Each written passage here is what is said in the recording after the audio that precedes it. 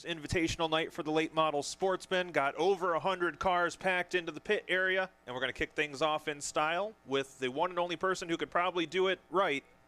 We're going to throw it down to Roger Williams for opening ceremonies. Thank you, Chris. Hey, are we ready to get some racing in? It's dry this Saturday night. How about it, folks? Glad to have you with us here at Owasso Speedway. We got a great show lined up for you. Like Chris said, over 100 cars, 109 to be exact, ready to entertain you here this afternoon and this evening. But before we get started, I need to ask everyone if you would please rise. Gentlemen, please remove your caps. And if you would, please join me in a moment of prayer. Gracious and loving Creator, as we gather here today, surrounded by the excitement and anticipation of tonight's events, we come before you with humble hearts. We ask for your guidance and protection over each driver, team member, and spectator gathered here. Grant them courage, skill, and wisdom as they embark on this exhilarating journey. May the engines roar with power and the tires grip the track with strength. Keep every competitor safe from harm, and may their talents shine brightly as they navigate each turn and straightaway. We give thanks for the camaraderie and sportsmanship that unites us in this shared passion for racing. Bless the bonds formed on and off the track, and may they serve as a testament to the spirit of community and friendship. As we await our first event, let us remember those who have paved the way before us and honor their legacy with our actions here today. In your infinite grace, we entrust tonight's show into your hands. May it be a testament to the resilience of the human spirit and a celebration of the thrill of competition. In your name we pray, amen. If you could, please, as we honor our visitors from the north, as we play the Canadian National Anthem.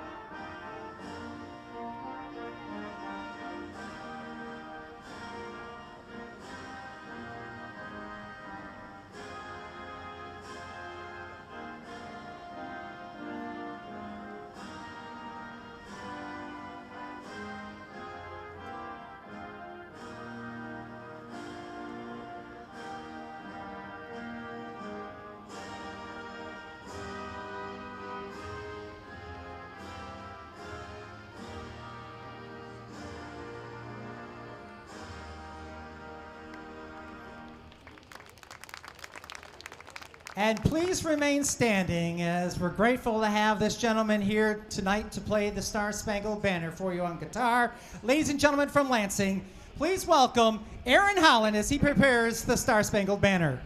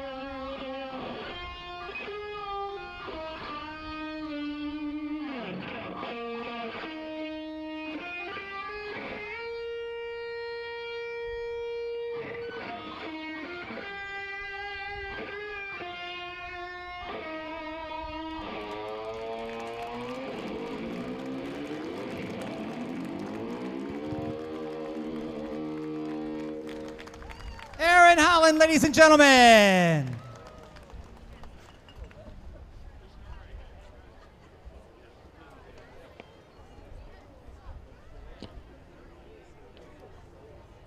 Well, folks, are we ready to go?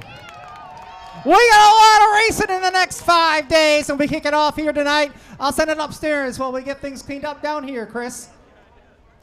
All right, Roger. Well, we got a quick moment. Want to mention we have Dale and Elaine down there. They're going to be going through the crowd. Multi-time track champion Chris Begg is in a tough way right now. He's had some medical issues, and he's the primary breadwinner of his family, so they could definitely use your help. Dale and Elaine will be walking through the crowd with the helmet. If you could give what you could, we would appreciate it. Kyle Callahan there as well. Sorry, Kyle, you kind of blended in. So if you guys could give what you could to help the Begg family, they would really appreciate it in these tough times. And we'll get started with racing here in just a couple minutes while we get things cleaned up. Up first will be Flory Crane Rental Sport Compact Heat Races. I believe we have 4 of those going 6 laps each. Our heat races are basically, we take our qualifying order, we split it up into pretty close to even chunks. These drivers go 6 laps. They have top 4 get money and points, and the rest get to do it for the thrill of competition. And we have well over 100 cars on grounds here today. Got a couple B features, including for our Sportsman Invitational. We decided to go old school. We're going to do an actual last chance qualifier. Took our top 16 from qualifying. Then we'll put the rest, I believe it came out to be 10 or 11 cars, into a last chance qualifier. Top 4 finishers from that will go on to be your last 4 starters in the main feature later on. So a big night of racing in store coming up as we get packed up on the front straightaway. Takes a lot of fancy equipment to rock out like that, so bear with us a minute.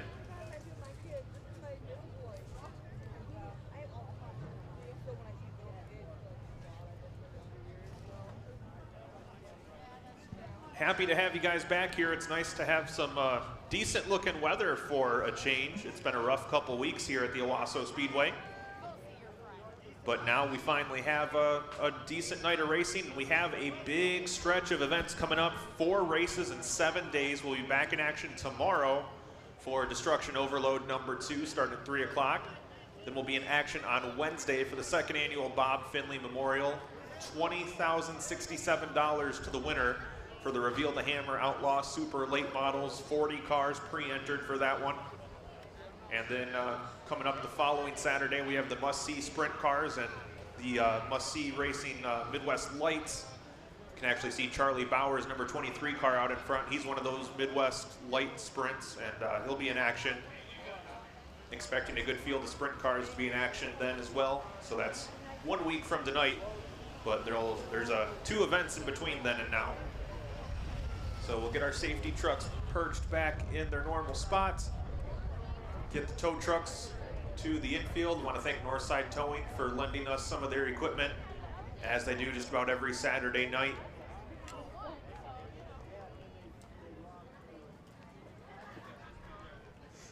As mentioned earlier, my name's Chris Foby. Joining me on the call tonight will be Roger Williams. Got Logan McCaslin and Nate Rowe on the flag stand. He'll be waving them flags real purty tonight. Believe it or not, both of their pants were white at the start of the season. But we're over a month in now, so Logan's are still white, but Nate apparently has never heard of bleach. Or should I say Nate's mom, who I assume still does his laundry. That's what I thought.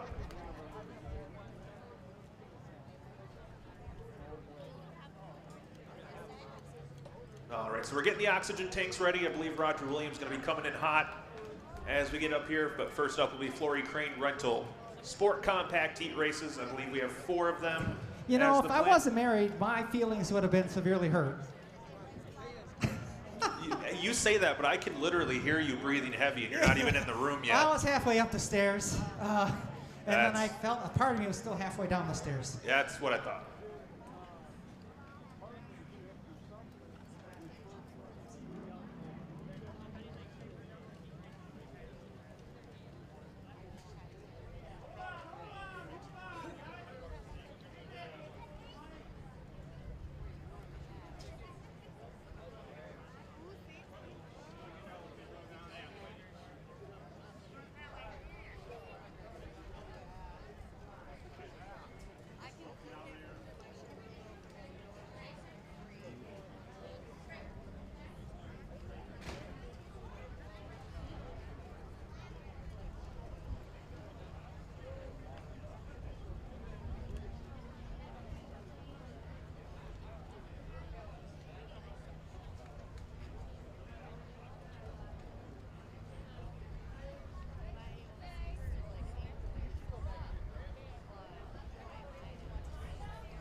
Okay, now that I got the, I stopped seeing stars. And that was just Jack Oakley.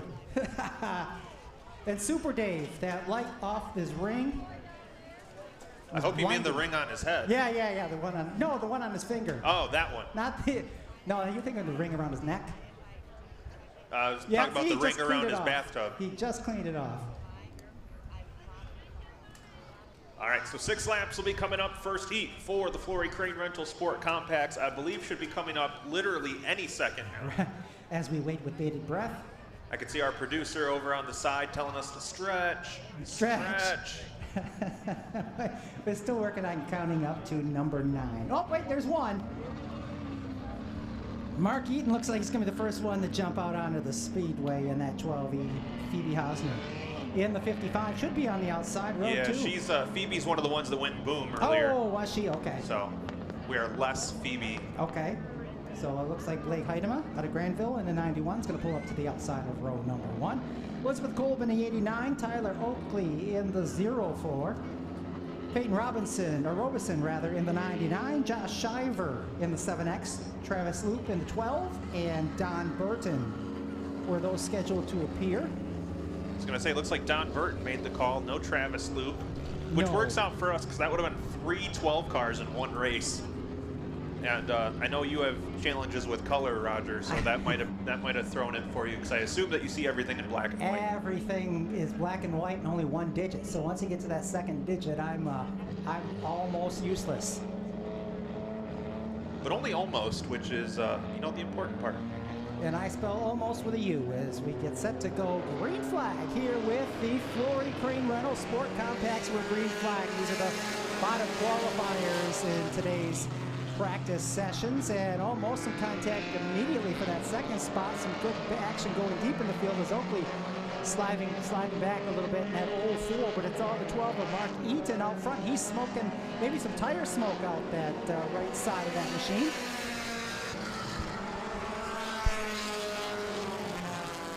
Yes, he's going to be in danger here if he's not careful. As Mark Eaton well out in front of this field. Shiver in the second spot. Heidema in the third position in the 91.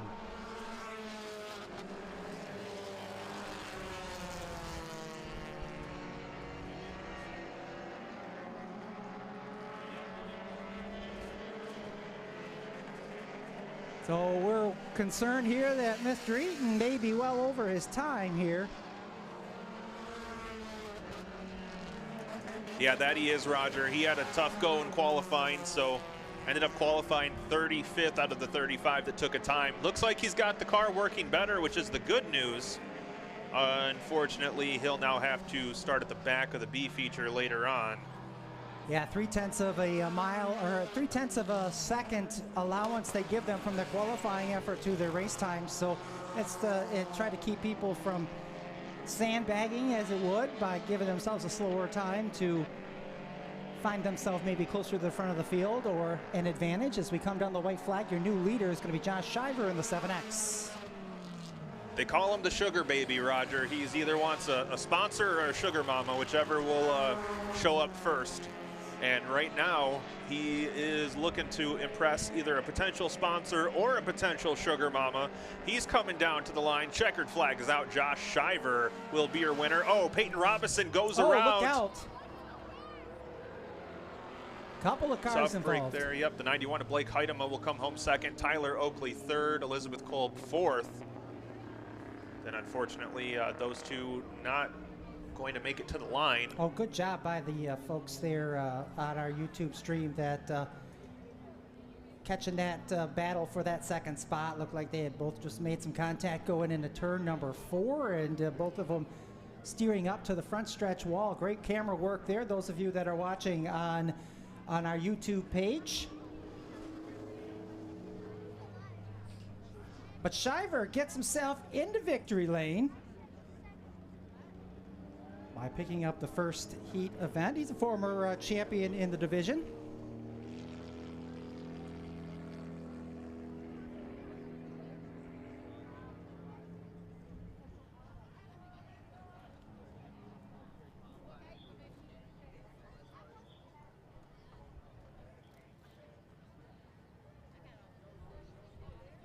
And Shiver is out of the car down there in our heat race victory lane. How about it for Josh Shiver, ladies and gentlemen?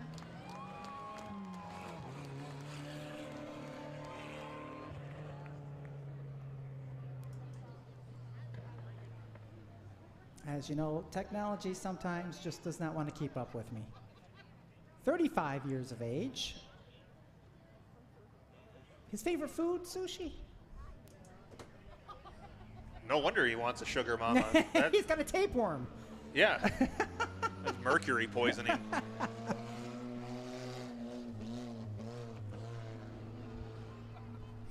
Hey, if you get an opportunity, we will actually be doing some giveaways from our Lucky Number programs later on tonight. Our brand new souvenir programs are in. Now, and, I might be a little partial due to my involvement in it, but that's a mighty fine program. It is a lot more content than we had last year, as well as some information on your champions, as well as a list of all the past champions here, being the oldest racetrack in Michigan. Yep, dating back all the way to 1939 when old Hod Preston picked up the first championship. Which would be right in the wheelhouse for Shiver's Sugar Mama. Roughly, yeah.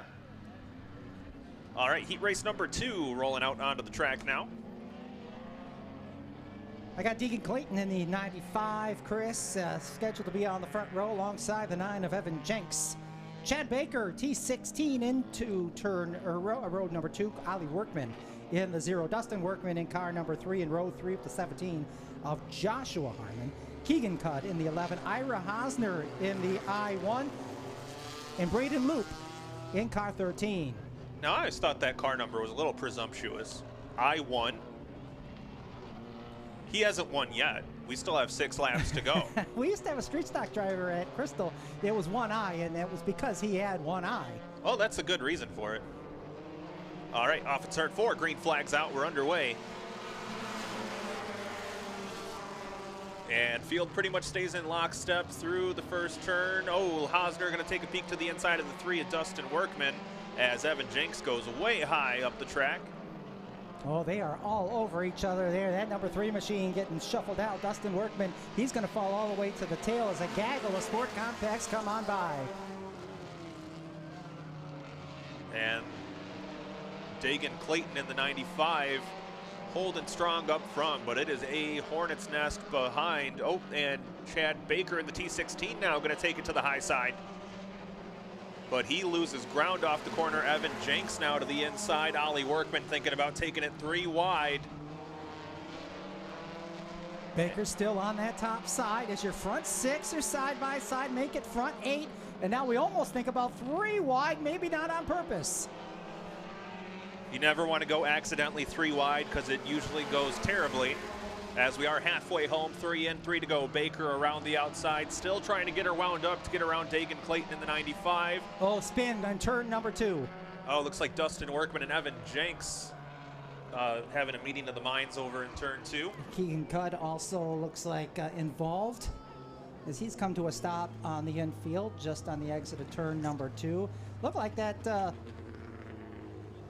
Well, 17 got a little bit out of shape, and then looked like maybe the 9E trying to catch, or the 9 car trying to maybe turn a little bit to the left. Unfortunately, the 3 machine, Dustin Workman, was there, and they both ride up to the banking in turn number 2, but stay out of the tires here. So a rather eventful, not inventful, eventful couple of heat races here in your sport compact division. Now tomorrow will be more eventful before it's eventful with our big Destruction Overload show tomorrow, 3 o'clock start time. I mean, really, with some of the crowd we get, that is eventful.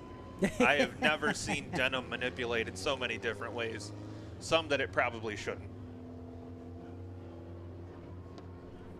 All right, so getting our field lined back up in the proper order as safety crews over there in turn 2, taking a look at the 2 cars that decided to come together.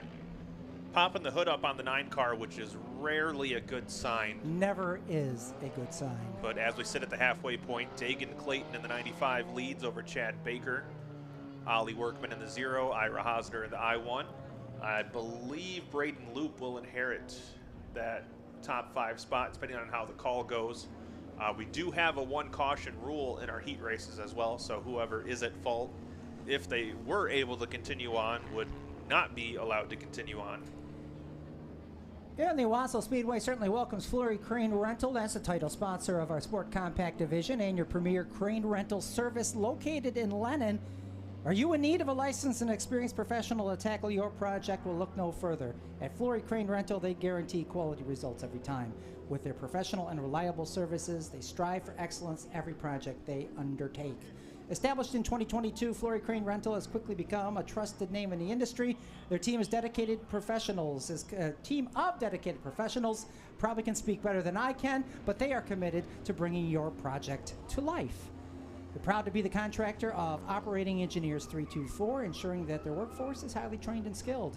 Their mission is simple at Fleury Crane Rental: to provide exceptional and reliable services to their clients from start to finish. They work side by side with you every step of the way. Why wait? Contact them today. Free quote 989-998. That's 989-998-6722, or visit FleuryCrane.com to learn more. Let Fleury Crane Rental be your partner in success, as they are here as a partner in sponsoring our Sport Compact division. Now, are those like the birds, or are they like construction cranes? These are not the ones that are standing on one leg. Well, I'm out. I'm not building anything. Wait. I would just like to gather birds. You're thinking flamingos. Is that, I know your brain. You're thinking flamingos. No, the crane, like the, you know, like Karate Kid. Oh, the crane. Oh, yeah. Well, that could be dangerous. That's a bird. It is a bird Sweep of a different the kind. leg. Sweep the leg. I'd rather get the other bird. All right, field gets the one to go signal. We're going to be going green next time around. It's Dagan Clayton, Chad Baker, Ollie Workman, Ira Hosner, Braden Loop, your top 5. And we are directly at the halfway point. We have 3 complete, 3 more to go.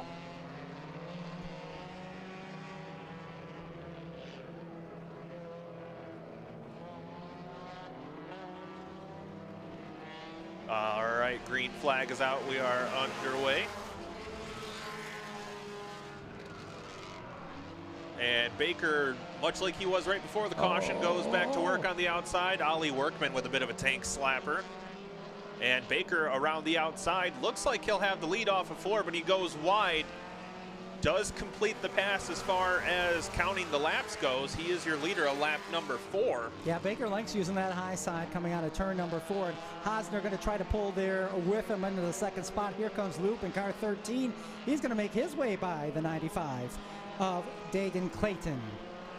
All right, white flag is out, 1 lap to go as Ira Hosner takes over the lead.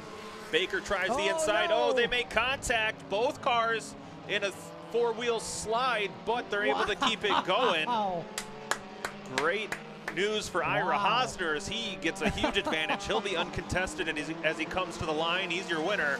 It's going to be a close one for second, but Braden Luke takes it. Chad Baker 3rd, Dagan Clayton 4th, and Ollie Workman completes your top 5. Those were some great saves, Baker. Baker was all elbows and hands there trying to get that car in a straight position, and Loop got into the back of him, even backed off a little bit to let Baker get himself back under control, and then had a great race to the finish for that second spot. But it's Ira Hosner going to take the win, driver out of Kalamazoo in the I-1 machine. Been with us most nights here at Owasso Speedway. As I'm looking through so far, quite a few times. Ran a lot with us last season. Won a feature event last year. Usually always a threat. So hopefully he'll be able to get that car up to speed and be able to get her rolling again as he pulls down in the victory lane.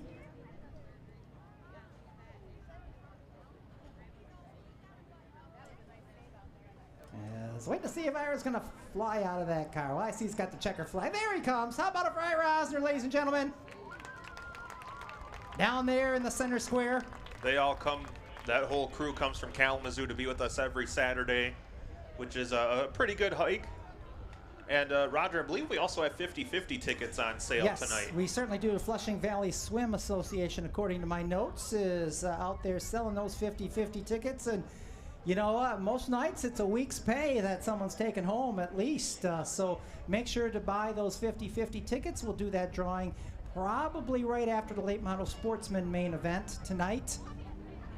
As we get set for heat race number 3. Boy, this looks like a Springport heat race. Does it? Yeah, on pole is going to be Brian Barton in the 5+4, Jacob Newman in the 19 to his outside, Tim Lyon in the 99 starts third. Then it's going to be one of our rookie contenders, Connor Hogue in the 18, Dan Hassard in the 6X, Oliver Kukar in the 86, the 88 of Kennedy Jernigan, 54 of Corbin Kelly. Looks like we are missing Bobby Joe Jernigan in the 51. She's out there there she outside is. of turn 2. She came out and came to a stop and flopped something out of the car there. Just it must be her hand there. She's having some sort of problem with that car. She blew up the primary car in qualifying. I believe she had that car was the fast qualifier at that point in time before it erupted in a pyrotechnic display that is not great to see on a racing vehicle. Yeah, they're 2 engines down in that 38 car already this season. Ran home and grabbed the other car, and looks like they're having issues with that also. She comes into the night 4th in the point standings, but has had a tough go of it, about 40 points out of the lead right now with the tough luck they've had the last couple times out. And it's too bad because they've had the speed.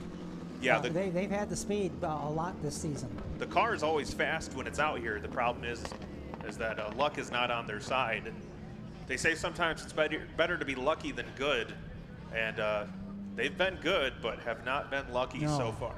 And I know they've got a ton of their sponsors out here today. Is probably one of the reasons why she wanted to get the car out there in the Codettes Hardware machine. So I know she's got a bunch of the sponsors, I believe, sitting over towards the turn 1 area. Well, they probably have JR with them glad handing, so he's a people person. Yeah, yes he is. As he's made of people, is that what you mean? Yes, Okay. he is He's at least made of people. 99% people. He is definitely not 3 possums in an overcoat. As far as I know, I guess I've never investigated that close. Want to say hello to Josh watching in Jacksonville, Florida today, watching on his YouTube screen right now as we get set to go green flag for the first time here on heat race number 3. Your Flory Crane Rental Sport Compacts are back underway. And Brian Barden, Jacob Newman, and Connor Hogue immediately go 3 wide off the start into turn number 1. Newman with the advantage down the back straightaway. Newman right now out in front, trying to hold off this field, watching Corbin Kelly back there mid-pack, trying to slice and dice his way through, trying to find some openings for that 54 to move his way up. He's now up to the 4th spot, following Kukar's number 86 into 3rd. And young Connor Hogue, I believe 12, 13 years old, is running in that 2nd spot and holding his own so far with some of our quicker cars swarming him now as Oliver Kukar gets to the inside. Oh, almost a moment there between Corbin Kelly and Dan Hassard. But Kelly sees an opening, he's taking it, takes him 3 wide for 2nd. Holy moly. And he'll have the spot at the line. He'll now set his sights on Jacob Newman. We've reached the halfway point, 3 in, 3 to go. Corbin Kelly right now with that 2nd spot. They're all watching that number 19 of Jacob Newman pulling away. Kelly 2nd, Kukar in 3rd. Then it's the 18 machine of Connor Hogue. And of course you got Hassard in that 6X. He'd love to get into the top 4 because he's right now top 5 in points. And only the top 4 finishers of this heat race will get some additional points. And he's going to swat the wall down the back straightaway. Tough break for the 6 machine. He dives to the infield as they come down to the caution. So I think I see a spring there on the back straightaway that's rolling just underneath the Bush Country sign.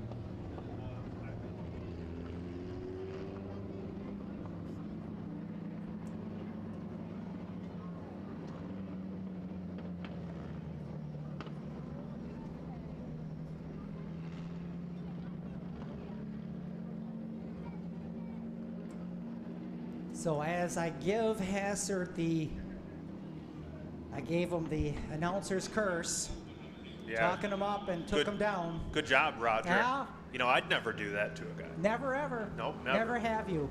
Never ever have you ever. Not in the last 3 weeks. Safety crew also going to grab some debris they spotted up there. Yeah, it's definitely you knocked a spring out of that machine. So spring is in the air. Well, it's actually on the ground. Spring is on the ground, on the track.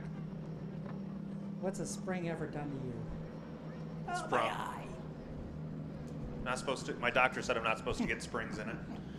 Was supposed to announce this a couple weeks ago, and then we got rained on. But want to wish a happy birthday to Caitlin Cassidy, who's here. I didn't forget, Misty. We're like 2 weeks late, but it still counts. So it's a second birthday for you. So add another date to your years.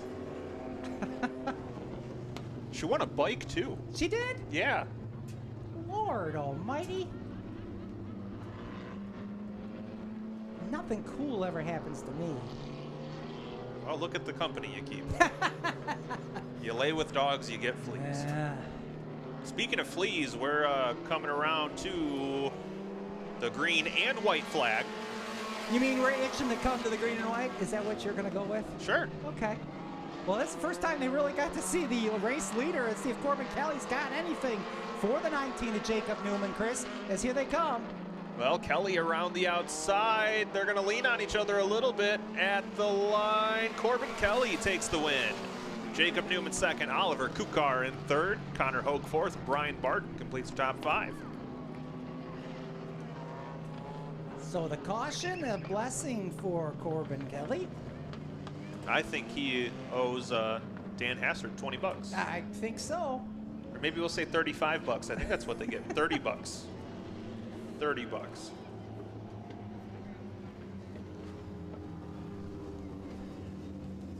And you know, I'm not saying that I'm not saying it's related, but his grandma did bring us a plate of macaroni and cheese earlier. Yes, she certainly did. Sundance GMC Sales, that's Bing Crosby, one of the big sponsors on that car. Sundance GMC Service, Sundance GMC Parts, Out of the Wild Taxidermy, BNT Synthetics, Discount Tire and Battery, For Real Financial, Don and Kendra Redmond, AA Anchor Bolt Incorporated, Gratiot Go-Karts. Oh, I gotta turn the page. Semla Farms, Dragon Audio, Zach and Aaron Kelly. I knew a guy named Zach Kelly. It's actually the one you're thinking of. I know. Butch Morentz, Ronnie Ziegler, and LC Masonic Lodge 238 of LCL sponsors. How about it for Corbin Kelly, ladies and gentlemen? Yeah, we ran that boy right out of here, didn't we? That Zach guy. Yeah, he couldn't hang. Amateur. Final heat race. Final heat race for your Flory Crane Rentals Sport Compacts. Adam Whitaker in the 23, Nolan Gross in the 2, row 2, Drew Hosner in the T1, Bryson Hosner in the 29. Did I catch all the Hosners? I think I did. Pat Dent in car number 6 inside row number 3, Nick Murdoch, the former champion in the 79, Damian Waters in the 1. The 69 of Randy Moore, Nice. Jeremy Kelly in the 26, and Jason McBride Jr. in car number 70. Seems like I said more cars than what we had. So it looks like my final row, not theirs. So I'm gonna guess they may have been ones that did not qualify, would be my guess. Here we go.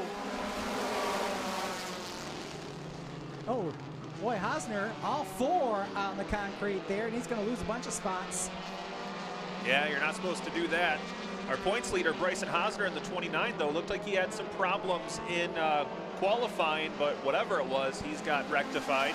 He now runs in the second spot, chasing down your leader, Nolan Gross. Nolan Gross was showing a little bit of smoke as he came out of 3 and 4. Don't see it in 1 and 2, but Hosner right behind him. Here comes Murdoch in the 79. Whitaker in the 23. Damian Waters in car number 1. That's your top 5 as they start to mix it up at the front of the field. Well, Gross continues to lead as Hosner once again peeks to the inside. And Roger, this is a very tight battle. Damian Waters with a bump draft on the 79 of Murdoch. down the front or the back straightaway. Well, yeah, Bryson Hosner's just up by 6 points ahead of Randy Moore going into tonight. So heat race points are going to really matter as they go after a championship here. And I'll tell you, Nolan Gross kind of the fly in the ointment. He's not supposed to be there as far as the points chasers are concerned, as Damian Waters sees all kinds of open air on the bottom side. He's going to challenge for the lead. And they remain side by side as they head off into turn number 1. The T1 of Drew Hosner looked a little out of shape as he headed off into turn number 1. Looks like he's so far holding on. 79 of Murdoch slides up the track a little bit as we come to the white flag. 1 lap to go. Already on the final lap of this one, the 4th and final heat race for your Sport Compacts. It's Damian Waters to lose. Murdoch in the 2nd spot, trying to take it away from Nolan Gross. He's out by about a fender. Now he's got 3/4 of the car out in front. They come to the checkered flag, give the win to Waters. Murdoch, Gross, and Hosner, the 29 Bryson Hosner, will get that 4th position and the final point in this fast heat race. And that did go by quickly here as Damian Waters out of Bentley, the one picking up the win in this one. In fact, less than 2 minutes, Roger. Apparently if these Sport Compacts go green-white checker in these heat races, they can fly right by 1 minute 54 seconds, the official time. Damian Waters, 16 years of age, MFR Motorsports, Klender Design, Easter, what does that say? Faster, just so I can't read. JP Lettering, Able Safe, Mike's Corner Store. I'm not really good at reading driver's handwriting here. You went to elementary school. Oh, Easter Dust Control, thank you. And JP Decluttering, thanks. See, I can't read either. But you know what? Damian Waters doesn't have any dust or clutter.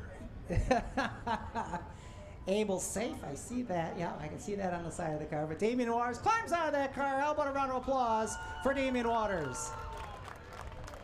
And how about a round of applause for my phonics lesson? 1-800-ABCDEFG. Or a round of applesauce, depending on how you read it. Yeah, good thing we brought in an elementary school teacher to be able to read this driver handwriting. Hey, it's my parole officer, okay? We just say he's a school teacher. What do we got next here? What do we got?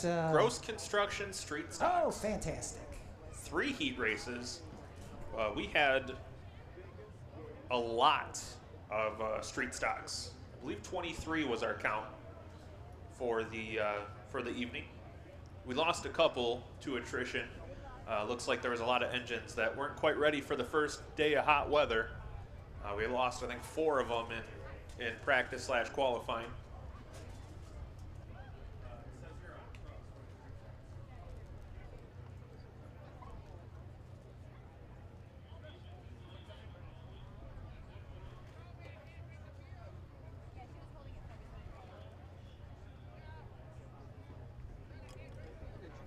And we appreciate the partnership with Gross Construction in New Lothrop, serving as our title sponsor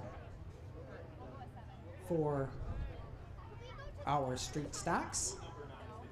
With over 15 years of experience, Gross Construction excels in both commercial and residential projects encompassing new construction repairs and restorations. Specializing in various aspects of construction, Gross Construction is well-versed in site work, utilities, standard and decorative concrete, as well as flat and structural work.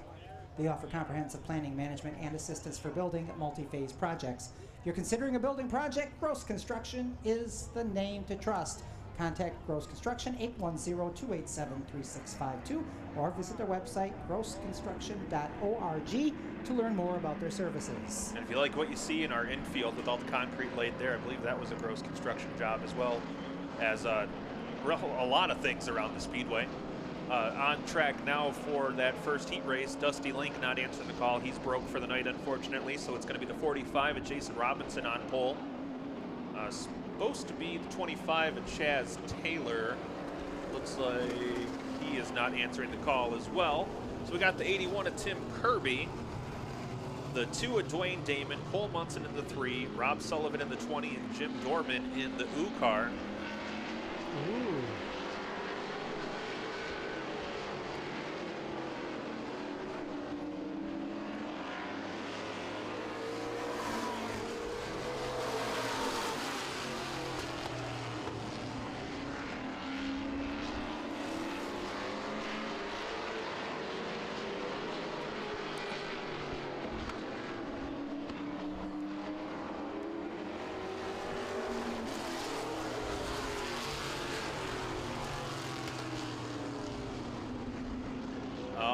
Looks like we got tire temperatures up to snuff. We'll get them lined back up as we get set to go 6 laps here.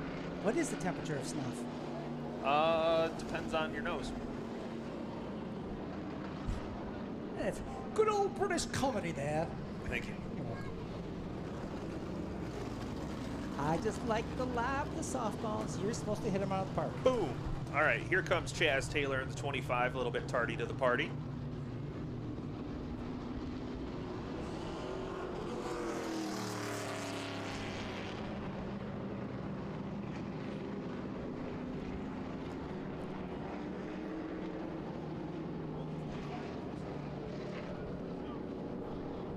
The doubles, oh, it looks like the 00 already left.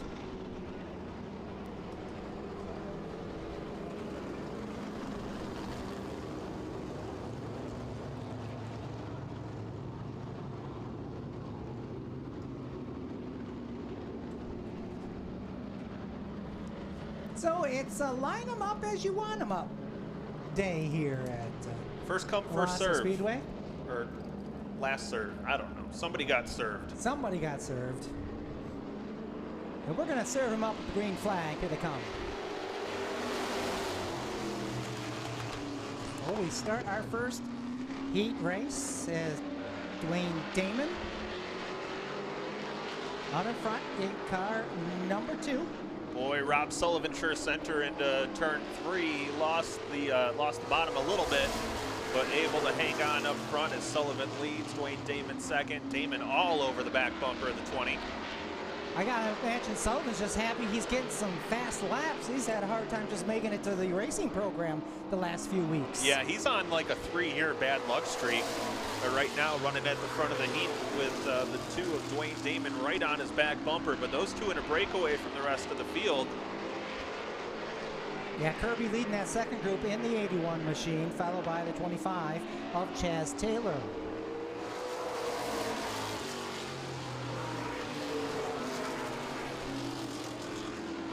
These may be the most green flag laps Sullivan's been able to string together all season. Right, I'm afraid I'm going to give him the announcer's curse. He just needs some extra pocket money here if he can get himself a heat race win in that 20 machine. All right, we got 4 in, 2 to go. Sullivan coming around. He'll see the white flag. 1 lap to go. Your 2021 Birch Run Street Stock champion, Rob Sullivan,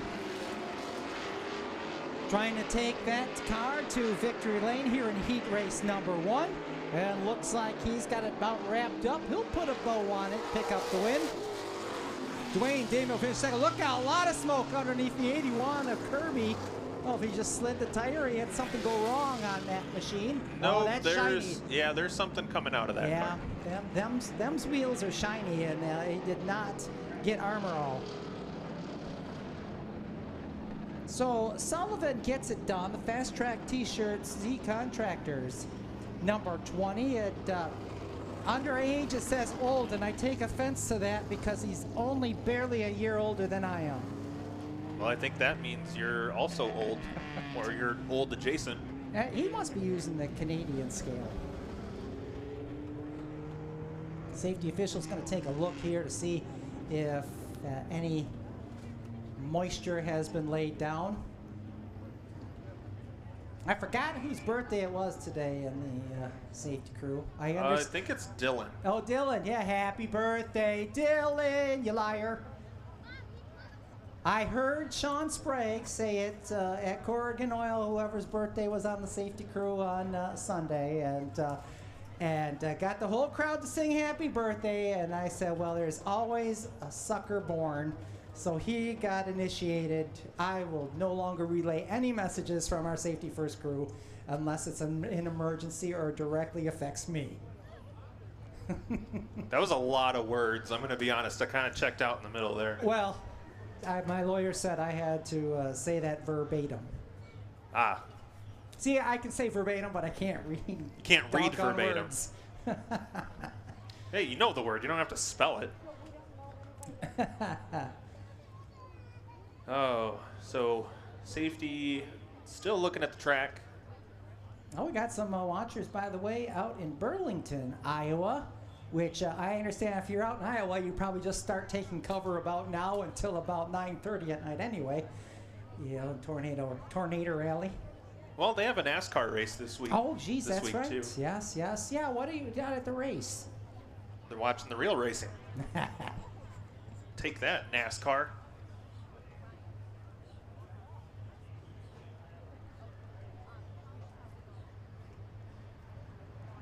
So, yeah, tomorrow we'll have to be in a good mood again, as we'll be here tomorrow for our destruction overload. Speak for yourself. Well, you and I have to pretend we're in a good mood. We might be drowsy, we might be sleepy, Chris might be hungover, but I'll be ready to go to see things get torn up tomorrow here at Owasso Speedway. Race time 3 o'clock.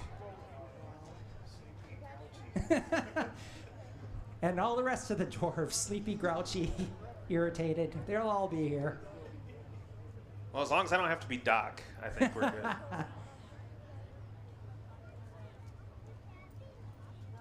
good.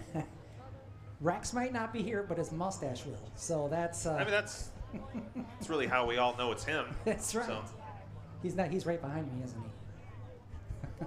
Blink twice if you need help. Now, of course, we'll be back on Wednesday, the Big Bob Finley Memorial.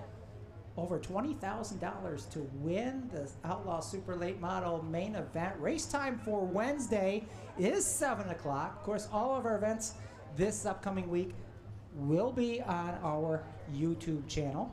We'll also have the our modifieds. We haven't seen the modifieds in a while because it keeps raining out on them, but they'll have a nice show as part of the Bob Finley Memorial as well.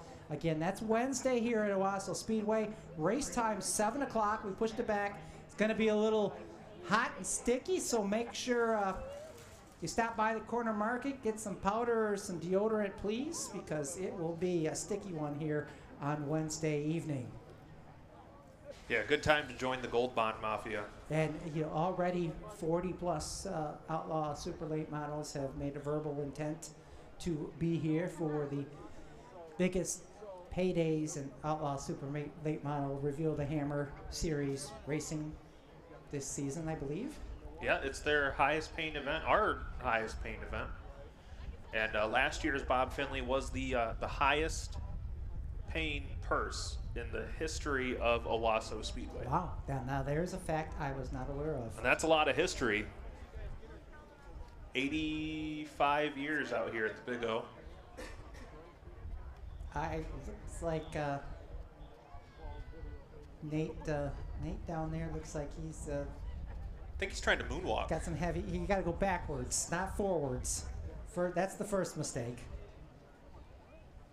The good news is when it's hot here, we sell ice cream. Yeah. We have ice cream. I thought you were saying like we sell more ice cream because it's No, hot. we have it here for you to buy to cool you off, as well as various other cold beverages, whether kid-friendly or adult-friendly. And some. There you go. Now that's more like it. Yes, there you go. I know it's well before your time. You're supposed to lift the heel and push. Lift and push. Now, yeah, Michael Jackson was a pop icon, Nate. I know you're a little young. Lift and push. So we seem to have been having the problem today. A lot of cars have been releasing their fluids upon the racing surface today. Dirt track, not so terrible. Asphalt track, a little bit of a problem. It does tend to really limit adhesion.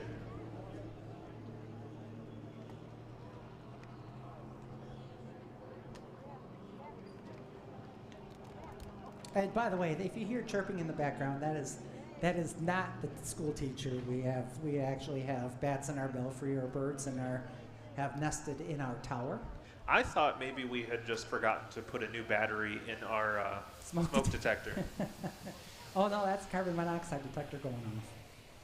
Well, that explains all the strange animals I'm seeing and hearing.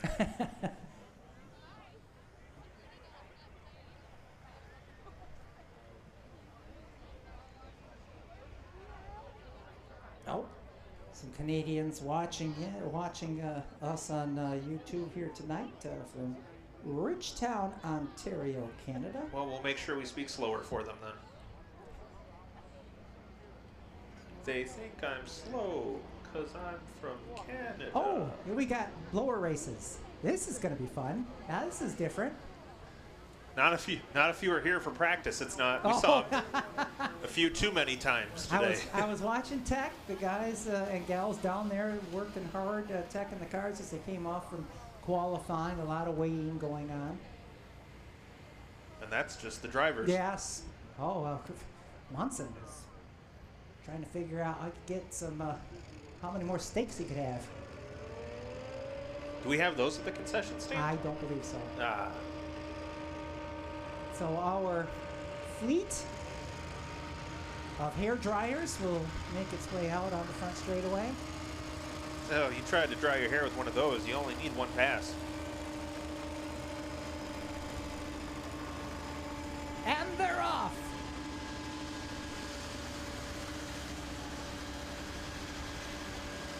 I was That told makes it a lot quicker though. Logan told me earlier when he was on the flag stand during practice because Nate was scared.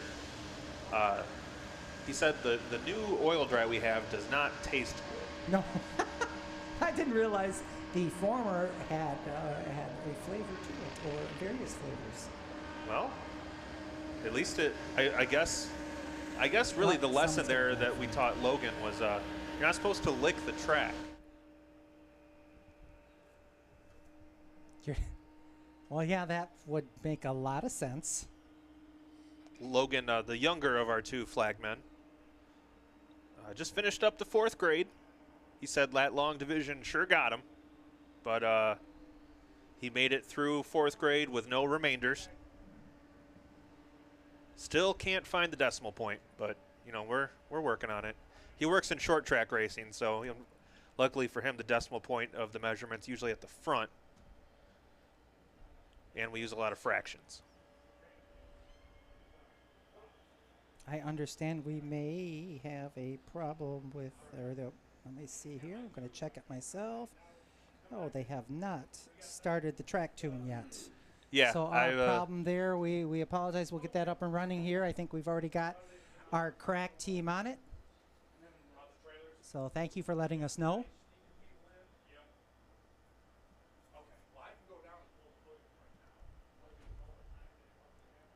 So thanks for the heads up on that. Yeah, I do see that. Well, my brother's actually been texting me about it, but you know, it's my brother, so I don't take him seriously. Yeah, normally you'd be able to download the Track Tune app and various tracks around the country that you can listen to our live feed. If you have an FM receiver, you can also hear us on 88.5. And also, if you came here with an FM receiver, hello from the future. It's 2024.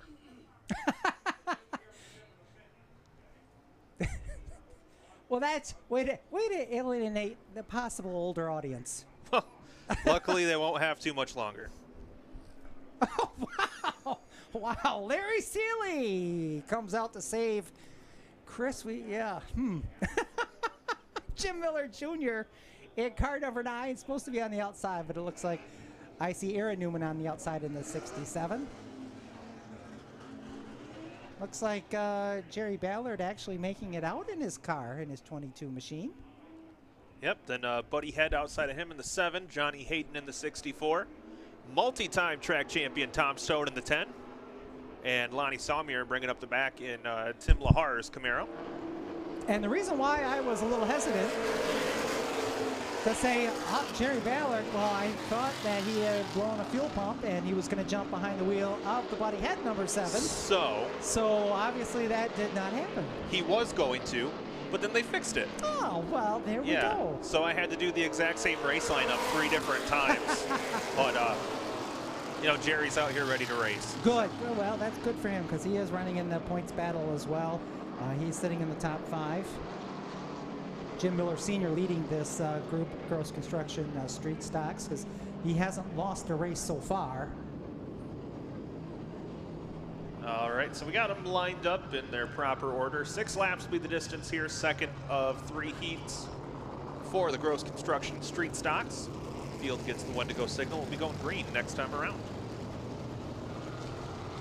And yes, of course, we will be on YouTube on Wednesday, but we'd love to have you here, Jimmy Thompson. Yeah, unless you plan on coming. If you plan on being here or you're on the fence about it, then we're not going to be on YouTube. That's right. A blackout only for people that might come. Who's your favorite driver? We're going to block that one out. Yeah, yep. Here comes the field, ready to go. Heat race number 2 for your street stocks that come out of turn number 4. Boy, Aaron Newman got a great start, and then turn 1 did not go as great as he and the 7 of Buddy Head came together. So Larry Seeley will be out in front, battle for second now between Newman and Ballard. As, ooh, it got real tight there off of turn 4. Everyone taking evasive action. Looks like we'll continue on. Lonnie Salmier in the 20 looks to be off the pace.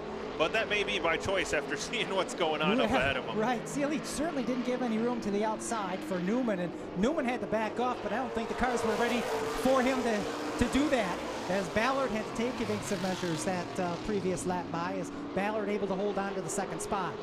Yeah, these race cars don't have brake lights, so sometimes the only way to tell that somebody stopped up in front of you is when they end up on top of you. Halfway home, 3 and 3 to go. Seeley continues to lead. Ballard second, Tom Stone third. And he's got a nice sizable lead at this point. Continuing to pace this field as Ballard goes up the track just a touch. Stone able to take a peek, couldn't do anything with it.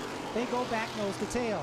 Well, I imagine with some of the mechanical issues they had on the 22 that they had to solve earlier, probably didn't put as much focus on the setup as much as they did just getting to the track. So that car does not seem to be handling to his liking as the white flag is out. 1 lap to go. Larry Seeley well out in front. He'll head off in turn 2 for the final time. Yeah, I think you're right there. He's just trying to make the best of what he can do, and almost gets into the wall there in the back straightaway, and then almost in the Stone as here comes Buddy Head to the inside. Meanwhile, your leader is going to come by. Seeley with the win. Here comes the race for second. It'll be Stone, followed by Ballard, and Buddy Head will be your top 4. Aaron Newman will finish in 5th. So the first couple laps there got the little hairy, and then it calmed down. Yes, it calmed down in that Seeley and Son Tree Service Union City Speed Shop HP Graphics number 42. And Larry Seeley Jr. out of Burlington, 47 years of age.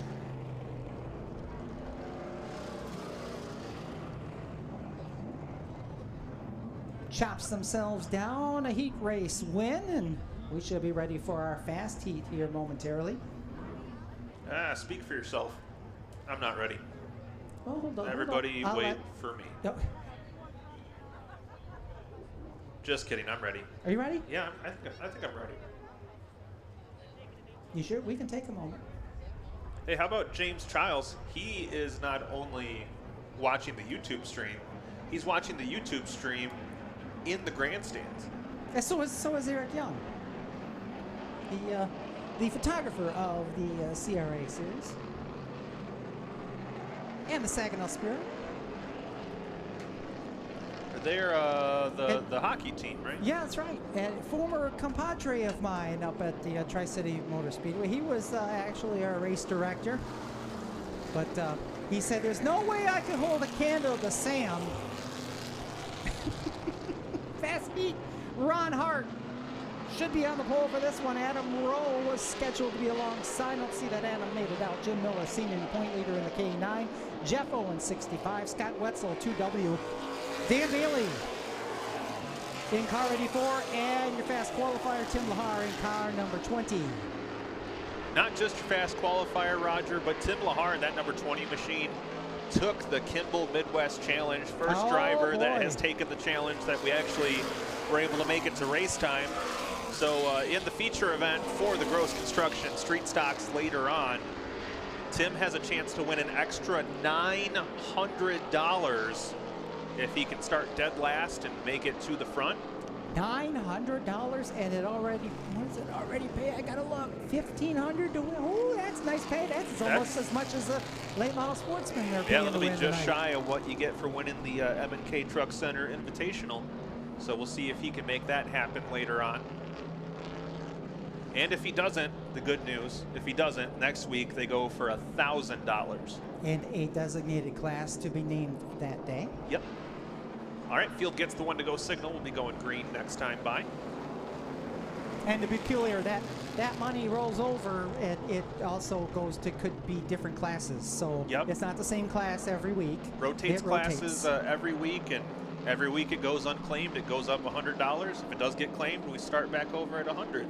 Speaking of starting back over, we're coming off of turn 4. Green flag's out. We are underway. Hart down on the inside. Miller top side. Owens in the 65. 3 cars under a blanket as they dive into turn number 3. Wetzel back there in the 4th spot. Well, at 65 of Jeff Owens, I think the racing gods might owe him 1 or 2. He has had some very fast cars and some very terrible luck all season. I think 2 or 3 features he's been knocked out of while running towards the top. Been a fast qualifier multiple times. Right now he runs in the 2nd spot inside of Jim Miller Jr. As he gets to the line, shows the nose to the 51.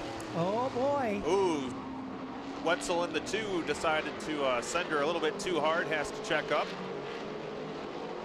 I can't imagine sliding them across the concrete like that. Real good on those tires. Is Hart trying now to hold off Owens for that top spot. Good battle up front while Miller Sr. banging on the back door. That 65 of Owens as he sits 3rd. Ooh, looks like Miller gave Owens a little bit of a bump in the middle of 3 and 4. It's just about a dead heat at the line. Ron Hart led, but not by very much. Owens slid that back end just a touch, allows Hart to have the advantage. Hart on the outside in car 51. Owens on the inside, they're coming to the white. Final lap begins now. Ron Hart led that time, but the rear end of the car got all kinds of squirrely off at turn 4. They're still in a drag race down the back straightaway. Owens now with the advantage. Hart's gonna set sail on the outside. We'll see what happens off at turn 4. Your winner's gonna be Jeff Owens. Ron Hart 2nd, Jim Miller Jr. 3rd, Scott Wetzel 4th, and Dan Bailey, or excuse me, Tim Lahar completes their top 5. Yeah, boy, Miller there tried to dive it into turn 3, had a terrible push on that K9, took him out of that contention while he watched the 51 and 65 nearly come across the line dead even, but it's Owens that picks up the win in the 65. Jeff Owens out of Montrose, 47 years of age.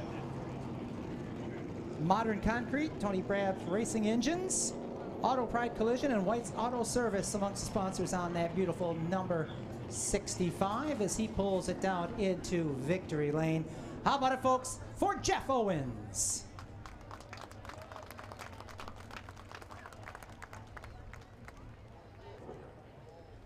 Oh, see, you were giving Sam kudos. He was out getting ice cream.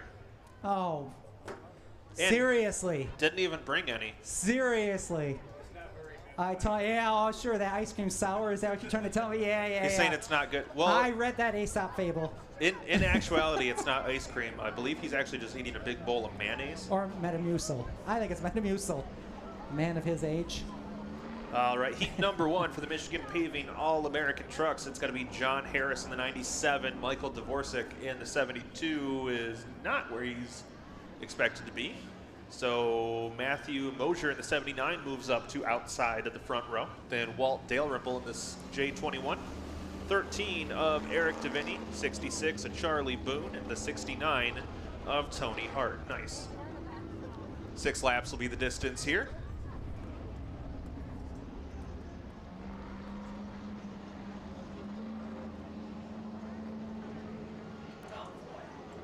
I'm the slow one today. It's okay, Roger. I'll drag you along. My back's a little sore from carrying this team. Guess. But I guess. anyway, green flag's out. We're 3 wide before we even get to the line.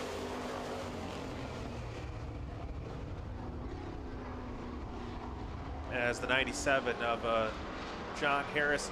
Looked like he had some struggles getting that truck up to speed in qualifying and practice. It looks like it's carried over to the race as he did his best impression of a rock and sank to the back of the field.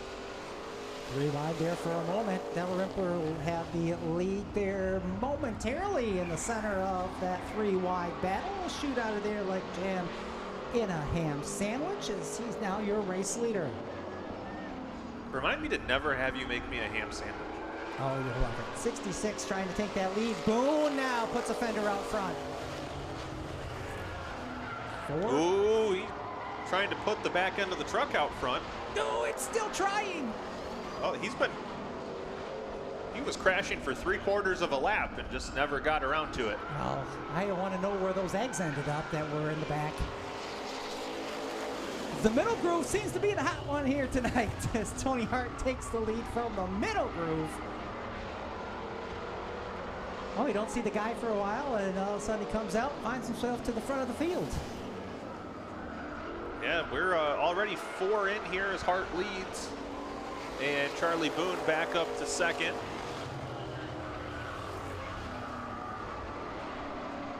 Field now starting to settle down a touch. Nope, No? they are actually Yeah. doing the opposite of that.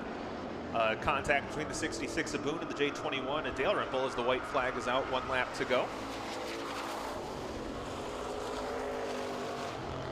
And Hart well out in front. Really the battle is for second. Oh, and Boone has to back out as they close in on the lap truck of the 97. So we'll come to turns 3 and 4. Checkered flag is out. It's going to be Tony Hart taking the win. And Dalrymple hangs on for second. Eric Tavinny third. Charlie Boone fourth. And Matt Mosier in 79 completes your top 5. So from the rear to the front, the 69 truck of Tony Hart takes the win in the first of 3 heat races. For your Michigan Paving and Materials All-American trucks. Yeah, like I said, saw a lot of Tony Hart last season. Haven't had the chance to see him here yet this season. I have a feeling we might see the hit truck tomorrow for our Destruction Overload event there possibly. But Tony Hart finds himself down there in victory lane, ladies and gentlemen.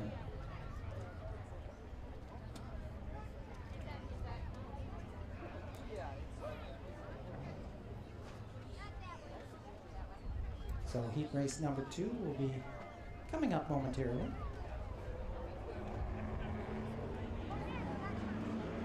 Oh, there it is. Chris Tavinny's 85 truck will lead him out beyond the pole inside. Outside the S23 of Josh Shaw. Greg Long Jr. in the truck 21, 55. Tony Duvernoy, Anthony Duvernoy. Richard Gillette in the 51. The 50 belongs to Mark Palmer. And Brian Doherty in truck number 22. Should be your field here for this middle heat race in your trucks. Still missing somebody.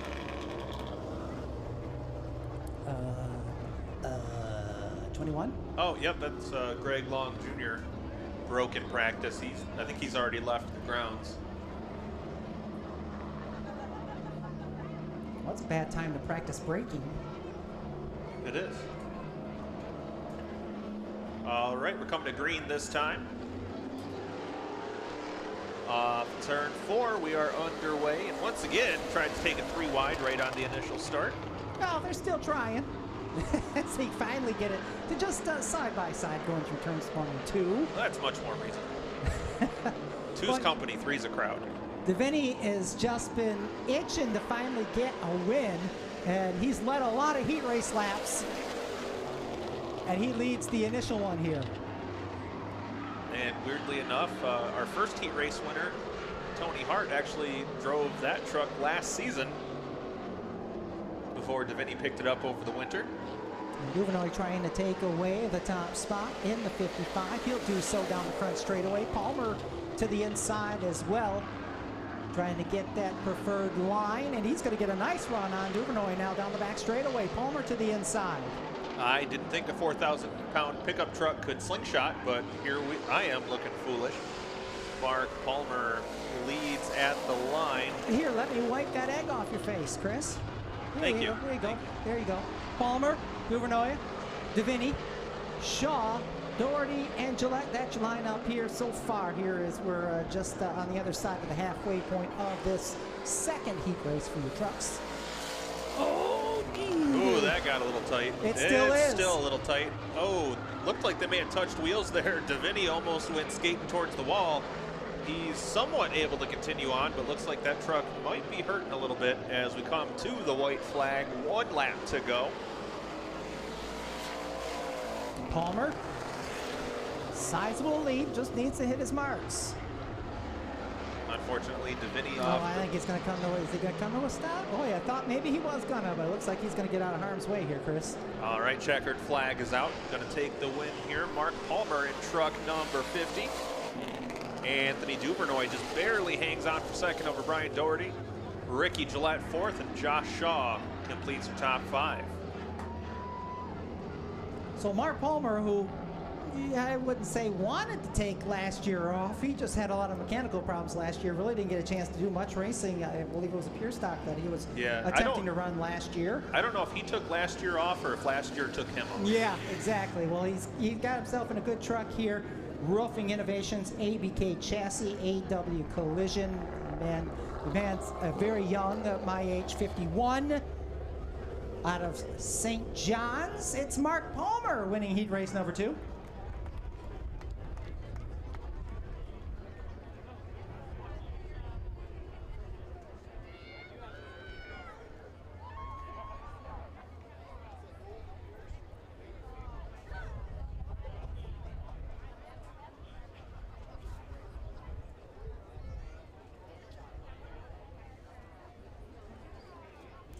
All right, we still have one more heat race yet to run this evening.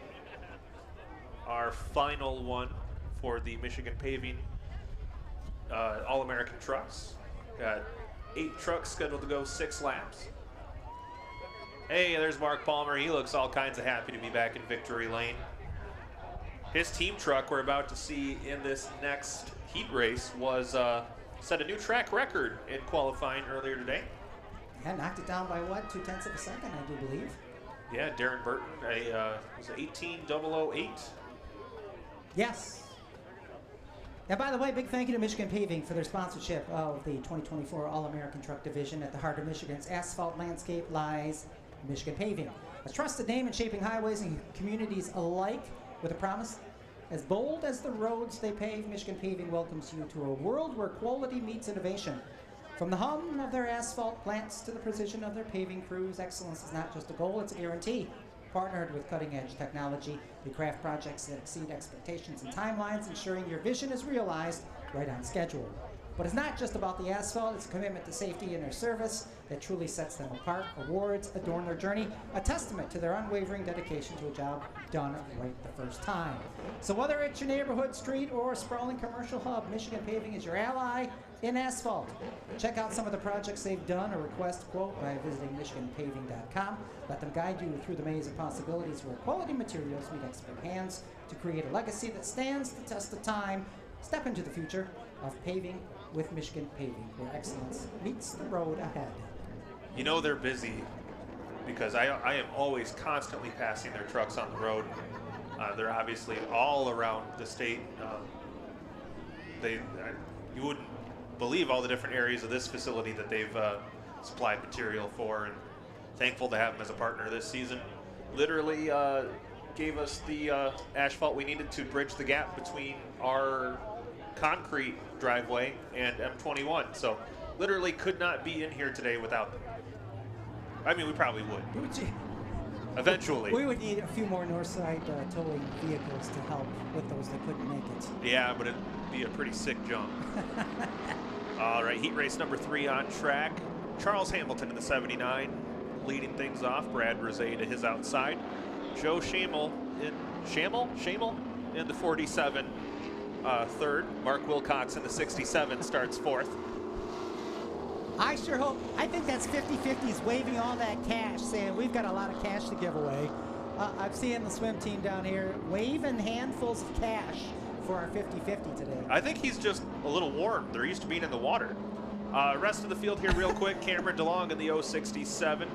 Greg Long the third in the 38. Then the 05, Darren Burton, your new track record holder. Jeremy Neff not answering the call in the 58. Green flag is out. Here we go.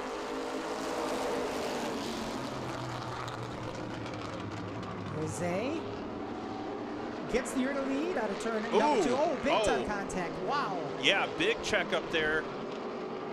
Greg Bob Circle Track Pants had to get on the binders real quick, and the 05 stacked in there as well. Yeah, looks like he's going to take that truck to the pit area as Jose will lead him down the back straightaway. Hamilton in second. Shamel and the 67 of Cameron, or Mark Wilcox rather, back there in a good battle for position. That is for that fourth spot. Cameron DeLong right there in the fifth spot, Chris. You know, Mark's dad, Mark Wilcox's dad, always had the cool nickname of Stormin' Norman Wilcox. Oh, very nice. Can't make a cool rhyme like that with Mark. No. And as much water we've had around here, I don't want to say the word storming.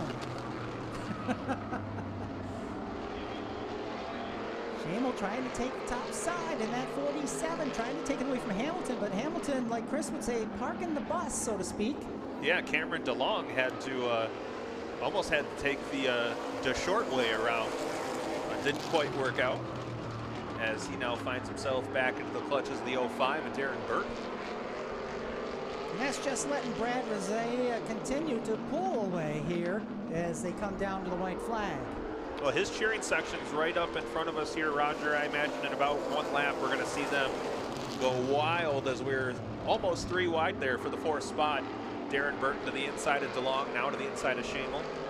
Moves up into the 3rd spot. 2 trucks on the last lap, but unfortunately not going to have enough time to work his way to the front. Checkered flag is out. Your winner is going to be Brad Rosé, Charles Hamilton 2nd. Darren Burton 3rd, Cameron DeLong 4th, and Joe Shamel completes your top 5. So the former track champion picks up the fast heat in the trucks here tonight. 38 years of age out of Mount Morris, ABK Chassis, shootingstuff.com. Nice. Top Speed Motors. You notice I paused there because I figured there was going to be a nice. I figured there was going to be a nice in there. Top Speed Motorsports, DBR Recovery, Roads Property Maintenance, and AW Collision. These sponsors on the number 7 truck as it pulls down the victory lane. How about it for Brad Rosé? Oh, and I understand that Safety Sam was out because there were some earwigs in his that was conveniently planted in his ice cream. I thought it was mayonnaise. Sorry, yes. Earwigs and the mayonnaise. Earwigs and the mayonnaise. Which I believe, Skid Row did that song. Yeah, it's a good one. I believe number 1 in 1989. Mm-hmm. That followed right off the back of 18 in Life. Yes, double platinum. Flushing Valley Swim Association still selling those 50-50 tickets. As we were mentioning earlier, some of the folks sell the tickets that get so hot they got to use those mounds of money to cool themselves off, which means somebody's going to walk away with a lot of money here tonight, and maybe it'll be me. I doubt it'll be me. I already won my 50-50 this week at my golf outing, so that was nice. So I said, Rex, you don't even have to pay me for this week. And he said, pay you? Yeah, you're getting paid? Right. I better check my books. So what do we got next here? We've taken care of trucks. We've taken care of street stocks. So looks like we may have a B main for our Sportsman. Is that what we got coming up next? Correct. I almost went with last year's sponsor. The M&K Truck Center Late Model Sportsman 20-lap B feature top 4 will advance to our A. And your field in the 26, starting on pole, Kenny Head, making the trip over from Kalamazoo Speedway. Clarity Patton from the direct other side of the state in the 22 is next in line. Zach Johnson in the 21. Cole Marr in the 36. Rich Mahalik in the 11. Jim Dorman in Russ Kolb's number 89. It'll be Steve Prusnell in the 42. Chris Brunette in the 04. Mike Beach in the 11. He's out there. Looks like the 68 of Robert Stewart, Cody Dorman in the 07 answering the call as well. 20 laps will be the distance. Your top 4 finishers move into our A main coming up later on this evening. 2,500 to win for that one. And Clarity Patton there, that's a brand new machine for her after hers was totaled the last time we had the late model Sportsman here. Big bad crash through turns 1 and 2 when her throttle stuck. So that's a new car for her here tonight. You know, it was actually even more wild than just a throttle sticking, Roger. Apparently when she hit the wall, the hood compressed and the air cleaner actually was pressing down on the throttle linkage. Oh my. So it wasn't a traditional stuck throttle as much as it was kind of a... Mechanically stuck? Yeah. Yeah, wow. No kidding. All right, so we got our field here, 11 cars strong. Top 4 will advance. The rest of them get promoted to spectator. Or I guess they could I don't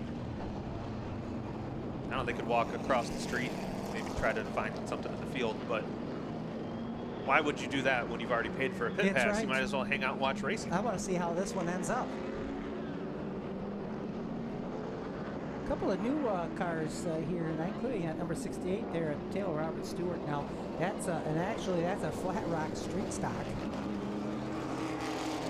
Yeah, you can tell it has no rear window or spoiler.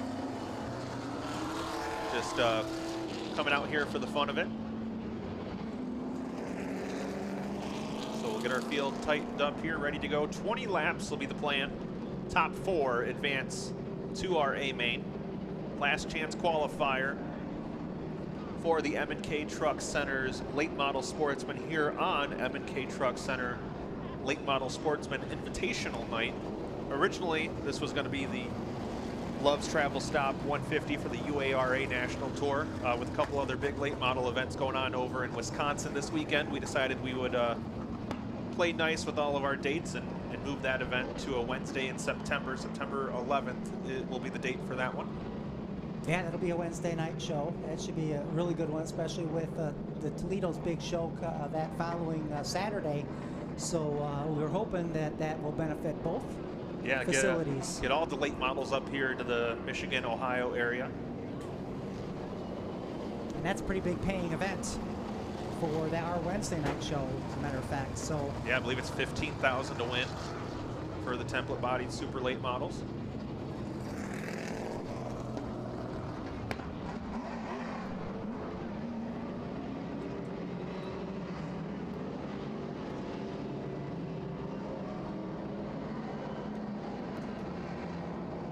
And somebody having some issues reading the lineup sheet, so we'll get a couple cars flipped around here.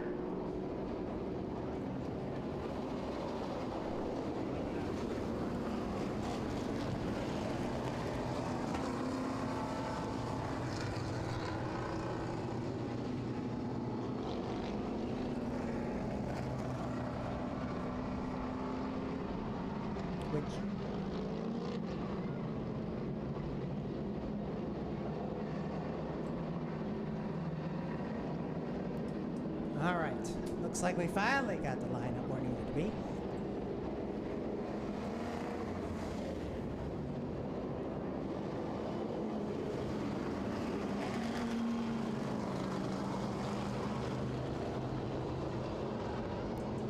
All right, so 20 laps will be the distance. Kenny Head in the 26, Clarity Patton in the 22 will lead him around. Top 4 move on to the A main. We'll see who makes it. Coming through turns 3 and 4. Green flag is out. We are underway. Who will take the coveted 4 positions to move up? Right now, Head has the advantage. Patton in the 2nd spot. Here comes the 21 falling in the 3rd. That's Zach Johnson. Johnson takes a peek to the bottom side. Patton can't get it done. The first 3 are nose to tail. Yeah, first 3 are nose to tail, but it's a little hairier from there back. Mahalik in the 11, Dorman in the 89 doing battle for that final transfer spot. Boy, I think there would be a big opportunity there if the 89 could get himself into a transfer position. Dorman behind the wheel of that machine. this week. Yeah, he also has his street stock out here as well. Had to pull off early from his heat race with some mechanical issues. Just trying to figure out who is not sounding good. If it's either the 04 or the 68 back there. As your front three now threaten to pull away. Kenny Head still your race leader. Clary Patton in the second spot. These three don't have to necessarily drive each other very aggressive. The big deal is trying to make it into the A main. And right now, as long as they follow each other here, they've got themselves a nice distance before you get to that fourth place car of Rich Mihalik. And he's trying to hold off the 89 of Jim Dorman.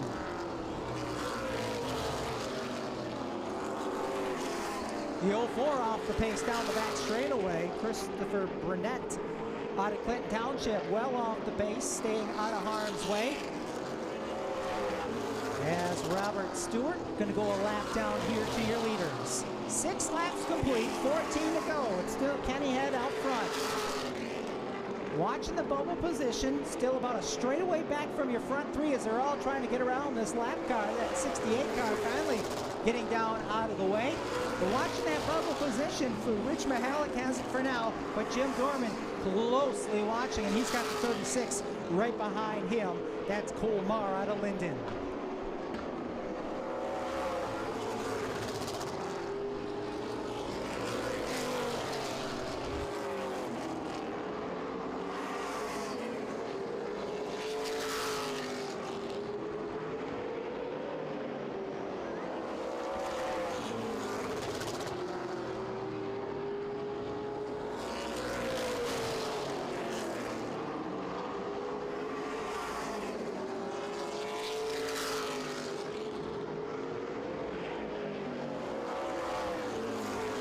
Here we go, battle for that bubble position right now, Chris.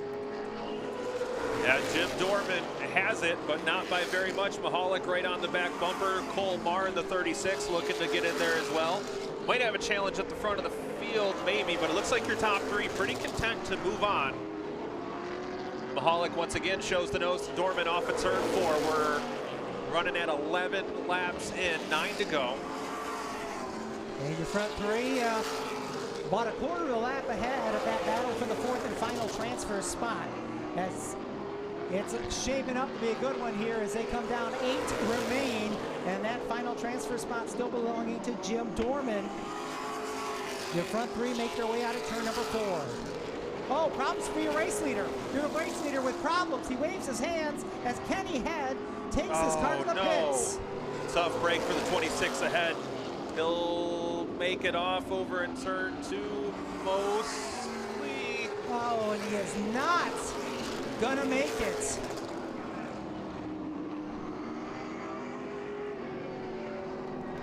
Yeah, so we'll be forced to throw the caution there. Oh, and he knew it about just as he exited turn number 4. The hand went out the window, and you heard no motor underneath that You're car. good. You don't have to. And unfortunately was just about made that right-hand turn, and unfortunately just couldn't get to the crest of the hill for it to roll down into the pits. So our safety officials will get him in there. That's a tough one. Kenny had a multi-time track champion over at the Kalamazoo Speedway. Normally runs with their template late models on Friday nights. Unfortunately, not going to be moving on to our A main here. So Clarity Patton will inherit the lead. Zach Johnson second. Jim Dorman third. Rich Mihalik now inherits a transfer spot in the 11.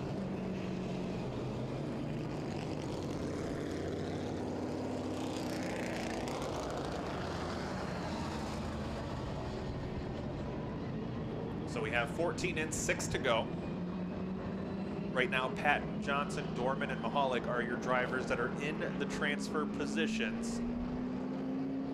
But a lot can happen in 6 laps. If we had talked 6 laps ago, I would have said it looked like Kenny Head was well on his way to the A main also. Yeah, there was no reason for those top 3 to really push each other other than a better starting spot in the 50-lap main event.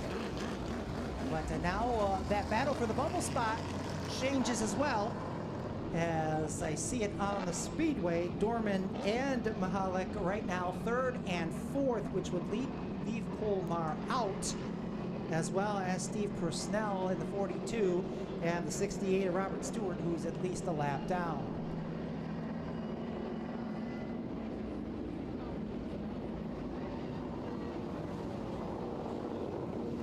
Looks like maybe somebody had laid down some moisture, so an opportunity again to thank our sponsors of the late model sportsman division here at Owasso Speedway, M&K Truck Centers. They're your premier destination for all things commercial vehicles since 1989. For 34 years, M&K Truck Centers has been revolutionizing the industry, offering top-notch service and a wide range of products with 27 dealership locations spanning 5 states, including Illinois, Indiana, Michigan, Pennsylvania, and West Virginia, which is still a state. They've got you covered no matter where the road takes you. You know, in a past life, I was a regular customer at M&K Truck Center, and they were just provided excellent service start to finish. Our sales reps were always right on it. So I'm a big fan of M&K Truck Centers. Well, they've got 450 truck service stalls and one of the largest parts inventories in the industry. They've got what you need to keep you rolling. And you know what? They're not just about sales. They're committed to comprehensive service, offering financing, leasing, and rental services through National Lease. Plus, their team of over 1,000 talented individuals across the Midwest is dedicated to keeping you on the road, providing service and repair in all makes and models. So whether you're a seasoned driver just starting your journey, trust M&K Truck Centers to be your partner on the road to success. Visit mktruckcenters.com today. Experience the difference for yourself. And remember, when it comes to commercial vehicles, M&K Truck Centers is the name you want. So thank you for their participation and their sponsorship of our late model sportsman division. Now, you think when they say they have 1,000 talented members of their team, do you think that's like everybody, or do you think maybe, or do you think maybe they're just like 1,000 talented individuals? Then you got Linda in finance, right? Really needs to get it together. We got 1,400 of them, but by golly, we got 1,000 of them. I'd give a raise to. If I was employee number 1,002, I might be feeling a little slighted. I'm starting to wonder if Dennis Wheeler doesn't get a lot of extra sponsorship next year, it might fall on our shoulders. I mean, we're talking about. Yeah, that's true. Very true. I just hope there's nobody from M&K Truck Centers going, hey, wait a minute, no one at work told me I was talented. I just hope there's not actually a Linda in finance. Because if there is, I really called her out. Yep, you're going to get an angry email in the morning.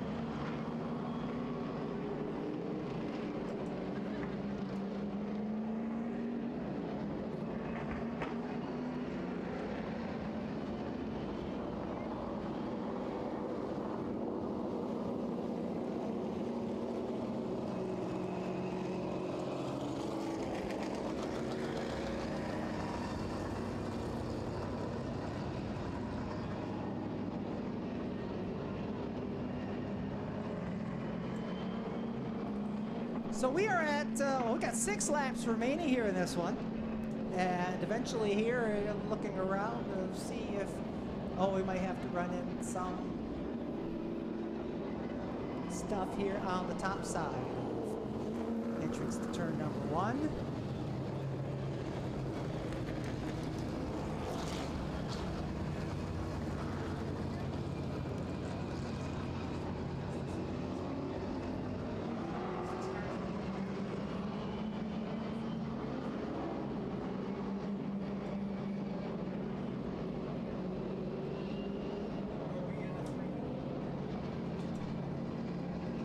And this gives us also the opportunity to choose for the first time. Here we've got that choose cone, the virtual choose cone on the front straightaway. In your front, 3 cars are all taking the inside as Mihalik will be the first car to jump to the top side. He'll start on the front row of this one. And that's going to put Steve Persnell up in a transfer spot right now as well. Interesting choices with 6 Very remaining. interesting choices. All right, 14 and 6 to go. Your lineup on the track is Clarity Patton in the 22, Rich Mihalik in the 11, Zach Johnson in the 21, Steve Persnell in the 42, Jim Dorman in the 89, Cole Marr in the 36. Top 4 advance to your A main. And they'll head over to that M&K Truck Center restart zone. And they fire off. Green flags back out. And with a good start, already a few car lengths out in front of the 21 machine is Zach Johnson. Yeah, Prusnell not able to capitalize in the 42, but ooh, Dorman and Mahalik very close together off of turn 4. Yeah, them two, Mike Munn, they collect each other going into turns 1 and 2. A caution comes out immediately. I was just going to say the 3rd and 4th place cars may determine whether or not Prusnell sitting in 5th will get into the feature the way, or into the A main, based on how they were driving each other that last half a lap. And by golly, it came to fruition over there in turns 1 and 2. Roger, you didn't happen to find like a talisman that looks like a tiki in a beach before you came here, did you? I'm going to have to defer to my teacher friend.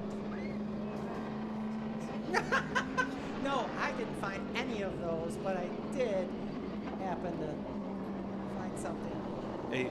We're looking for a tiki talisman. I'm making a reference to an episode of the Brady Bunch where they went on vacation to Hawaii and they found a little tiki, and then a bad stuff started happening. Okay. Because Roger keeps talking about stuff, Yeah. and then bad stuff happens to the people he talks about. Talking bad stuff. See, I didn't see that one. It wasn't a Brady Bunch. Yes. Oh, you saying my nickname's coming into yeah. play here? Shut up, Roger? Shut up, Roger. I got it. Let's see if they can get the 11 of Mahalik back underway. He's getting the friendly assist. One of our service vehicles so far not firing on its own. Just needs a little reassurance. You can do it, little buddy. You can do it.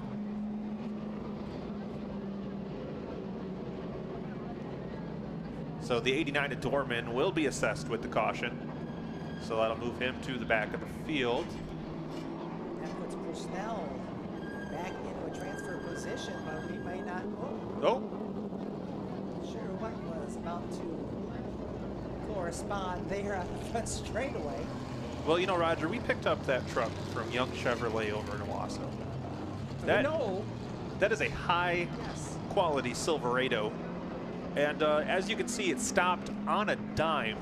That's a big, heavy truck with a big, heavy brush on the back, and just right there, stopped. It's a big, heavy stopped on a dime. Your words. All right, so Mahalik able to continue on. We're figuring out the choose here. And he, no hesitation, he's going right back to the outside. So is Prusnell. So your front 4 cars are going to be your front 2 rows. You know, the way things keep going, it almost feels like these guys don't want to go to the A main. It's like they're doing this on purpose. Maybe they think that's a main. Maybe they found the tiki on the way here also. Maybe, you know, maybe the tiki talisman is really the friends we made along the way.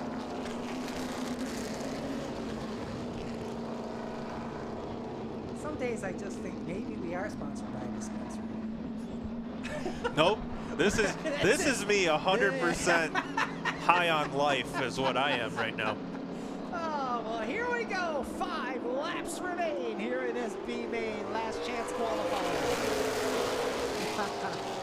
Cole Marr already on the move to the inside of Steve Prusnell, trying to steal away that last transfer spot. So far has been able to.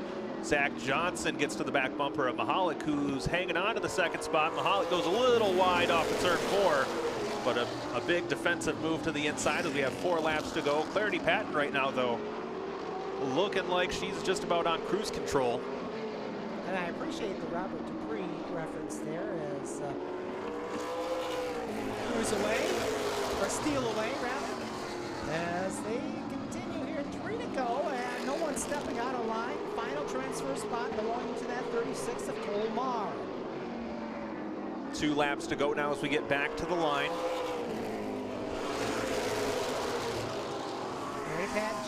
Oh, no!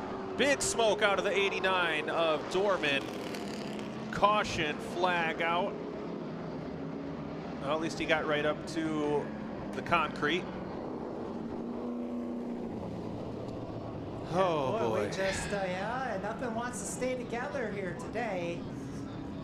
It was steal away, by the way. That was something like that race. But yeah, the 89 Jim Dorman, unfortunately, the night will be finished 2 laps shy of the conclusion here. And we still have 2 laps. And how many cars we have left on the lap? Just 5?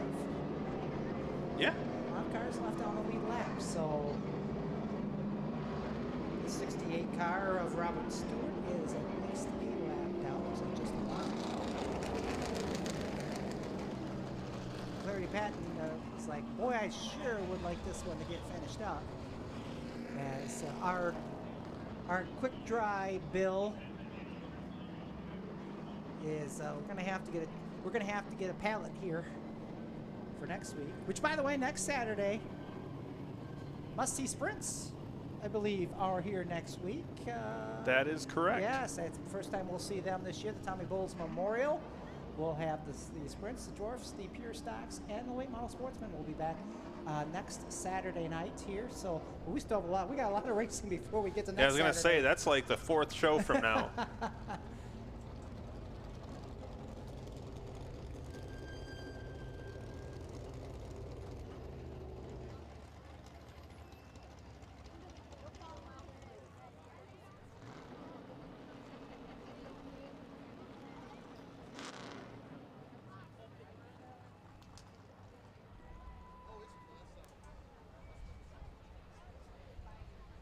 Safety crew right on the scene trying to get whatever mess may be coming out of the 89 sopped up. You can see a big thick line of oil dry from right about where the car released all of its fluids onto the track. And the flatbed making an appearance. But thanks to Northside Towing being here tonight. Of course, they've been with us, helping us out all season long, and of course, the Finleys, the owners and proprietors of Northside Service and Towing, and they'll obviously be the major sponsors of this Wednesday's show for the Bob Finley Memorial. And I see that Chad Finley, planning on running the Outlaw Super Late Model, picked up the win last night at Tri-City Motor Speedway on dirt on a last lap pass to beat Andrew Terrell, which is Terrell, another name of longtime asphalt. Many Terrells had raced around the state, including the late Jim Terrell, a Michigan Motorsports Hall of Famer. I believe he had at least a couple laps around here back in the day. At least, in that Turner Fruit Farm machine. So we do still have 2 laps to go, Roger, and still a lot at play. We've taken the top 4 into the A main, and with the 89 and Jim Dorman out of there, Steve Pruce now will restart right outside of a transfer spot. We'll still have 2 laps potentially to make a move to break into the A main.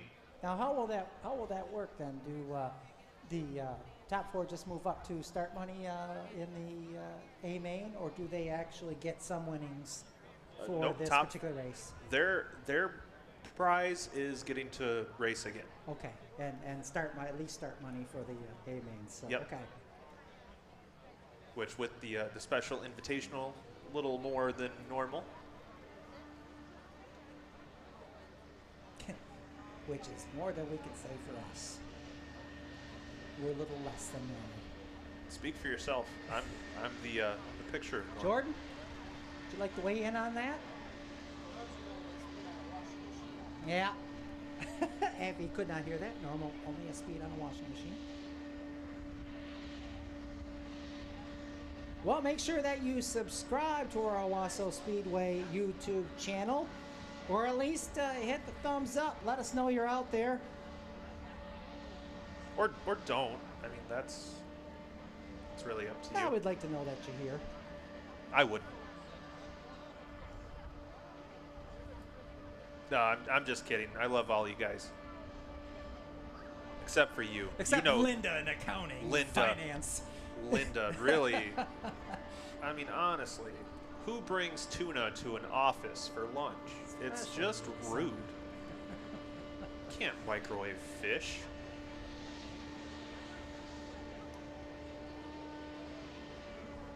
Well, now it's not a bad time to get those lucky number programs. We'll be calling off lucky number program numbers after our Sport Compact A main. So after this, we'll have the Sport Compact B main, Sport Compact A main.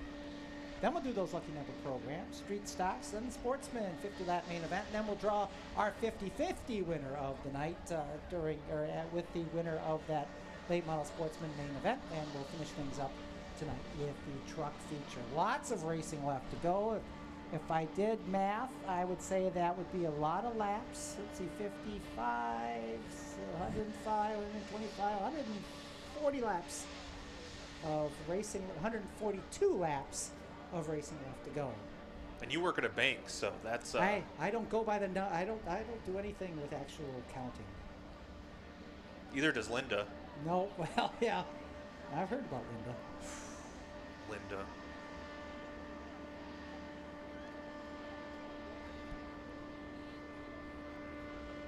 Well, look at that. Safety Sam and Flagman Nate down there enjoying the little Enjoying each other's company. chum time down on the front straightaway.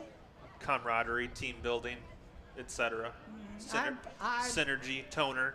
I think there's more bearing busting going on down there than there's actual camaraderie. Speaking of camaraderie, a team that has some great camaraderie is our concessions team down there working hard every night.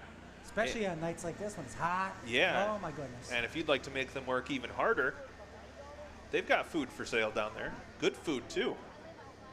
Yeah. Almost, I really like the food almost here. all of it is edible. Cheeseburgers, Kogel hot dogs. Yes, the we good got stuff. Kogels, The yes. good stuff.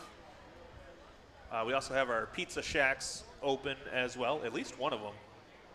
I haven't seen if Turn 4 is operating yet. If not, then my apologies. It's good to see some folks out there in the turns 3 and 4. Can you hear us okay out there in 3 and 4?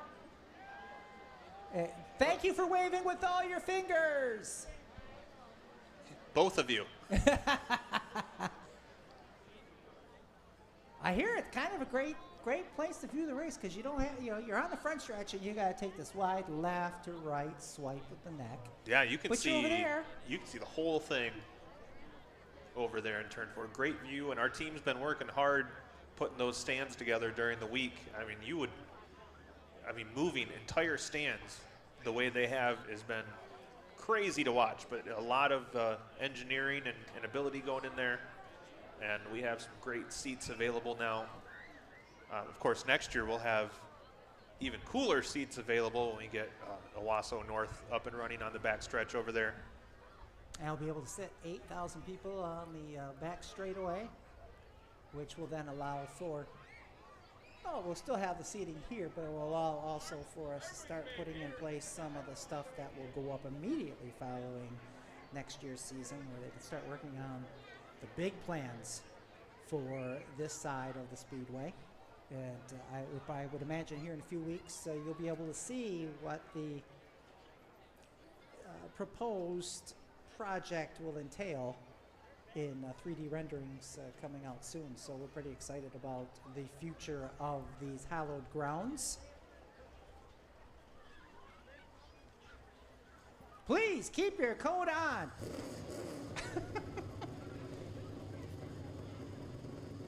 Well, the car is fired. That's That's a good sign. And the safety trucks have left the area. Rich Mahalik over there in the 11 waving for something. He needed a push when he stalled out when he spun. Oh, I see why we needed our safety official. I see the T-shirt gun getting operated on.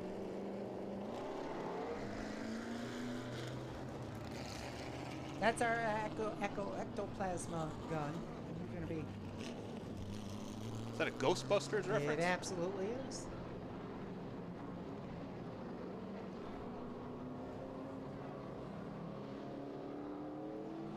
Couple cars here that need the friendly shove.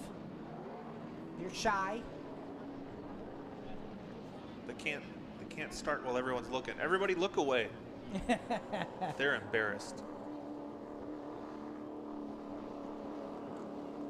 Uh-oh. Looks like personnel may be going right to the pits. It looked like that was the hand signal I just saw on the 42. So this keeps happening. And if the 11's going to get the hook, we're going to have our 4 cars. And that would mean the 68 would get locked in. All he's got to do is make 2 laps. Well, he's still got his hand out the window like he doesn't necessarily want the hook.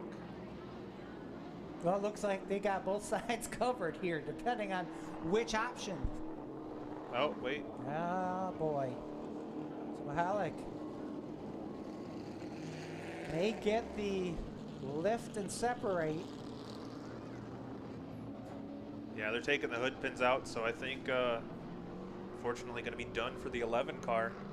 Looks like we got our 4 cars.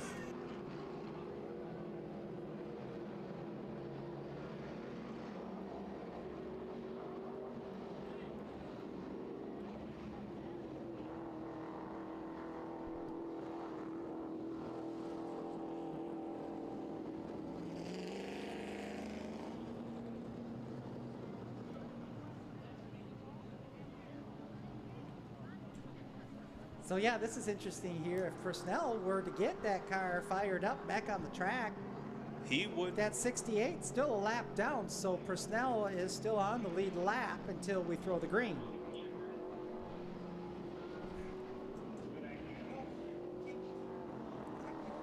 What do we have for time? What?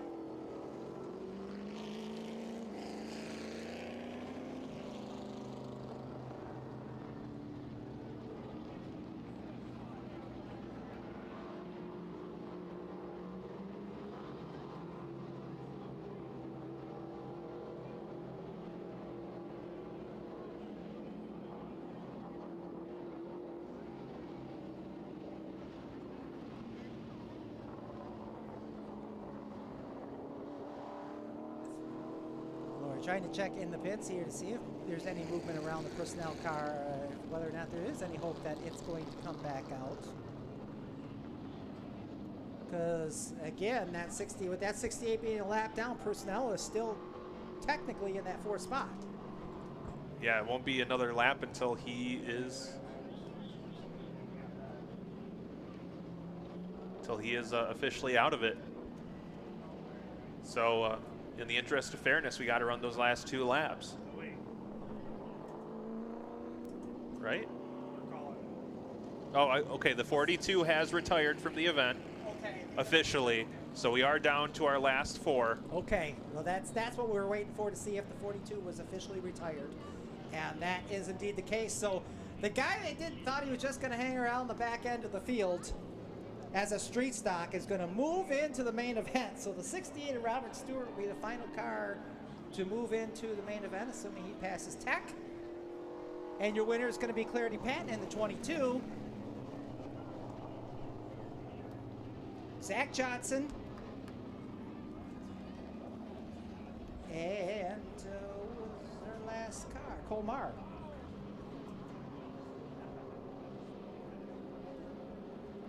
I mean,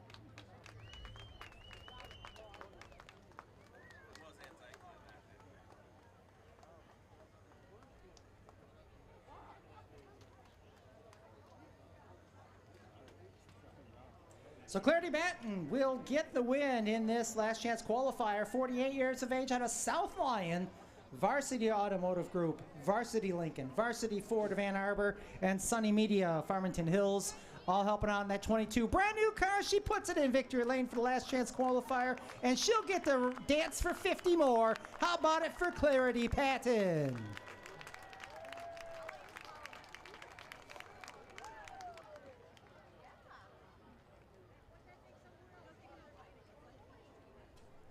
Well, That spun my brain. Yeah, that was weird. I don't know if I've ever been a part of a race like that before where it seemed like nobody wanted to make it to the big race.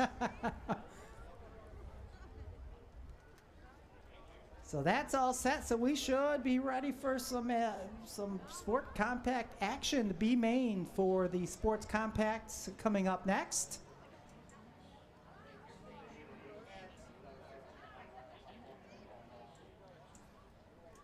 Yeah, I don't. Dennis keeps looking into that cannon, and that worries me. I don't see any way that. Oh, it's not loaded. They don't have the canister on it yet. Okay, well, you never know. Maybe it's one of those joke guns. The little flag comes out, goes bang. Oh, that could be an eye hazard. I don't see protective safety goggles on any of those. Well, Rex has his glasses on. Then he could run the I-1 car. Ah, that's true. Or the one-eye car.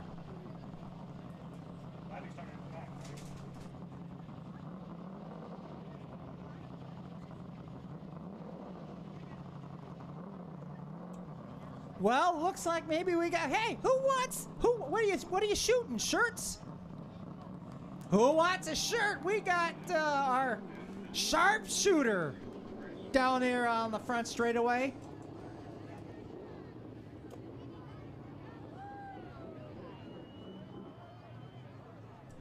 Dylan already just shot out the back window of a Ford Fusion in the parking lot. Come on, who wants a shirt? Look at, even Dennis Wheeler's actually doing labor. No, he's not. Yeah, he shook his head. I heard it from up here. Dylan says, who wants a shirt? I'm going to shoot one at you. And our head scorer / professional T-shirt roller, Emerson Ford, actually hand-rolled all of those shirts. And he is not sponsored by a dispensary either. Or a place of burrito making. They did this. they did this smart. They gave the skinny guy the job of running with the cannon, and not my fat hiney. Oh, look, Dennis Wheeler there, the all-star. Oh, he cleared the fence. Well, now here's the real tough one. Oh, Rex is throwing. Oh, he didn't even make it over the fence. He didn't get halfway up the fence. Hey, there we go. Second time's the charm. He tried to throw it backwards like it was a bouquet. So I can see why Sarah is the man of the house. Oh, now Maddie's out there with shirts too. She was actually an athlete, so this. Well, she must have got it from her mom's side. No comment. I work. Rex still signs my paychecks. Those opinions expressed by Roger Williams are not necessarily those of Chris Phobie or the rest of the Wheeler management team. Oh, we know Logan can't. Yeah, Logan can't. Yeah, don't even bother. Hey, mister, can you throw this over the fence for me? Hey, mister. Hey, mister. Oh. Well, now that we called him out, Rex is going to make him prove it. Well, this could be embarrassing. Oh, he did. Hey. Oh, great. There goes the electricity. He learned that at recess. Oh, wow. He actually. Wow. Hey, you know what? That was a good one. I apologize. My deep apologies to Logan. It's not that deep. My shallowest apologies. Oh, the canister's loaded.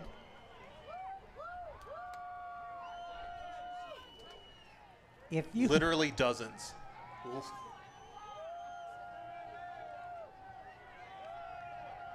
Bloop. Oh, way to go. Guess you got to go in the alligator pit if you want that shirt.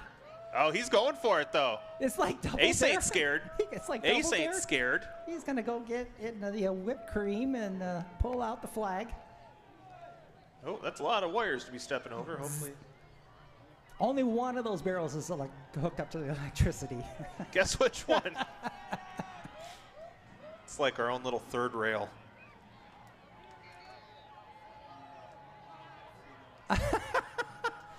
Oh, a little flea flicker.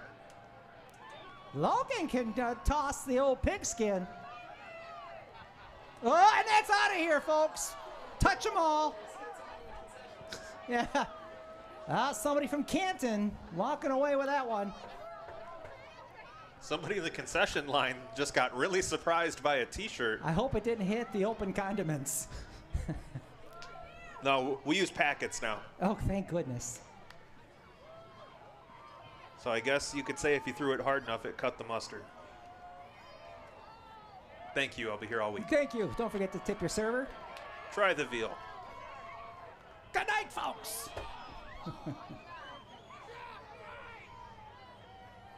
I notice I don't see Nate Rowe out there throwing any. He doesn't want to mess up his hands. Oh, he's having a conversation. All right.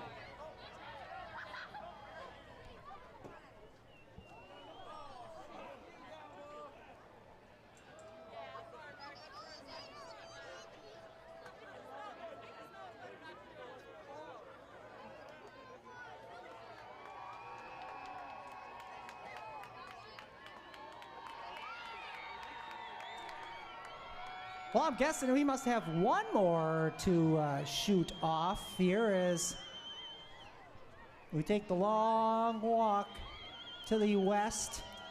Go west, young man. Manifest destiny.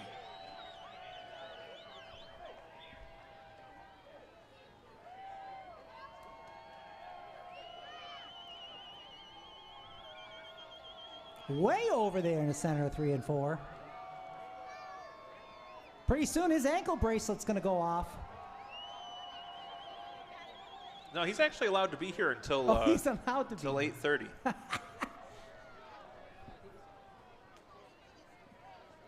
We're making a joke that Dylan's under house arrest. With track arrest. What? I mean, Yeah, track arrest. Home is where you make it.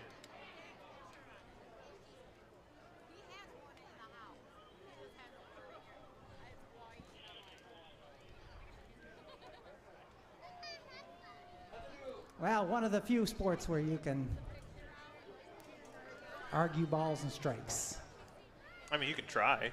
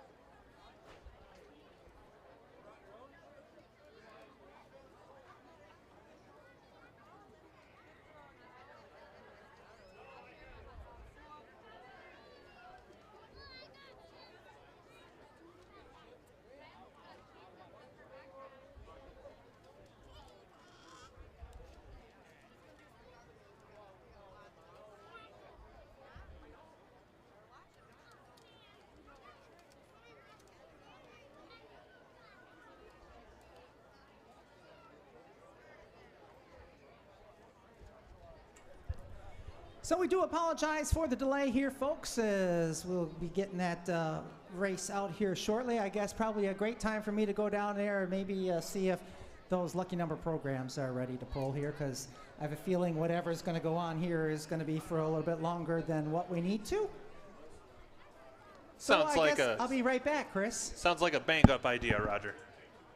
Oh, Nate, that was terrible.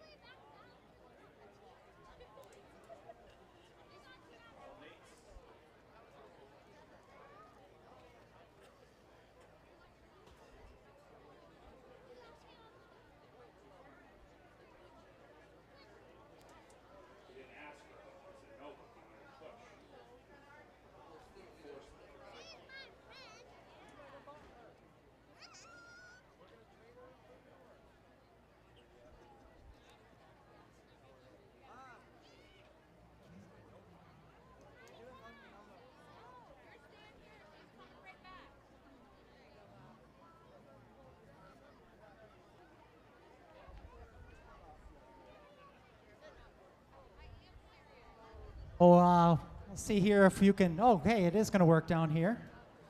So we've got some giveaways to take care of your lucky number programs here before we bring out this. Before we bring out this B main for your sports compacts, we'll do some lucky number program giveaways here. So, Nate, you got a couple of, maybe about a couple of minutes here before you need to call those out, as we appreciate you folks getting those souvenir programs, beautiful programs designed this season. So we apologize for the unintended delay. But we'll give some stuff away. We already gave some shirts away, and now for those of you that bought those lucky number programs, we'll get those taken care of for you here momentarily as well.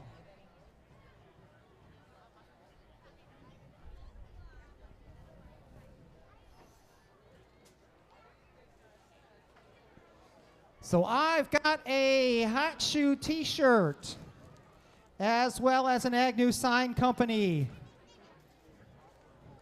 keychain. And this winner, again, if we call your number from your program, come on down to the souvenir stand to claim your prize. It's ticket number 453. I've got an all-star performance hat. 2 lucky number program. 435.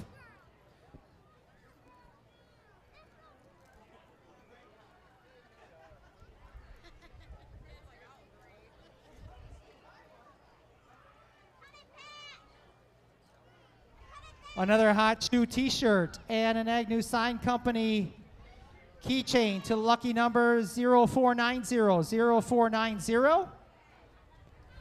All-Star Performance hat to lucky number 0678. From Burton Corners, a gift card from Burton Corners Market. And that ticket number, or that lucky number program number, is 0493. And an Agnew Sign, a poster of our beautiful Pace vehicle. And that program number goes to 447 for the banner or the poster. So if we've called your number from your lucky number program, come on down to the souvenir stand to claim your prize, and thank you for your purchase of the lucky number programs. And I think that's it for me, Nate. So whenever you guys are ready, we're set to roll up here.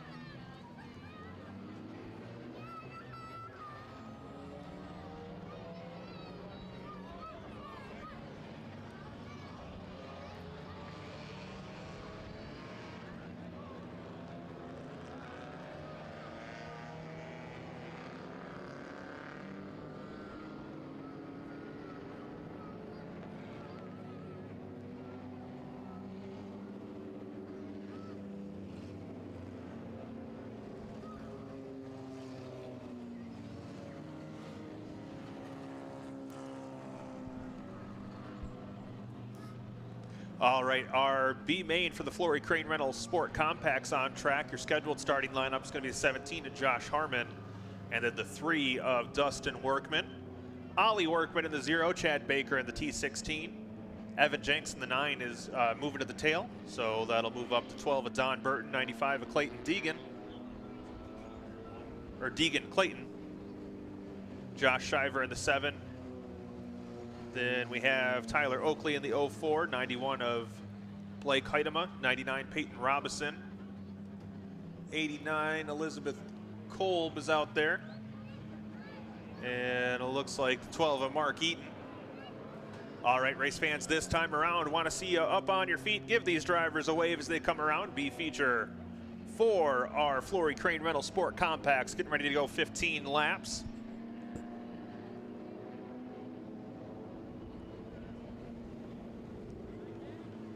So you give them a wave, they'll wave back at you. 15 laps the distance here.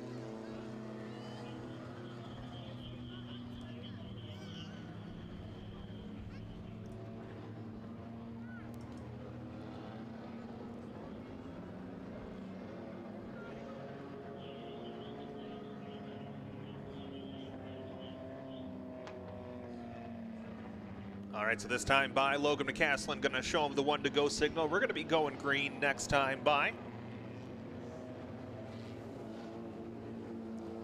15 laps is the plan. And safety car pulls off over, or pace car pulls off over in turn number 2. And we set the pace down the back straightaway. 2 by 2 they go. Into turn number 3, coming out of turn number 4, green flag is out, and we are underway.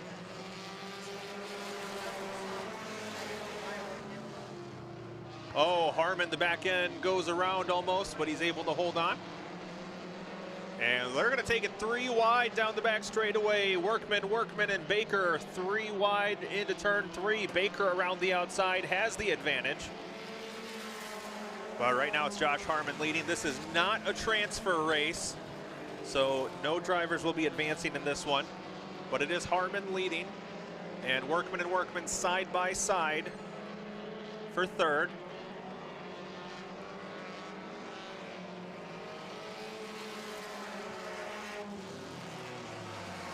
Two laps in the books now.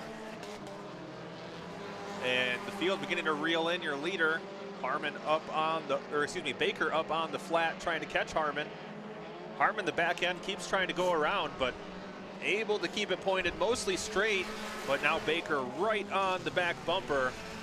He'll take a peek to the inside in 1 and 2. Boy, Harmon's always, that car always seems to be, for a front wheel drive, always seems to be loose when he comes out of them corners, but he's able to keep that momentum going and somehow able to hold Baker behind him as they come by almost wheel to wheel. Way up on the loose stuff is car 17. He's going to finally concede that lead as Baker takes over the lead. Ollie Workman up to the 2nd spot now. Oh, Harmon again. Dirt tracking it high side. Look out, almost getting into the 12 of Eaton. Or 5 in, 10 to go. As Ollie Workman now gets to the inside of Chad Baker. They're side by side off into turn number 1. Dustin Workman in the 3 car lurks there in the background as well. Workman, Baker, and Workman. Your top 3. And also my law firm. On retainer as Ollie Workman now leads for the first time. Baker back to the top side. As the Workmans have a stranglehold on the bottom groove, look out deeper in the field. That 17 of Josh Harmon and Mark Eaton almost got together coming out of turn number 4. He slides right in front of Eaton. Eaton has to go down to the bottom side. He actually had to touch the brakes to keep from getting into the back of the 17 as he's trying to catch that lead trio. Peyton Robinson off the pace in the 99. Looks like he'll exit the track over in turn number 2. As the field beginning to close up on some lap traffic, the 89 of Elizabeth Cole. Workman will take the outside. Looks like Baker won't catch her in as advantageous an area. Ooh, Baker, a big push off at turn 4. That opens the door for Dustin Workman to get to the inside. They're going to take the lap car 3 wide as they head off into turn number 1. And Dustin Workman comes out of that on top. Boy. Oh, Harmon. Came up on the 89 a little faster than he expected. Had to get hard on the brakes and almost went around. I don't know how you could get any farther and not gone around, but Harmon able to do so. Ollie Workman a little bit off the pace now. It's a Workman battle up front now. Dustin Workman has the advantage down the back straightaway. Something to miss on the 0 car. Like you said, Roger, he gave up the lead. Now falling behind the T16 of Chad Baker as well. But no, whatever was ailing it may be starting to come back to him. Well, I think, Oh. oh boy. That 17 car just about every lap has me thinking he's going around. Might have to have a camera just dedicated to the 17. Oh, Eaton's Oh, starting to show smoke out of the back of Eaton. And it's getting worse. We're going to show him the black flag. He'll stay out of harm's way as your front four make their way towards turn number 2. Workman, that would be the Dustin Workman, number 3. Your race leader, Baker, second. Ollie Workman, third. Harmon in the 4th spot. Shiver up to 5th. And Dagan Clayton in the number 95. Next time by, your leader's going to get the white flag. We're on the penultimate lap right now as the field's set to go down to the white flag. Good word. You betcha. As we come off of turn 4, white flag is out, 1 lap to go for Dustin Workman. The battle is still on for second, though. Chad Baker running a big defensive line down on the bottom. Ollie Workman not able to make a move around. We head down the back straightaway for the final time, off into turn number 3. Dustin Workman makes his way out of turn number 4, and he's going to pick up his first B main of the season. Baker will finish second, Ollie Workman third, Harmon fourth. 5th spot to the Sugar Baby Shiver, followed by the number 95 of Clayton. So we managed to get through that one. Some exciting moments there, and it belongs to Dustin Workman, the LC driver in car number 3.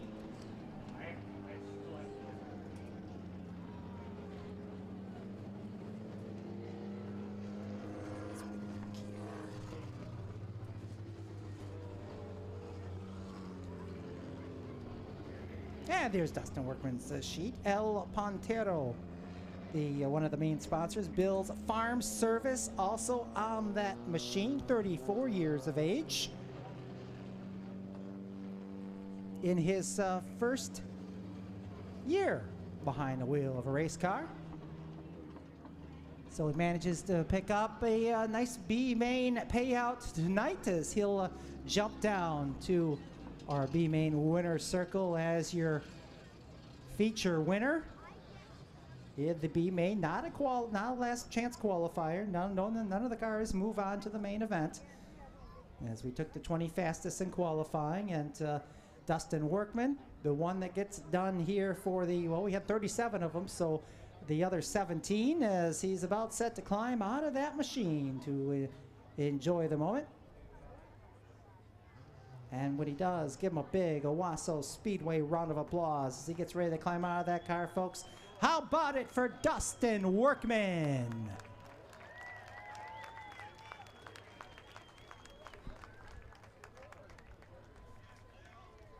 There he is out of the car, folks. How about one more time for Dustin? Amens the rest of the night. The big money, the big points, the big glory. Really big shoe. Really big shoe. All right, so 20 laps will be the distance here now for the A Sport Compacts.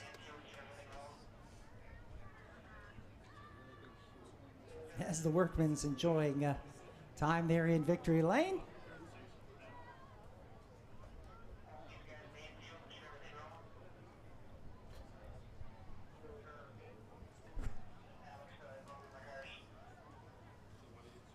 All right, here comes that A main for your Flory Crane Reynolds Sport Compacts. As your pace vehicle makes its way out, here's your starting lineup for this 20-lap main event. Front row inside in car number 18. That's going to belong to Connor Hogue. Next to him, looks like we'll move up the second place car, or rather the inside row 2 car, because Dan Hassard's going to start at the tail of the field in a different car, I believe. So the 88 of Kennedy Jernigan is going to get to go on the outside, the front row here for this main event. Second row, Oliver Kukar in the 86, Corbin Kelly in car number 54, Adam Whitaker in row number 3.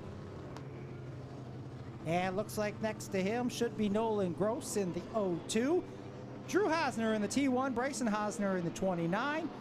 The 6 of Pat Dent, Nick Murdoch in car 79, Damian Waters in car number 1. Bobby Joe Jernigan in car 51, the 99 of Tim Lyon. Randy Moore scheduled to be out there in the 69. Do you see the 69 there? Oh, you know what? I don't see Randy. Not. Tim Lyon in the 99. Jacob Newman in the 19. Don't see Jacob. I see the 5+4, Brian Barden. The T1 or the I1 of Ira Hosner.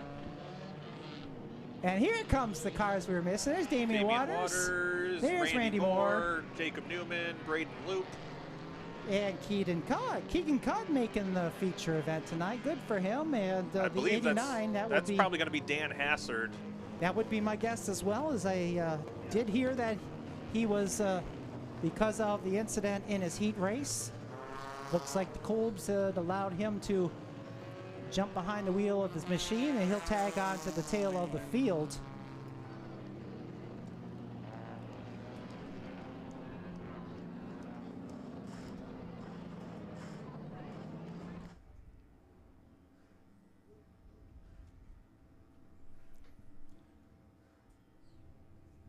Make sure you wave to your favorite drivers as they come on by.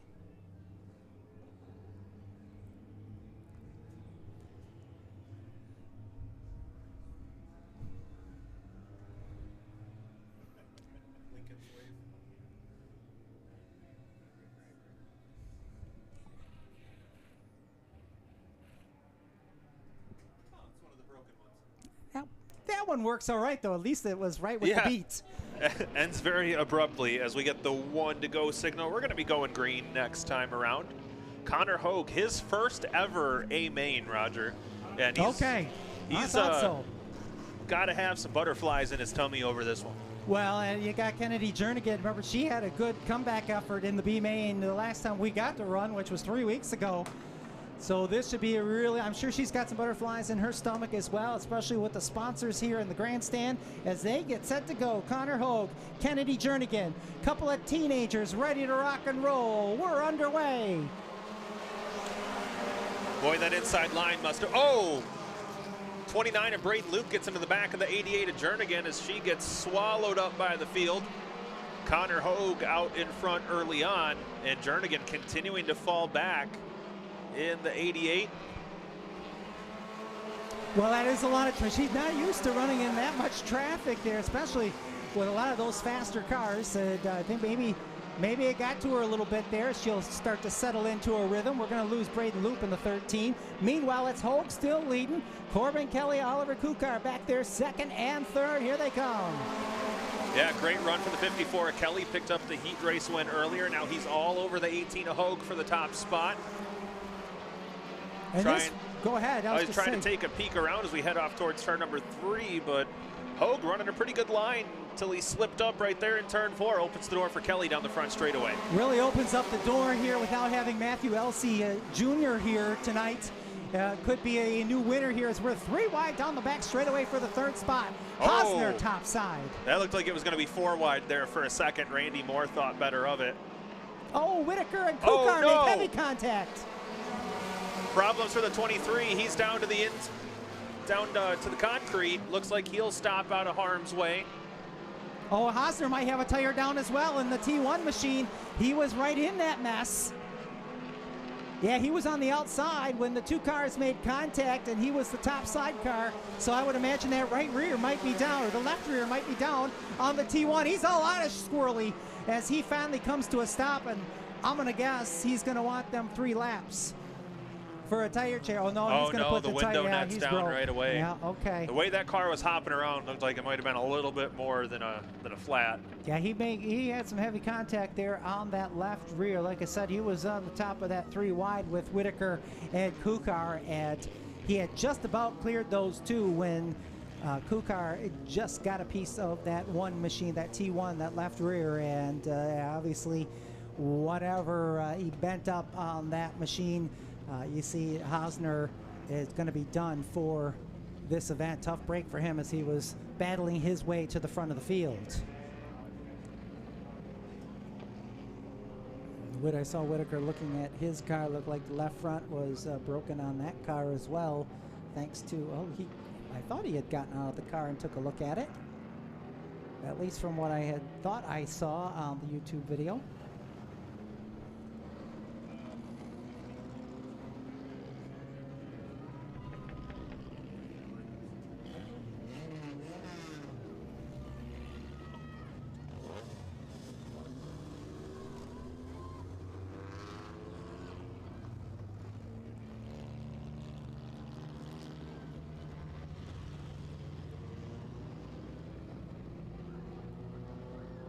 Wondering if maybe something broke on the 51 of Bobby Joe Jernigan. Having some trouble getting that car moving.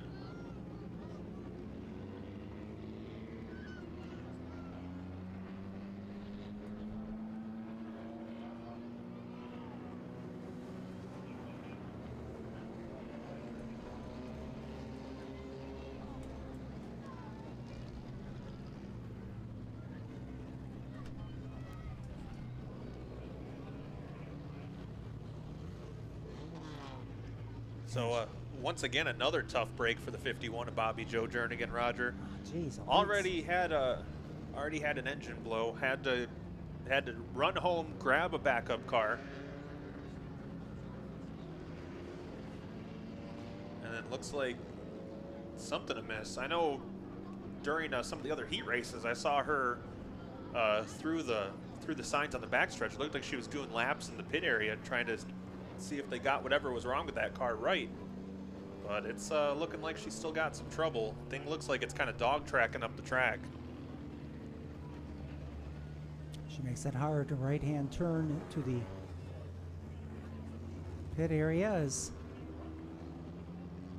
a mass of people running over there.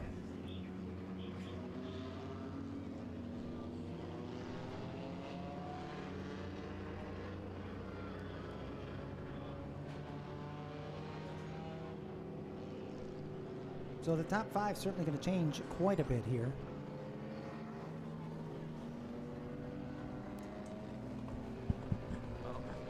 Otherwise, besides the 51, our lineup is looking pretty good. But looks like the Drew Hosner on the back of the hook. He'll be exiting the track as well. We did manage to get 5 laps in, 15 to go. Corbin Kelly leads in the 54. Connor Hogue doing a solid job so far, hanging on to second in the 18. 69 of Randy Moore, your fast qualifier, making moves early on. He's already up to third. Then the 86 of Oliver Kukar, the 6 of Pat Dent. Yeah, so if you're following on my race pass right now, what you see in front of you is not correct. Only if you have it set to best lap. If you have it set to running order, then it's right. Well, geez, oh, Pete. All right, we're picking this Seems time like around. a lot of work. High and low. Looks like the first 2 cars choosing the inside. So that's going to put the 69 of Moore outside of row number 1. Oliver Kukar will follow suit. So as they run on the track, it is the 54 of Kelly, the 69 of Moore, 18 of Hogue, 86 Kukar, 6 of Dent, and the 1 of Waters. That's your first 3 rows as the field gets the 1 to go signal. We'll be going back racing next time. Once again, 5 in, 15 to go.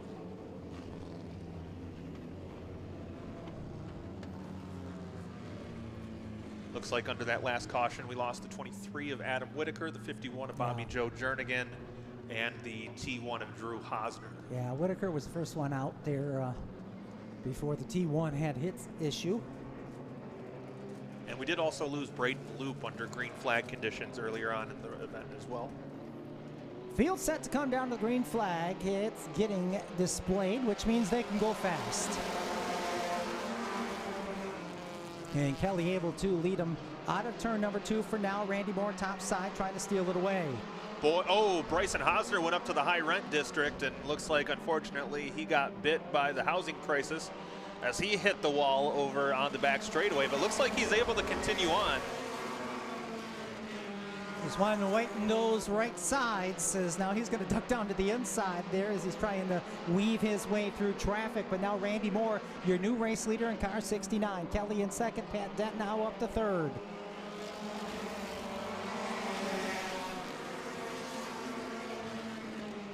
Murdoch in the 4th spot, Waters in 5th. Boy, Kelly just not getting a pull down the back straightaway, and Dent trying to find a way by, but a 54 just doesn't seem to be getting off the corners as well as he had earlier on. No, he didn't get much of a pull, but he definitely got a bit of a push. Yes, definitely did. And we'll have push and pull races tomorrow, but not tonight. Well, somebody should let Pat Dent know because he's already started. Now it seems like Kelly's back up to full song. You got 4 cars under a blanket battling for second on back, all allowing Randy Moore to pull away.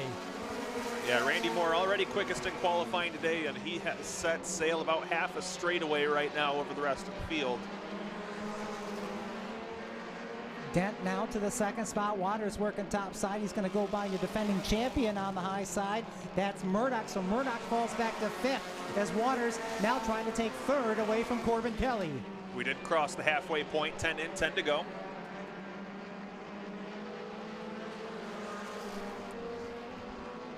Three wide back there before they settled it up.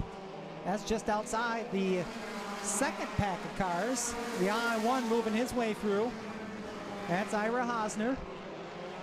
But Randy Moore's got about a straightaway advantage as it was over 2 seconds that last time by. Let's see how far he stretches it out this time. It is going to be at least well over 3. Oh, 2.7, okay. And he's got some lead cars to go around. Yeah, this is where it gets tricky. Lap traffic is a big part of the competition here in these A main races now. So Moore having to pick where he goes around the track and negotiate the traffic to see if he can maintain his lead position. Oh, and Ira Hosner, great run, but he's going well over his qualifying effort, getting the black flag. Now the rest of the field here getting to Keegan Cudd here as Pat Dent trying to get his way by as they continue to bite off chunks of real estate between themselves and the leader. Pat Dent now just 2.1 seconds back, but laps are winding down quickly. We're losing a couple of cars here at the tail end of the field. Yeah, Hosner showing the black flag for going over his qualifying time. Looks like the 5+4 of Brian Barton also exiting the speedway. And we have coming to 4 to go, Roger. Oh, Waters gets to the back of the 6 of Dent. Had to take a little bit of evasive action to avoid running over the 6 car. Moore keeps it over 2 seconds still ahead of Pat Dent. Waters, Murdoch, your top 4. Corbin Kelly holding on to the 5th spot. Yeah, Dent did a great job negotiating the lap traffic and gained back a lot of real estate, but unfortunately it seems like Moore able to slowly but surely pull away as we come down to the line. It's going to be 2 laps to go. Moore leads. Battle right now at the front of the field is for 3rd. Damian Waters and Nicholas Murdoch duking it out for that spot. Cavalier and a Cobalt going toe-to-toe. Murdoch going to take it up high, trying to get around the one of Waters, but not able to make up much ground this time by Randy Moore. Will see the white flag. 1 lap to go. Moore heads off into turn number 1 for the final time. Down the back straightaway. He's got plenty of room. Oh, the 86 Akukar, unfortunately, pulling down to the infield. His night's done, but the checkered flag is out. Your winner is going to be Randy Moore. Pat Dent 2nd, Damian Waters 3rd, Nicholas Murdoch 4th. Corbin Kelly, solid 5th place finish.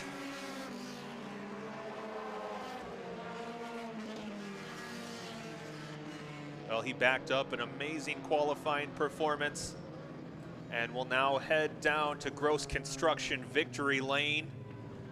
And the biggest honor of all, he'll get a word with our very own Roger Williams.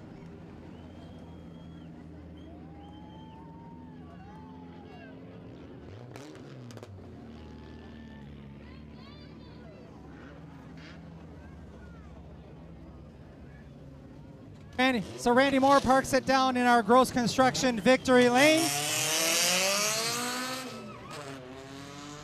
As your race winner will get himself a nice commemorative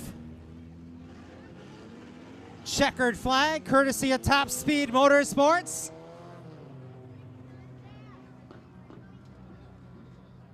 As Randy Moore gets it back in victory lane in that Town & Country Auto Salvage machine. He'll have some good GoPro footage to take a look at as well. Look at me, I can be a flag man too. How about it, Randy Moore getting out of the car here? Give him a big round of applause. First of all, there's part of your trophy for tonight. Boy, great run. You had a tough bit of competition tonight. Yes, I did. Luckily, I got through the pack fast, and I left everybody soon. You were probably hoping, please, I know in the past we've had lap traffic really play a part at the end of those, and they seem to get out of your way. Talk about your strategy there the last 10 laps, because I got to imagine you're thinking, somebody's got to be coming up behind me by now. I just kept it to the floorboard and didn't look back. We finally get it back into victory lane. How about thanking everyone that makes this possible? I'd like to thank Gary Weber, Town & Country Auto Salvage, my fiance, my mom and dad, and that's it. All right, well, congratulations. Picking up the win in your Flory Crane Reynolds Sport Compact A-Main. How about it for Randy Moore?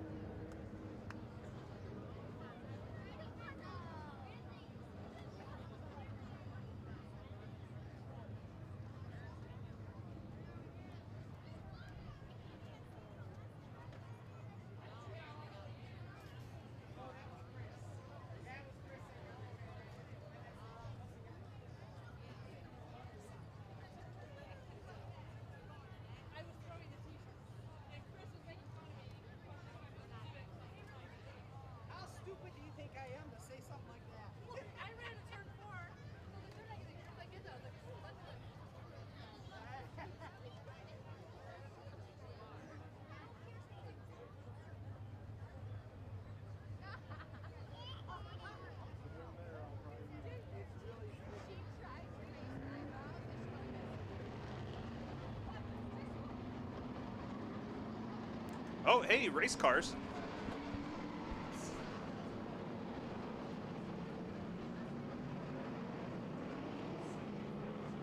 Gross Construction Street Stocks on track for their 30-lap feature.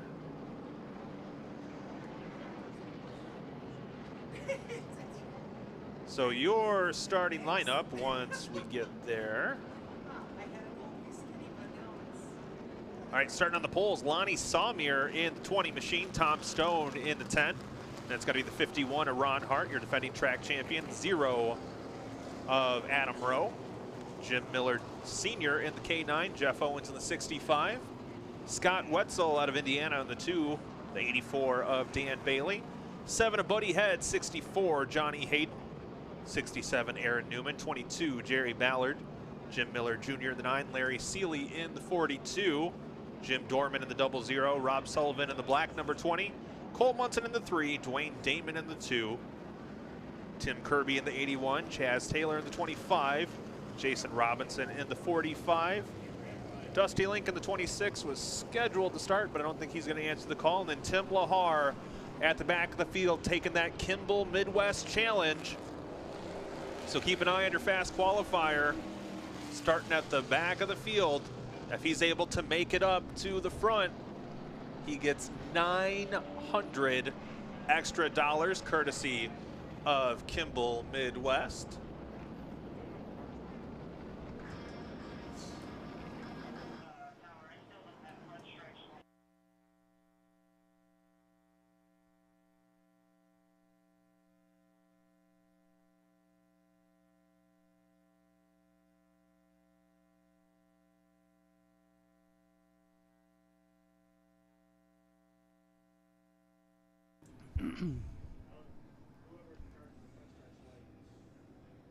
If you got a favorite driver, now's your time to stand up and give them a wave. It's your parade lap for your street stock drivers.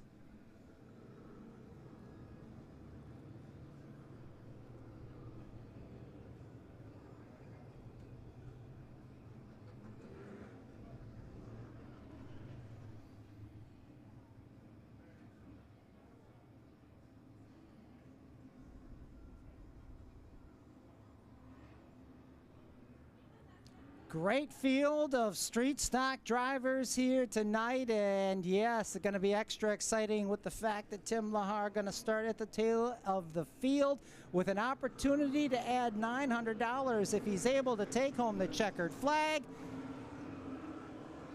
So that black and white number 20 is what you'll want to watch, as he'll be trying to put on a show to get to the front of the field in 30 fast laps. As we're set to go, Lonnie Samir, Tom Stone set to lead the field down to the green flag. Logan McKelson is ready to throw the green. Here they come. And we head off into turn number 1, 2 by 2, the ants go marching. Samir has the 45 early on the wall in turn number 2. Robinson gets into the wall. He's still rolling, though. I thought he was going to take it to the pits, but apparently he was just as long for the slide. It's just a little airborne. It's still good. Samir continuing to lead out in front as the battle is on for 5th, 3 wide. Tom Stone was the meat in the sandwich, got all kinds of squirrely as Dan Bailey and Jeff Owens split the difference. I think he got a little used up there as they went down the back straightaway, Chris. As they're all chasing down Lonnie Samir, boy, you give him the pole, and it's going to be a tough work for everybody else, although he's kind of a teammate to Lahar, so that should be interesting if it ever comes down to those two drivers at the end of this one. Well, Owens and Bailey getting a little chippy. Lonnie Samir is probably one of the best drivers out there at managing a lead, and being out in front is exactly where he wants to be. But the battle is shaping up now for 2nd as the 0 of Adam Rowe behind the 51 of Ron Hart. The handle on that 51 looks just a little bit askew as Rowe shows him the nose down the back straightaway. Jim Miller Sr. closing in on the top 3 as well. Samir continuing to set the pace. Hart, Rowe, and Miller, your top 4. Remember, Miller has won every feature so far this year in this division. Bailey running in the 5th spot. Owens wants to work the high side, but Owens is not getting any real estate down the front straightaway, at least on that high groove, because Bailey shuts the door. Update on your Kimball Midwest Challenger. Tim Lahar, the 20, up to 13th as they run on the track. 6 laps in, he's got 12 more cars up ahead. Already going a lap down is that 45 machine. Started at the tail, Jason Robinson. He'll get passed by Samir. Field starting to spread out around this facility, around the oval. Again, back there in the 6th spot. Owens wants top side. Bailey won't let him have it. Oh, Rowe and Miller make some contact. That's the battle for third, Chris. This could be interesting. Yeah, there's no love lost between these two drivers over the years, but looks like Miller able to wrestle the position away. And Rowe's going to put him in the wall. Rowe puts him right in the wall. He was looking for the back end of that number 9, and he got it down the front straightaway. And Jim Miller, Sr., your point leader, the car in the wall.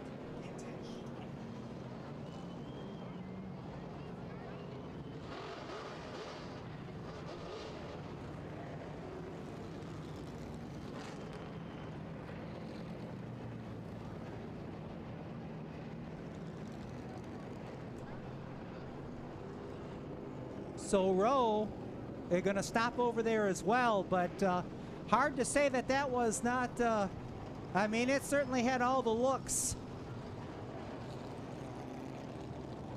of some hard racing. There was contact going into 3 and 4 when Miller's car pushed up the track. And he's going to, I see Jim Miller Jr. giving a little message there as Rowe being sent to the pits.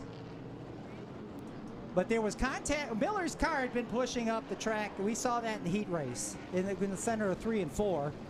And that contact did not set well, apparently, with the driver of the Zero machine.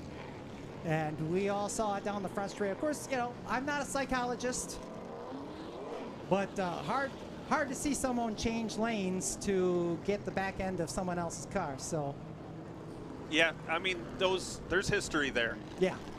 For sure, those two have been racing together for a very long time. And they both won a lot of races. They both have won a lot of races, and not. And I like both of them. Yes, not always best friends, but unfortunately, the night ends early for your points leader, and looks like the Zero car will join him pit side. So unfortunate, the streak will end for Jim Miller Sr. That does move Dan Bailey up into 3rd. Jeff Owens will be behind him. Then Scott Wetzel will be just outside of the top 5 now. Oh, in 5th, actually. Sorry, counting's hard. And that's going to be a battle to watch, the 85 and the 65. They were a lot of hard racing there in the first 9 laps. Want to say a big happy birthday, Justin Lardy, having a birthday here today with sharing some Father's Day activities with Dad here today. So happy birthday to Justin Lardy.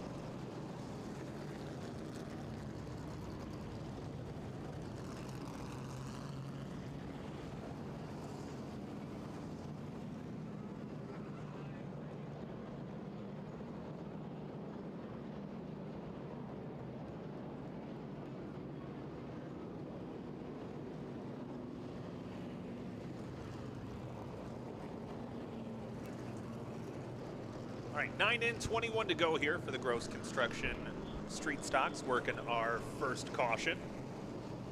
Jim Lahar currently running what, that would move him up 2 spots. It should move him to around 11th, and we'll see what happens when the choose option comes out.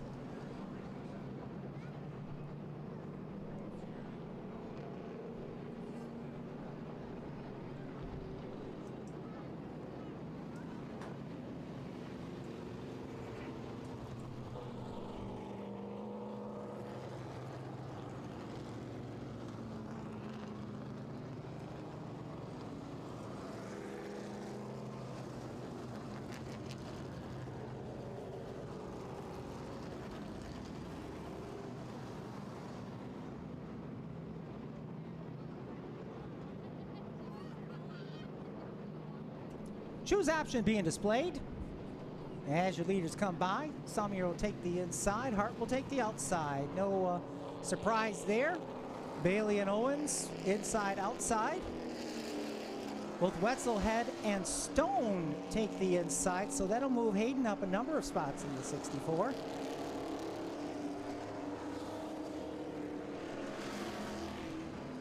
We'll see where Hart, or rather where Lahar will end up here once everybody gets into position.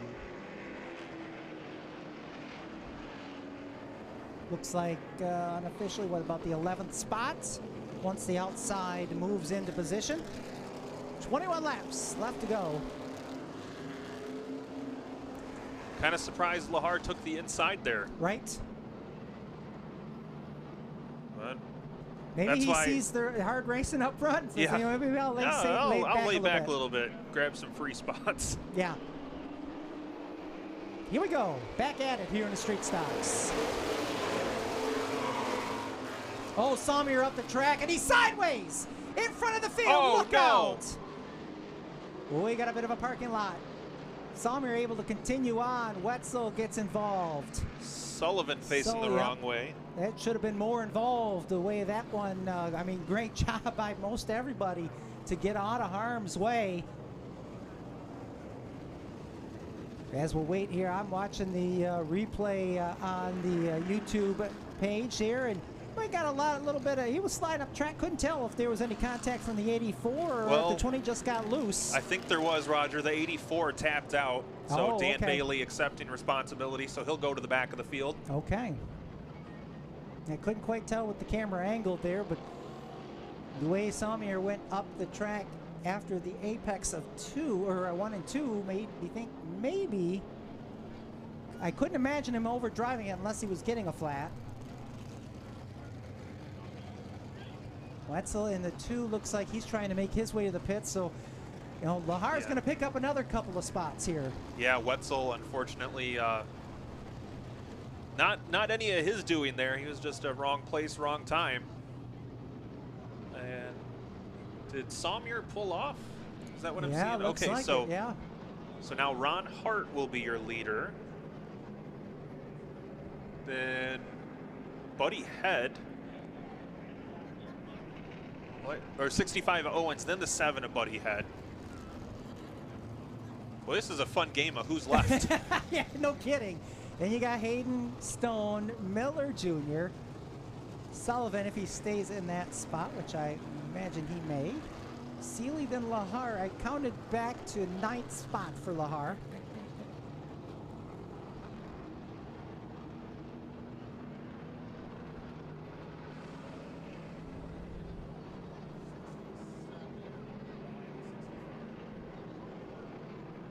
They still have a few more cars to put where they need to be here. Driver's doing a nice job going single file here so that your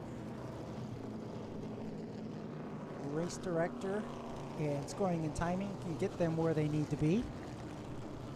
So we're still stuck on lap number 9.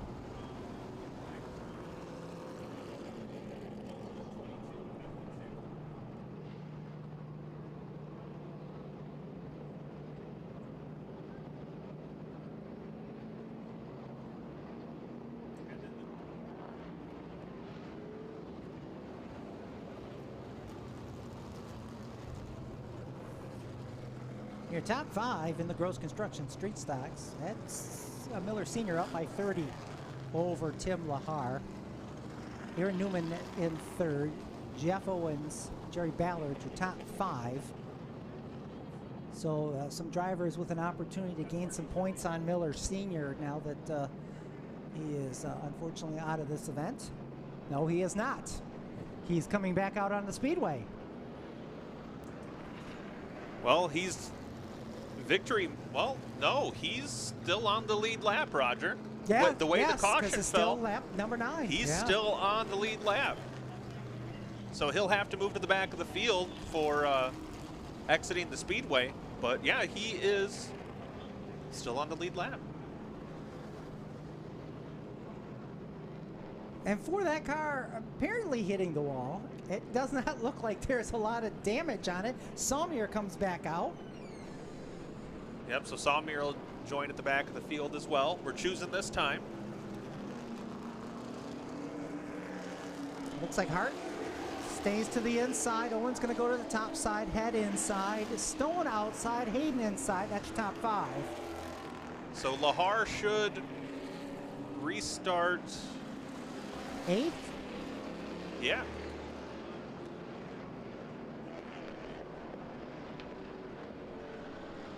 So Lahar just 8 spots away from getting into the top spot.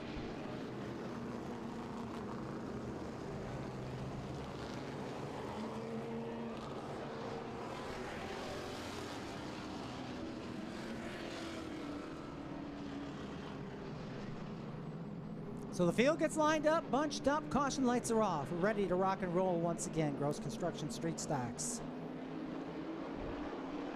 All right, green flag is out. We are back underway. And this is a vastly different looking race than what it was before these last two cautions back to back, Roger. Ron Hart leads now, Jeff Owens on the outside. Oh, contact between the 64, a Hayden, and the 10, a Stone. The field checks up behind him. Owens leads at the line just barely as we now have 10 in, 20 to go. Well, Owens likes to run that high side. That's what he tries to set up that car to be able to do because no one else is able to do it. And right now he has a chance to go by Hart, and he almost does, but he'll lead the lap. Tim Lahar up to the 6th position. Oh, problems for the 7. Sparks underneath the 7, a Buddy Head. Oh, yeah. Looks like he's so far able to continue on, but something dragging underneath the 7 machine. Something on the right front. Wonder if that's maybe the exhaust. Possibly dragging underneath that machine. Great battle, though, still going on up front. Nobody giving an inch between Hart and Owens. Couple of fan favorites leading them out of turn number 4. It's still even. 1/1000th of a second the margin there, Roger. You can't measure that small. No, but the computer can. And so far keeping it clean between your top 2 as well. Owens with a advantage off of 4, still about half a car length, or has the fender ahead. Looks like whatever was dragging underneath the 7 car might have abated. Well, I was wondering maybe he just had a brake hanging there, a right front brake, because it only seems to happen going into the corner, not down the straightaways anymore. So you can see as he gets the brake there, that's when the spark, oh, something just flew out. I can see it scraping all the way down the back, or that turn number 2, spiraling out of control and right down to the groove. It's out of the way now. It's right down in the infield, just barely in the infield. Oh. And that'll bring out the caution. Yeah, whatever. I think that was from under the 7 because that thing spiraled all the way from turn 1 all the way through turn number 2 before coming to rest just there at the very, very bottom in the groove in turn number 2. Good eyes by our track crew to see that. By the way, Jim Miller Sr. was really motoring on that top side during that last green flag run. Should be right around the inside the top 10 now, trying to salvage what could have easily been a very bad day.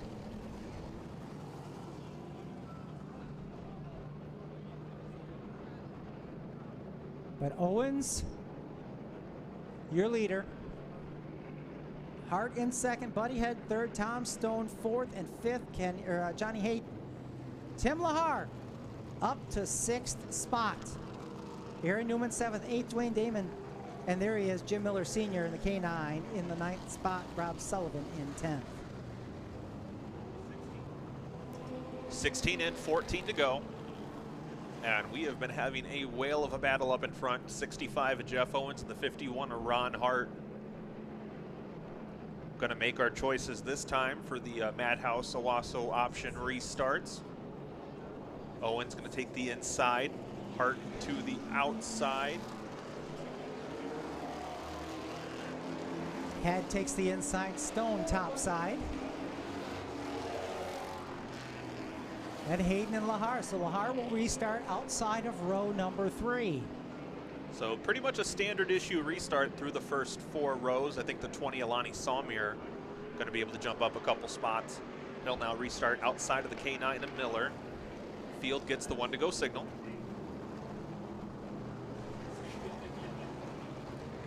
Just inside the halfway point of this 30-lap main event, 14 remain.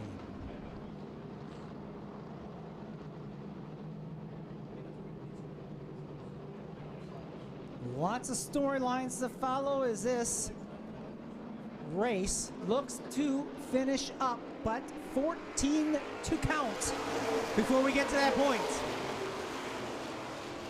Well, Hart and Owens going to pick it up right where they left it off. Still side by side at the front of the field. Hart using every inch of that straightaway as he gets his drive off into turn number 3, but Owens taking the shorter distance around, continues to lead. Tom Stone around the outside of Buddy Head. He'll move up into the third spot. Oh, but he slides up. Buddy Head now going to go to the inside. Crisscross applesauce as Head tries to take that third position back. And right behind them, it's Tim Lahar. Lahar up into the top 5, works to the inside of Stone. They're side by side down the back straightaway. Lahar now moves up into 4th. Dan Bailey off the pace. Looks like he's retiring from the event. Rough night for the 84.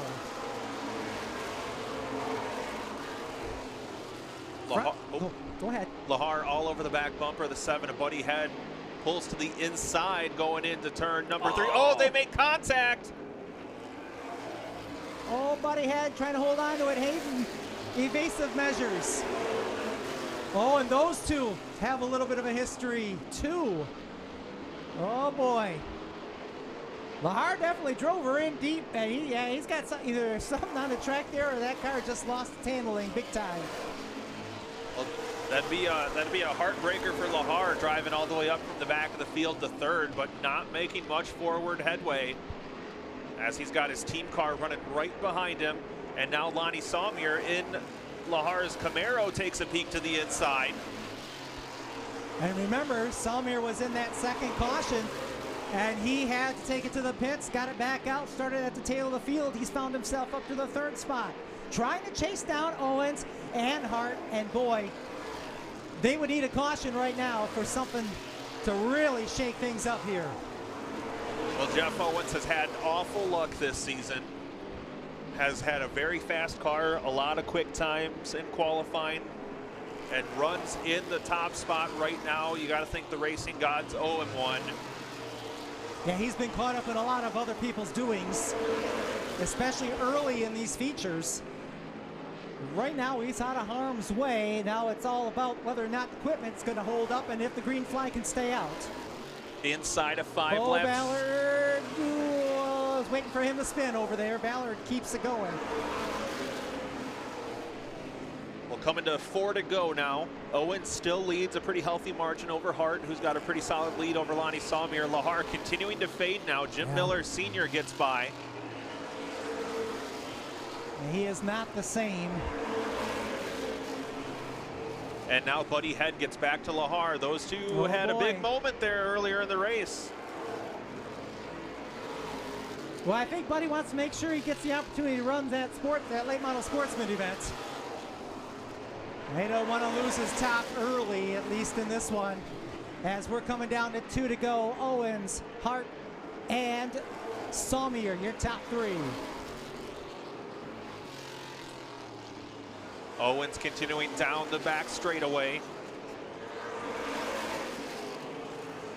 He'll see the white flag as he comes off of turn number 4. One final trip around the Owasso Speedway. Oh, we're getting tangled up in the back of the field. Larry Seeley goes around as we head down the back straightaway. Caution, flag out.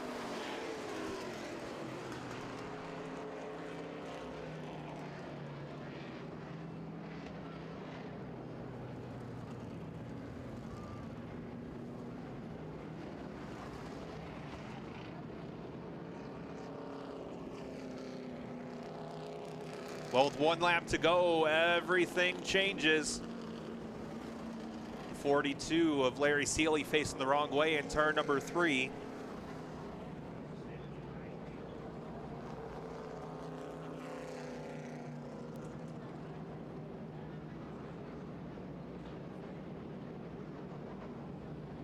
So with 1 lap to go, Jeff Owens now continuing to lead. Ron Hart second in the 51. Lonnie Salmier third. An amazing recovery drive for Jim Miller Sr. as he runs in 4th.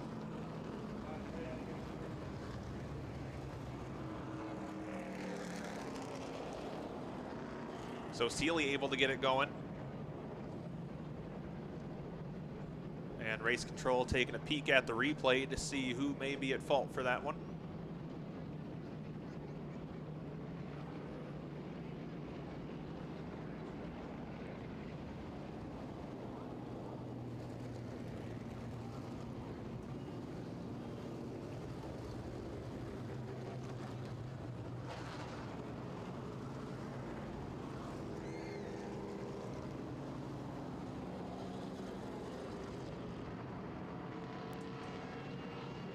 Well, Chris, in the past, last season, if we were under 5 to go, they restarted single file. That rule is no more. They will get the option for a one-lap shootout. And that has potential to be a barn burner of a finish, Roger. Just looks like we're reviewing the tape here.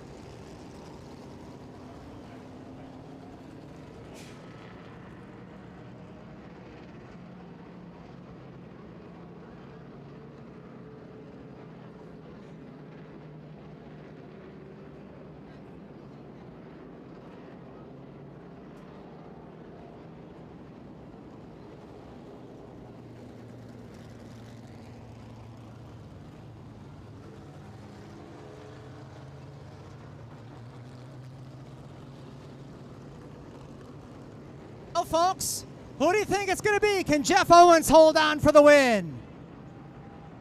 How about the 51 fans? Can Salmier pull it off in car 20? What about Jim Miller Sr.?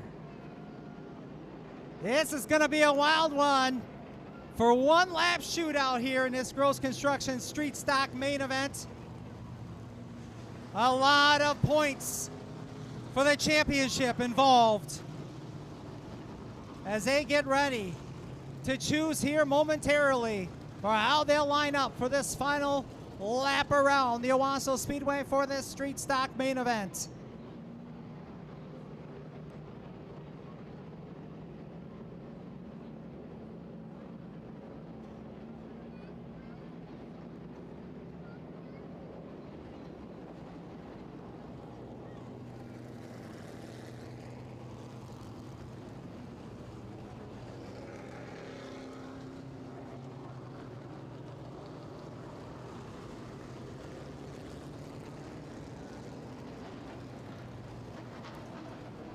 All right, 42, Larry Seeley will be assessed with the caution. He'll move to the back of the field.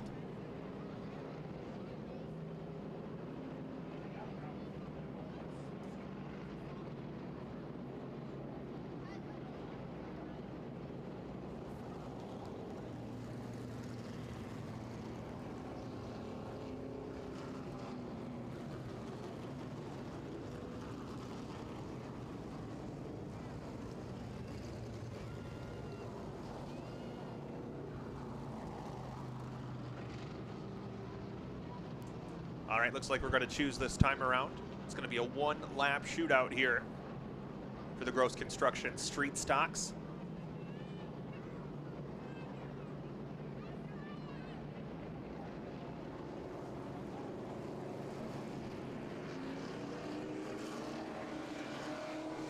Well, the inside line, Salmier and Miller both took it. That allows the 7 of Buddy Head to move outside of row number 2.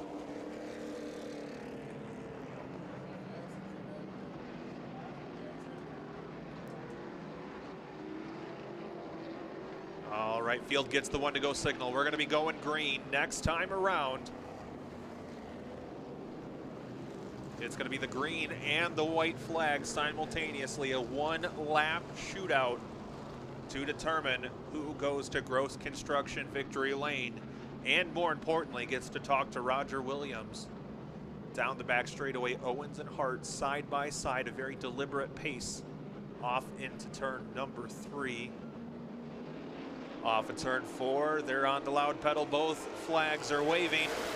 Great restart by Owens. Oh, Salmier going to send it up the inside. As Hart fades back, Salmier to the inside of Owens. They're side by side into turn number 3. It's going to be a drag race down to the line. Checkered flags are out. Owens and Salmier make contact. I think Salmier had it. Salmier had it by a nose as they bump and rub to the finish. Of course, that call unofficial by me, but it looked like the 20 of Salmier had it by about that much.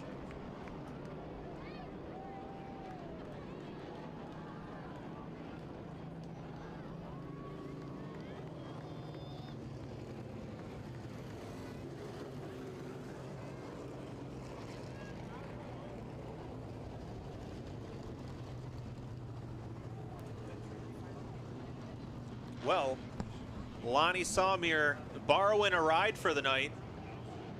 Been filling in for Tim Lahar. I'm sure Tim Lahar would have liked to have made it to victory lane and gotten that $900 from Kimball Midwest. He does not. The challenge goes on to next week. $1,000 will be on the table. But race fans, give it up for Tim Lahar for taking the challenge. Gave it his best effort, came up a little bit short, but I don't think he'll be too sad because his car still ends up in victory lane, just not the one he was driving.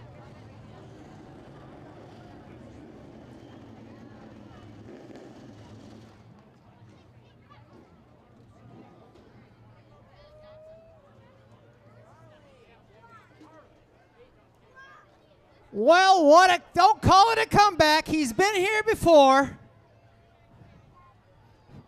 Gets it done in the street stock here tonight.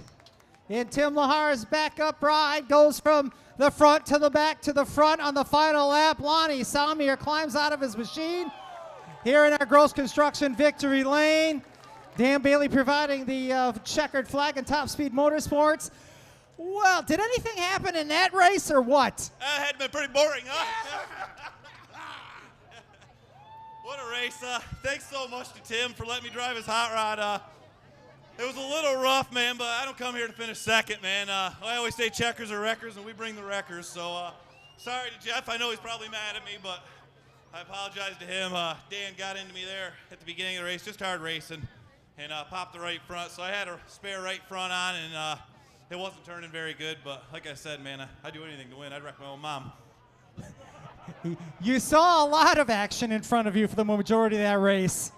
Are you a little concerned about the aggressiveness going on in the class right now? Or do you think it'll police itself? You know, I think it'll police itself eventually.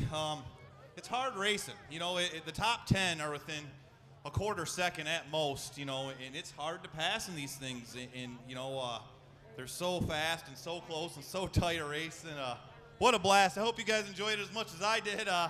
Thanks for coming out tonight, and like I said, I hope you guys enjoyed the show. All right, how about it one more time? Lonnie Samir picking up the win in your Gross Construction Street Stocks.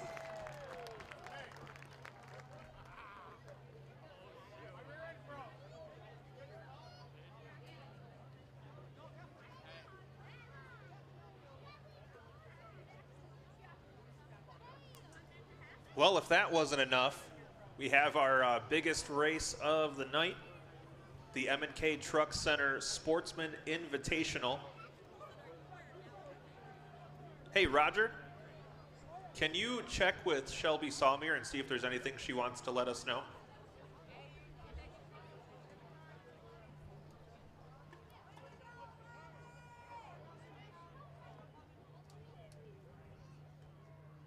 Oh, see, I prompt Roger for an interview, and he tries to get a picture taken. Oh, he is going to get a picture taken.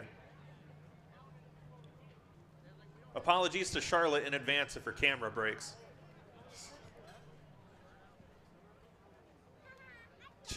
Next door, that's a true story.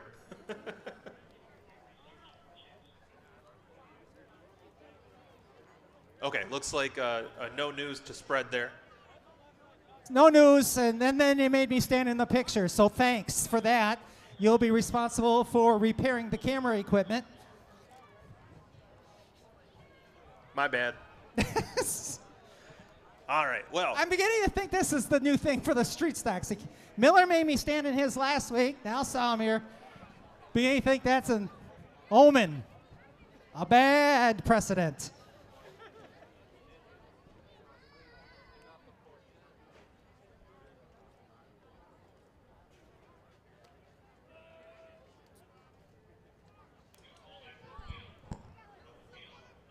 All right, late model Sportsman, M&K Truck Center's Invitational getting ready to kick off. 50 laps will be the distance here.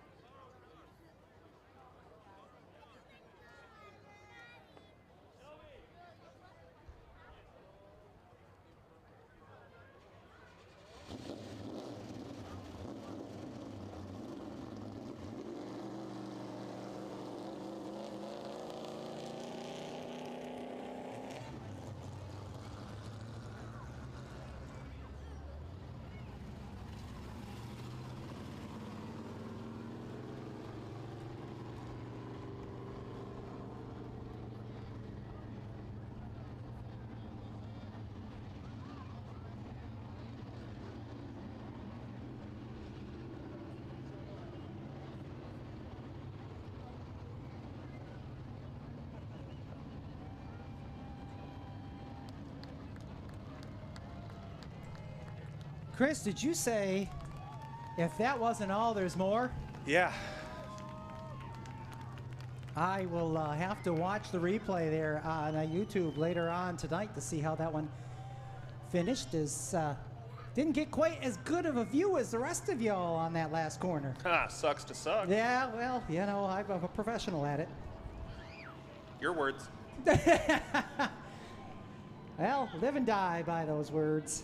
Hey, happy Father's Day, by the way, tomorrow. For all you fathers, look to your left, look to your right. If you see a kid that looks like me, let me know, because I need to get out of here. You wouldn't be the first announcer here with that issue.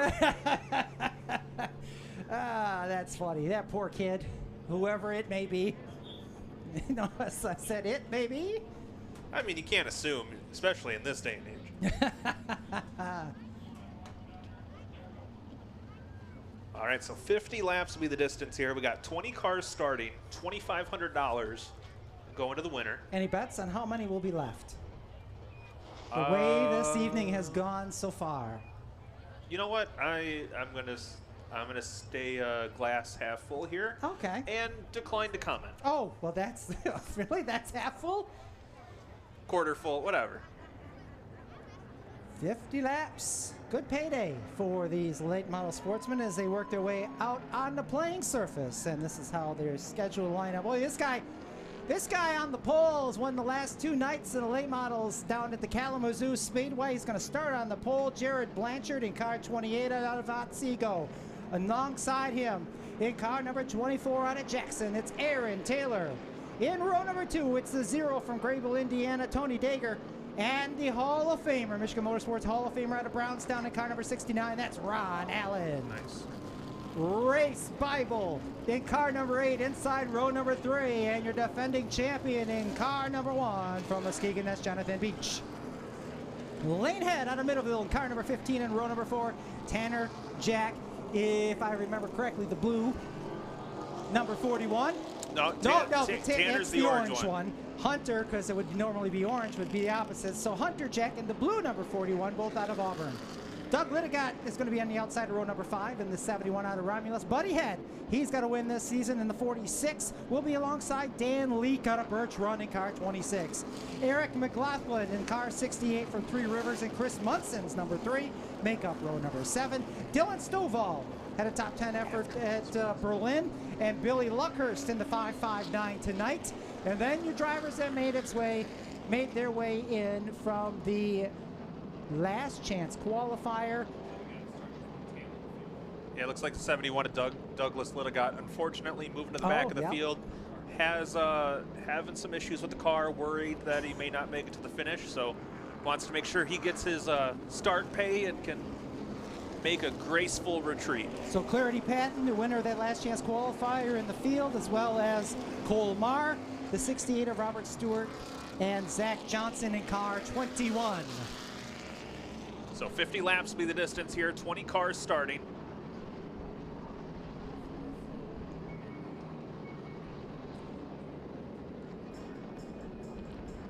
Ladies and gentlemen, this is your parade lap for your late model sportsmen. They're gonna go 50 fast. So let them know you appreciate it. Give the big Owasso high as they make their way down the front straightaway.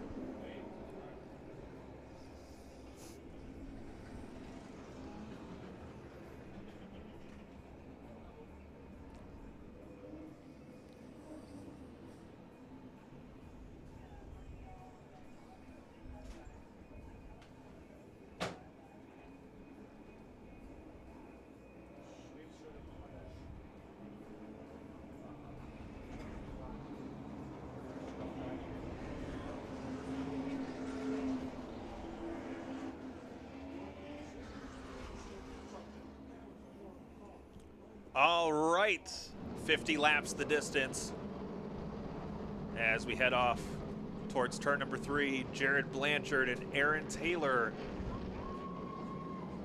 on the front row. Logan McCaslin with the green flag at the ready. Off at turn 4, green flag's out. Here we go. Big money on the line as they work their way back for the first time here And it's going to be that 24 machine of Aaron Taylor taking the early lead. Blanchard back to second. Then it's the 69 currently there. That's Ron Allen in third. And the 0 of Tony Dager. And Roger, this one is a non-points event, a late addition to the schedule. Non-points event, the only thing on the line here is pride and a payday. Oh, and there's a spin. Munson in the 3. A lazy turnabout in turn number 3 for car number 3. Not sure if there was contact or not. Looking here, we're about a half lap behind here on the live feed. But Munson back underway. Oh, it looked like maybe he was trying to avoid getting into the inside car there. It must have been the...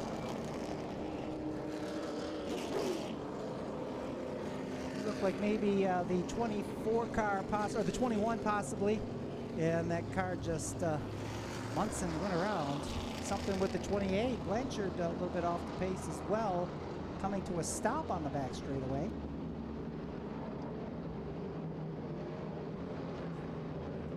So wondering if, well, if Munson just locked up the left front or not. Doesn't seem to be trying to advance any positions. Makes me think he may have done that on his own. Looks like the 69 also coming to a stop. Ron Allen, the multi-time Flat Rock champion. He's back underway.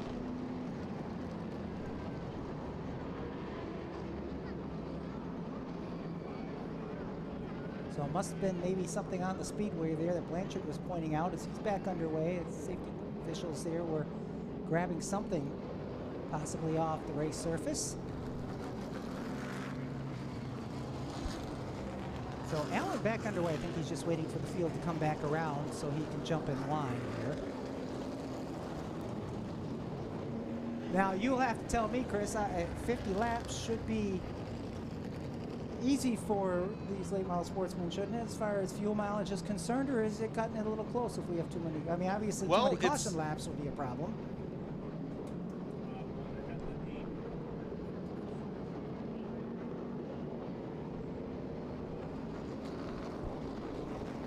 Ron Allen gets back in line, which would be the third position as I see him on the speedway. Yeah, Roger, to get back to your point, sorry.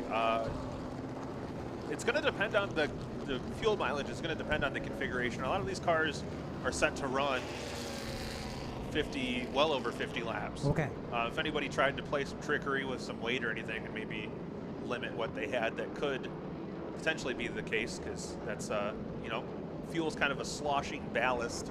Right.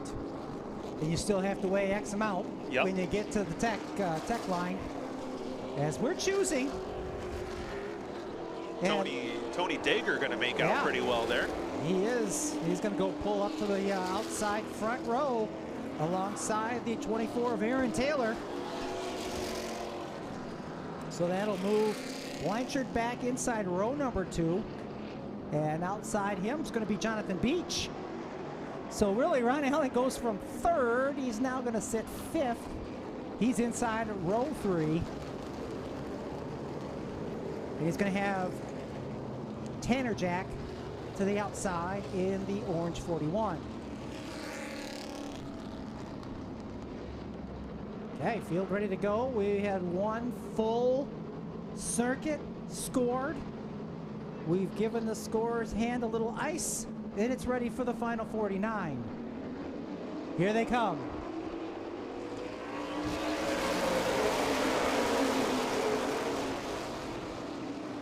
So Tony Dager in that 0 car hanging with Taylor on the restart. He's a regular at the Angola Motorsport Speedway, a track that's very similar in configuration to the Owasso Speedway. In fact, he went testing there a couple days ago to get a feel for it on a similar layout. And Tony Dager's got a lot of wins at Angola and could be in a pretty good position here as he runs 2nd. But John Beach in that $sign car already up to 3rd. Yeah, Dager's already putting pressure on the back end of that 24 of Taylor. I think Dager is definitely faster here if he can get around that 24. I was going to say when he was on the outside that I would think you'd have to have a lot of laps here to be comfortable running the high side here, but you explained that before I had a chance to ask the question. Tanner Jack, that orange number 41 up in the mix as well, Roger. Always is. Both the Jack cars always seem to be inside the top 5. Unfortunately, a lot of times they get snake bitten by some late race incidences that take them out. Right now in the early going, yeah, they're marching their way to the front. Got a father-son duo getting ready to battle for 5th, though. Lane ahead has the position. His dad, Buddy, wants the position. Boy, Blanchard is falling right out of the mix. He's just about holding on to the top 10 as Allen's going to go by. Both those cars have dropped back incredibly since the start of this race as they're battling for 9th and 10th, while the front half of the field's threatening to pull away in a single file formation. 26 of Dan Leake working around the 28. That he was a late arrival, only got a couple laps at the very end of our last practice session. And that Steve Ponitowski machine was able to put up a good enough time to lock himself into the A main. Jack going to be the first one to try the top side. Looks high side of the dollar sign of Beach. Cannot get it done. Falls back in line. He's got a head right behind him in car 15. Both heads actually right there. Lane head and Buddy head running in the 5th and 6th positions. So you got both Jacks in there and both heads in this lead group with 10 complete.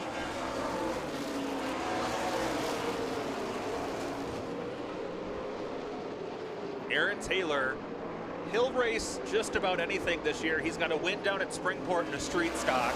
He's won a couple races here in the modified. Hops behind the wheel of Damon Place's late model Sportsman, and looks to be in a pretty good position here so far in the opening stages of this one.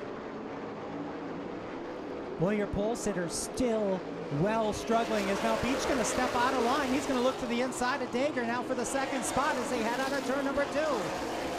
Beach to the inside, the outside to Dager. Will he have room to go underneath the 24? He won't. It stays a side-by-side battle for the top spin. Turn 2. Colmar goes around in car 36.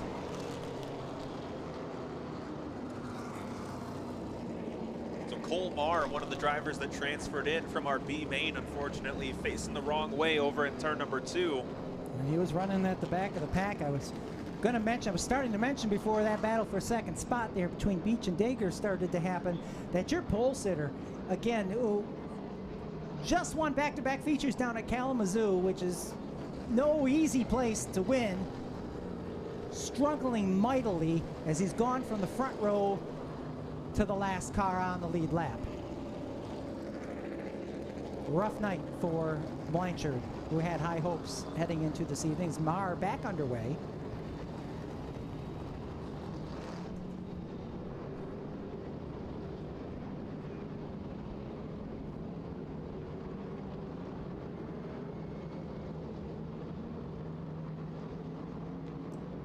You're welcome.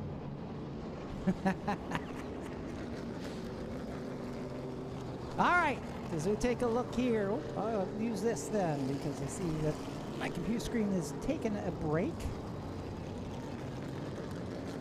Back to our running order here. Aaron Taylor shows as your race leader. Tony Dager in second, John Beach third, Tanner Jack fourth, fifth Elaine Head, Buddy Head sixth, Hunter Jack seventh. That was your lead group of cars.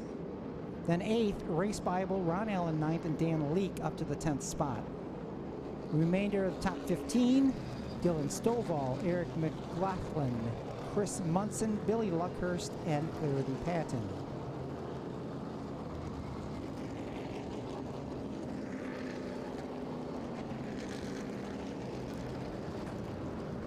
Well, just got word Ryan Warning, who helped us out in the tower opening night, is checking in from Florida. Having some issues with our timing on the screen. It's being sorted by times, not running order right now. We'll get that hopefully squared away here. Yeah, that seems to be the case. I'm noticing on my race pass every race we've gone to, my filter keeps going to best lap instead of the running order. So I don't know if that's something that's on our part, but it keeps resetting to that regardless. So wondering here as we've just done the choose. And no change really in the top two as your leader took the inside and Dager took the outside. So Taylor will be in the prime spot for the restart once they get to our restart zone. The M&K Truck Center restart zone. For the M&K Truck Center Late Model Sportsman Invitational. Set to go. We've got 12 laps complete. Oh, I'm sorry, real quick. I got to thank Jenny Warning, not Ryan Warning, for fixing our lineup as the green flag is out.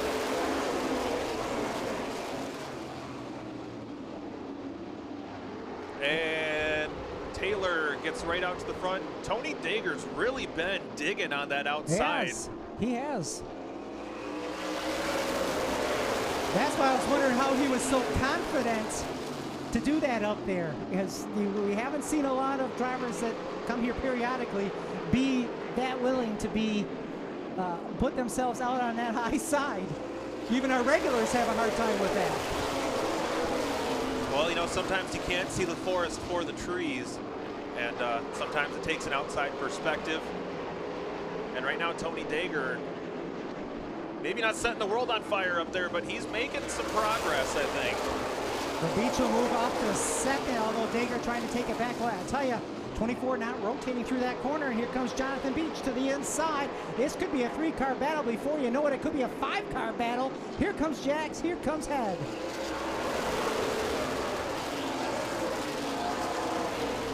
And now Beach and Taylor side by side down the back straightaway. Off into turn number 4. Beach has about a fender advantage in 3, but Taylor keeping it wound up on the outside. No, Beach is going to lead at the line. 41 1/1000ths of a second. Great battle, top 4 positions now as Taylor Jack going to take that. Well, he did there for a second. Dager able to go to the apex of that 3 and 4. He got some real estate, but he's going to lose that battle as Tanner Jack has taken the 3rd spot. Beach now definitively out in front. Taylor 2nd, Tanner Jack 3rd. Battle on the track for 4th as Tony Dager still trying to make that outside groove work, but now continues to fall back as Buddy Head gets ahead in the 46, moves ahead of Dager. Gotta think Dager's using up a lot of tire running up there. Tanner Jack, the orange 41, now takes a peek to the inside of the 24 at Taylor for 2nd, but now has to fend off Buddy Head of the 46 on the outside. Oh boy, 24 was all out of shape. Yeah, Taylor was. That was a big moment. Oh, now Buddy Head with a big moment as well. He's going to lose that 4th spot because here comes Hunter Jack. We're working our way closer to the halfway point. John Beach now decidedly out in front as Jack and Taylor still continue to battle for 2nd. Then the other Jack and Buddy Head battling for 4th. And Tanner Jack now has cleared Taylor. Now he's got his eyes set on trying to track down the dollar sign of Jonathan Beach. Here comes Hunter Jack, bottom side, trying to get around the 24 of Taylor as well. Taylor now starting to fall back. Hunter Jack up to 3rd, that blue number 41. Former champion of the ASA CRA Super Series. Oh, caution on the speedway. Oh, 21 is Zach Johnson facing the wrong way over in turn number 2. And he was running 17th at the time. One of those drivers that fought their way in through, lasted all the way through the end of that last chance qualifier. Finding maybe his luck run out here in this one as we're a lap shy of the halfway point.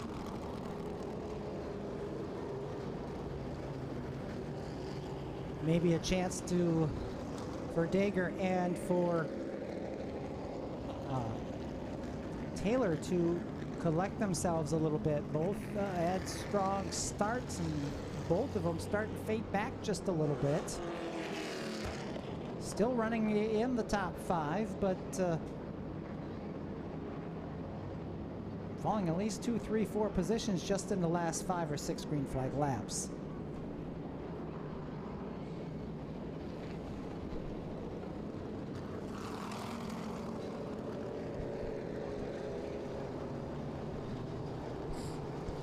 Don't forget, we're back at it tomorrow. Destruction Overload.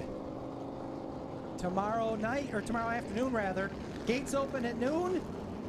And we'll start busting stuff up about 3 o'clock tomorrow afternoon. So hope that you come out and join us. And then we'll get a couple days off. We'll be back here on Wednesday night for the Bob Finley Memorial. Race time that day, 7 o'clock, with the Reveal the Hammer series, as well as our Valley Truck Center Modifieds, running for some big prizes, big top money. All those races you'll be able to catch live on our YouTube live stream, but we hope that you'll come out and join us. Again, it's just $14 to get you in, 20 and under, you're free. I mean, it's the next to the membership to the Michigan Auto Racing Fan Club, it's the second best deal in motorsports.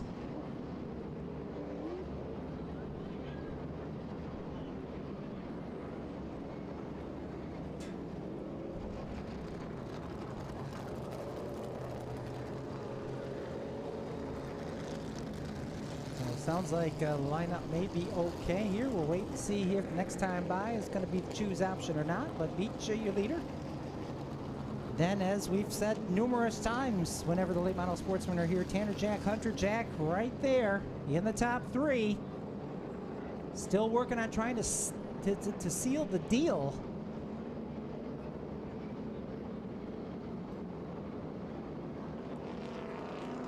Aaron Taylor's still hanging on to that 4th spot. Despite, looks like the handle went away on that car pretty aggressively. Yeah. And everybody there in the top 5 kind of went back and forth as far as inside, outside for the restart. Beach on the inside, Tanner Jack on the outside, Hunter Jack inside row 2, Buddy Head outside row 2. Ben Taylor and Digger actually took the top side,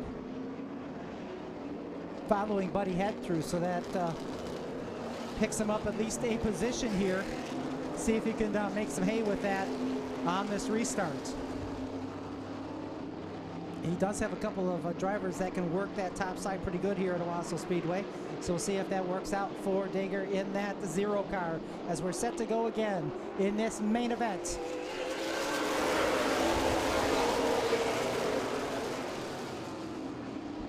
Tanner Jack immediately to the back of the 1 car. Buddy Head going to try to take advantage on the outside. Oh, contact between Jack and Beach. Almost pushes Beach up into Buddy Head. And they're going to bump again. Still.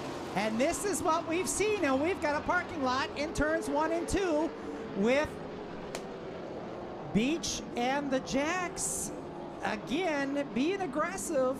And now we got a whole bunch of cars involved in that skirmish. And we're going to have to probably stop the field here and sort things out. But some aggressive racing here just at the halfway point is, one of the Jacks going to pull alongside Beach. You might get to see some hand signals back and forth there if you're just to the right of the flag stand. Bad damage on the front end of Tanner Jack's machine. He pulls to the pits. Couple of taps on the back bumper raised some blood pressures. And we'll see how this is going to get called up. But boy, a lot of cars get damaged in this one, and a lot of them inside the top 5.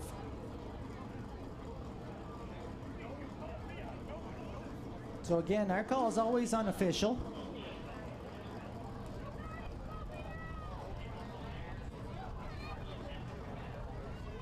Safety crew doing a great job here today, moving along very quickly, getting that moisture sopped up over there in turns 1 and 2. A little sweeping going on it. They should be world champion curlers. With all the with all the sweeping? Sweeping, yeah. That's what you do in curling. You sweep.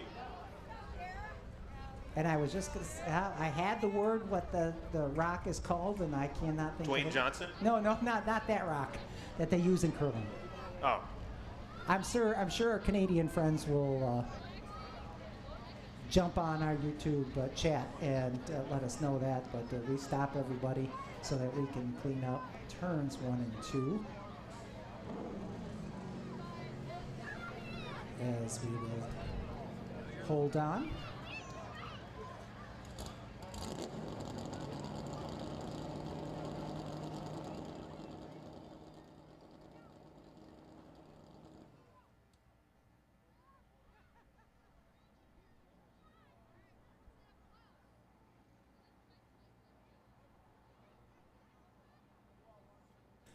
Well, remember, we will do our 50-50. Our winner of this event will pull the winning 50-50 ticket number, and we've got our crack staff on it right now to tell us how much the winning half of the 50-50 will be as we take a look at the instant replay cameras to determine what an appropriate call may be.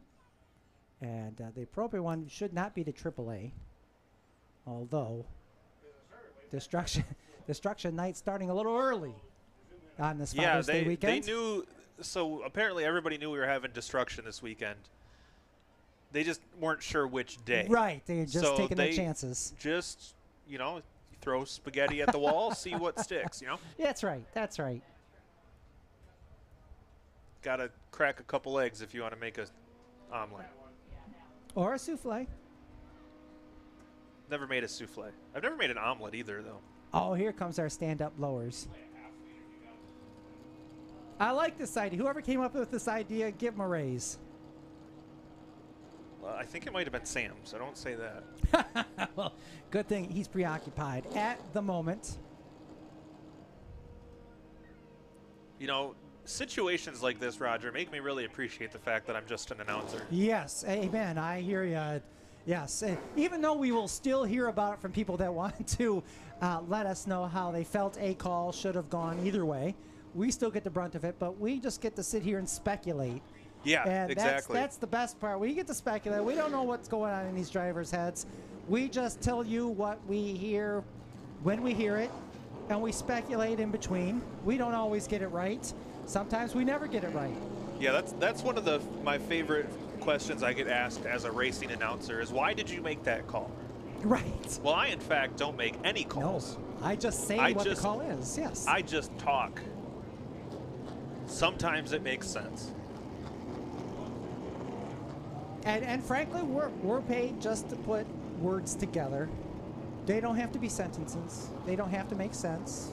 Sometimes I just start a sentence and I have no idea where it's going. I just start talking and then I hope to catch up with the end at the end. That's right. Race Bible looks like he's taking his car, or I almost went dirt and said tooken his car to the pits. Munson, I see. Oh, he was one of those cars. He's getting hauled off. I think Munson was on the hook. Yeah, rough night for him. He was that first caution. Yeah. And he was at the back of the pack. It's never a good thing when parts of your car leave after the rest of your car. Yeah, somebody's hood there. Yeah.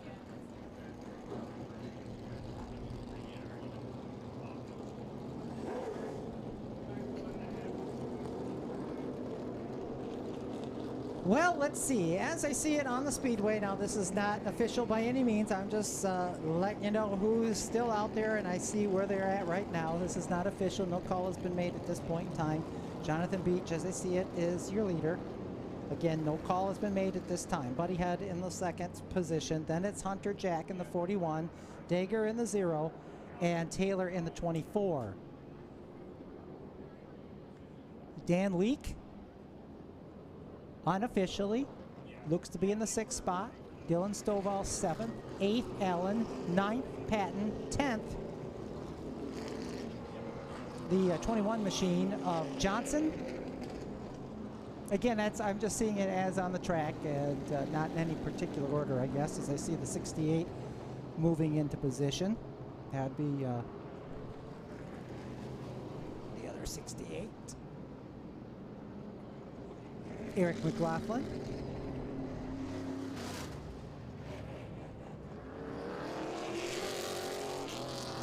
And we'll wait for scoring and timing to put them where they need to be.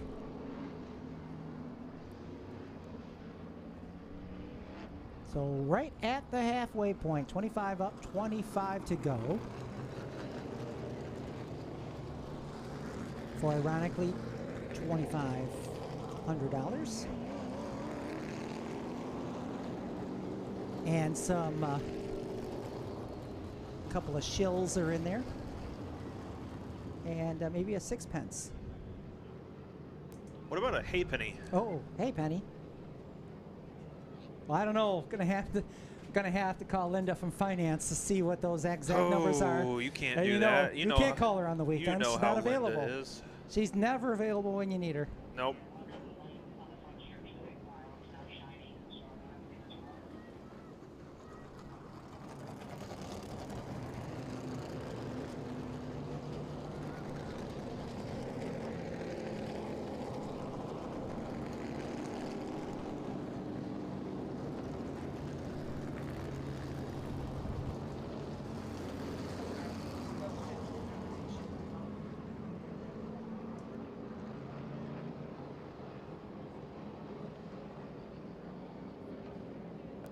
So the orange 41 of Tanner Jack is assessed with the caution. So he already left the track. So we'll kind of go with what we have here. And oh, we're choosing this time. Oh, well, I was. Surprise. No, I couldn't see the other flag. There is. So Buddy Head was going to start on the outside, the front row. Jonathan Beach going to be alongside. Again, 9 points night, but you got your former champion and got a guy that's already won a feature in the late model Sportsman so far this season in Buddy Head. And he's already had some laps tonight before this one. Then you've got Hunter Jack in the 41, Dager in the 0. That's front 2 rows. Field speeds up, slows down. Looks like Race Bible did make his way back out in car number 8, so he's tagged onto the tail of the field for your Race Bible fans. I would say we probably have a lot of Bible fans out there, Roger. Buddy Head trying to take that top spot away down the back straightaway. Beach on the inside. Slight advantage goes to Head. Here they come out of turn number 4. Buddy Head able to clear. Here comes the other 41 of Hunter Jack. Look to the inside of Beach. They go back to nose to tail. Taylor wants to get back involved. Oh boy. Beach to the inside for the lead, Chris. Oh, this is a tremendous 3-car battle at the front of the field. Head to the outside of Beach. Jack looking to take it 3 wide, perhaps. Beach tries to fend off the charge. He still leads. Wow, pucker value just went up as Buddy Head, Jonathan Beach, Tanner Jack, or Hunter Jack rather, and Taylor, your top 4, still duking it out. Dan Leake breaking into the top 5 and closing in on your top 4. He could potentially make a move on Taylor here as Buddy Head continues to hold the lead. Led that last lap by 4 1/1000ths of a second. And looks like it will be a little less close this time as Middleville, Michigan's Buddy Head leads off into turn number 1. And Dan Leake started back in the 12th position. He's up to 5th in that number 26 car, trying to have some fun up with your leaders. He's right behind Taylor, who sits in 4th.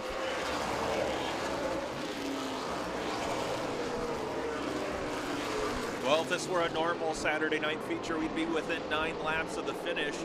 But it's the M&K Truck Center Invitational. We still have 18 laps left now as they get back to the line.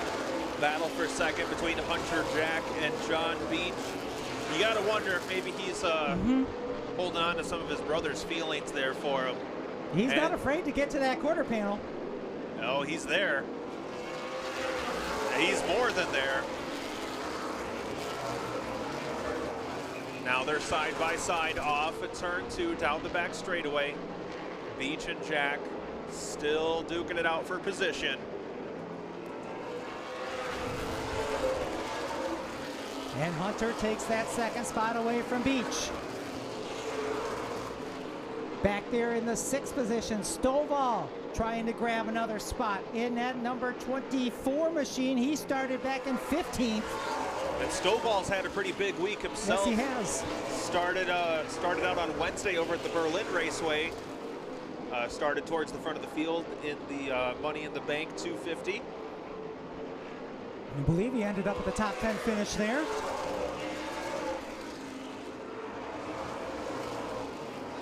Buddy Head starting to extend that lead. Last time by was 0.8 of a second. As he continues to lead, Jack, Beach, Taylor, and now here comes Leak taking that 4th position away. And he decidedly has that position now as he sets his sights on the top 3. Battle still going on for second though, as Beach and Jack still jockeying for position. Hunter Jack has the position. John Beach running in his wake. 1.1 second advantage for Buddy Head in car 40. Oh, he blew up! And the caution flag is out as Buddy Head blows up down the front straightaway.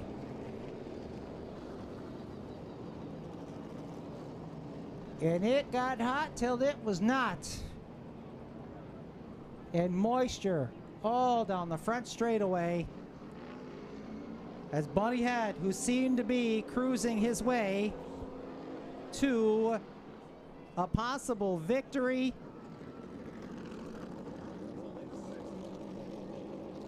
and it all went away.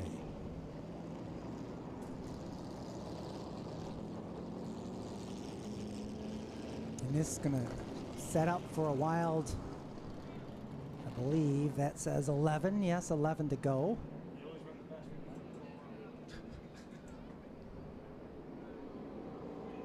So now that chippy little battle we had for second, Roger, now becomes a battle for the win. Yep. So hold on to your seats. What was it? Greg Yost that used to say, this is gonna be a barn burner.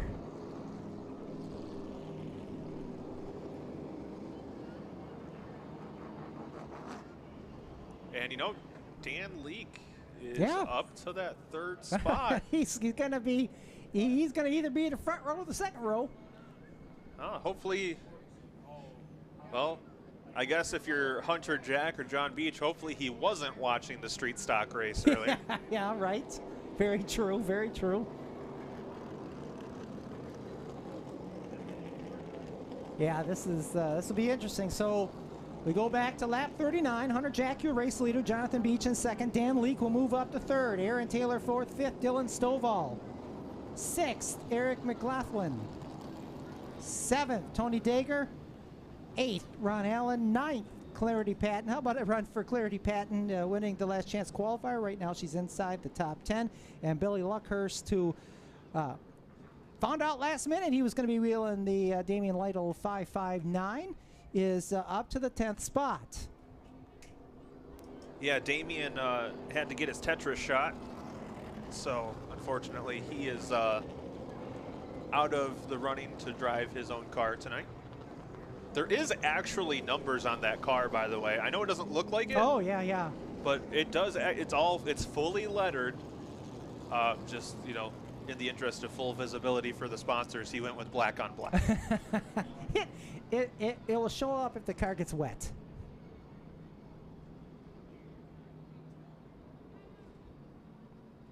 So it has been a night for the Speedy Dry. So we'll all you out there gonna all have smoker's voice tomorrow morning from inhaling all the Speedy Dry. Hey, good morning. Happy Father's Day to you. That's how I usually sound after a race day anyway. So.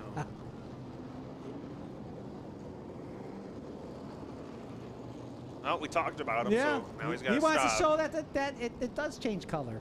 Yeah, you can see it now that it's directly under the light. Uh-huh.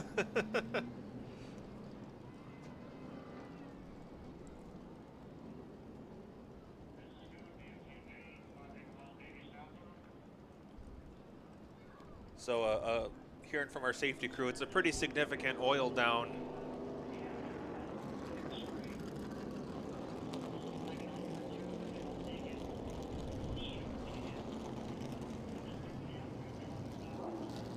So very possible here we may be, like you said, stopping them here to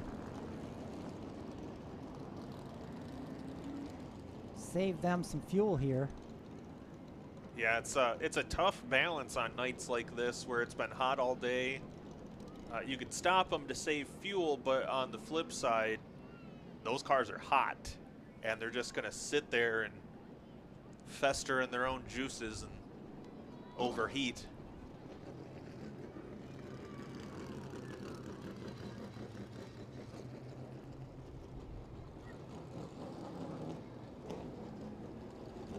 So it looks like some drivers are taking the option.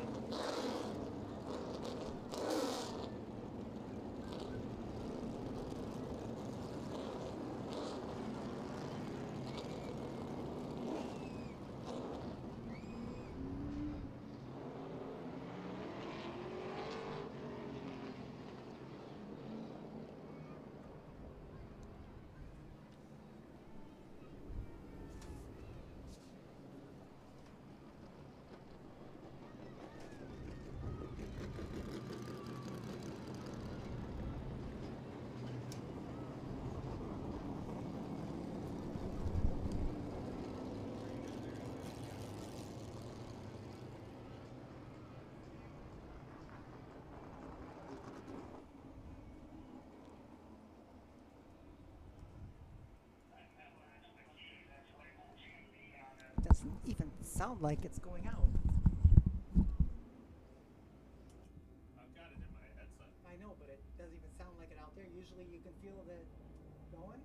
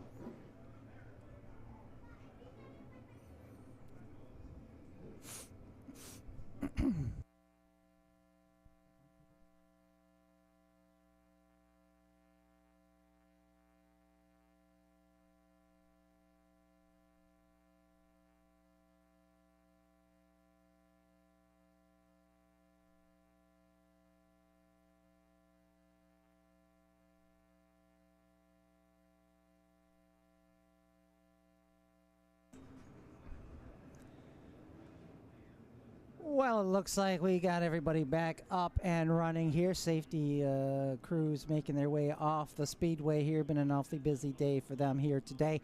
And we'll see here shortly if how far away we will be from getting ready for the Owasso option. I'm sure they're wanting these drivers to take a couple of laps through the Speedy Dry. Most of it outside the racing groove, but plenty of it down the straightaway that needs to be addressed here. So looks like maybe some blowers will be possibly making their way out here shortly. We shall see. I see him by the ready.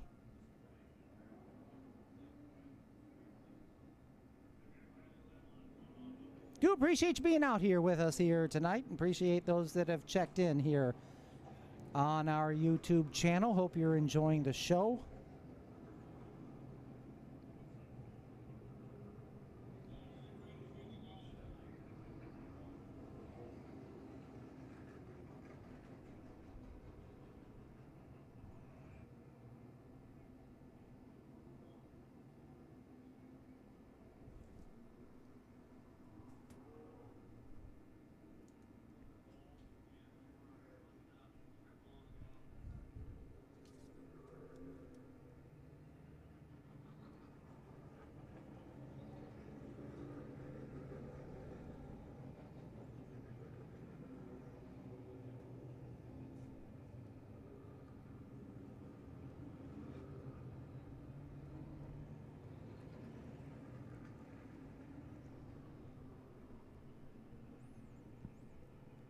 And we do appreciate the work from Agnew Signs, all our logos, everything you see around the Speedway with the help of Agnew Sign Company. There are creative geniuses behind all the signage. Gives Owasso Speedway its unforgettable charm.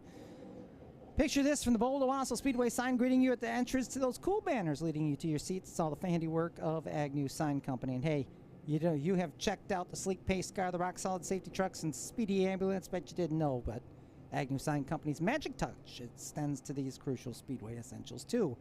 Now let's talk about your business. Want to stand out from the crowd? Well, you can with Agnew Sign Company's touch. It's totally doable. Think striking awnings, inside-out captivating signs, lively banners, and stunning vinyl graphics.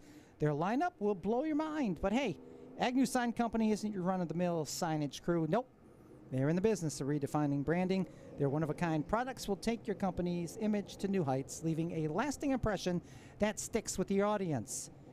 If you're ready to experience the Agnew difference, head on over to agnewgraphics.com for a treasure trove of marketing possibilities. So swing by their spot at 1905 West M21, just a stone's throw away from Owasso. Or give them a call, 989-723-4621, with any queries you've got. That's right, I said queries. Usually that's a question for you that, did not know what that word meant. Big shout out to Agnew Sign Company for making the Owasso Speedway shine bright. Now it's your turn to let their magic work wonders for you and your company.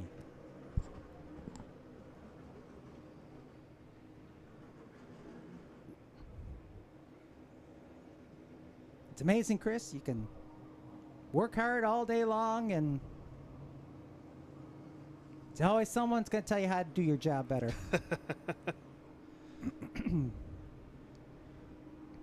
I appreciate the concern. And, sometimes there are other things going on in the tower that don't always allow us to be jabbering.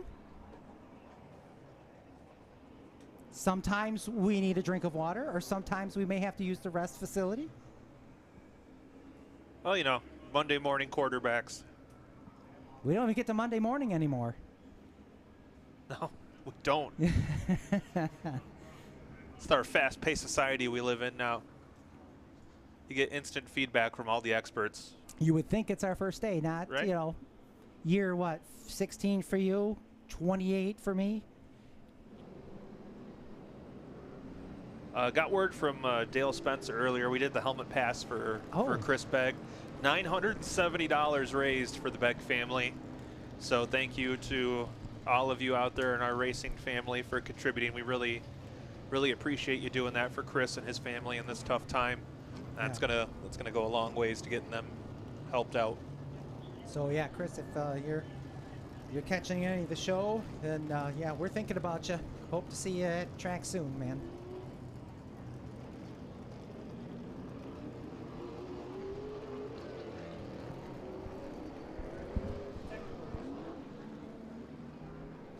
Well, that safety crew is hustling today. They have been. They're going to be multi-equipment certified before the end of the evening. And then they got to turn around and do it again tomorrow in the heat. Yeah, we'll make sure that they're well watered tomorrow.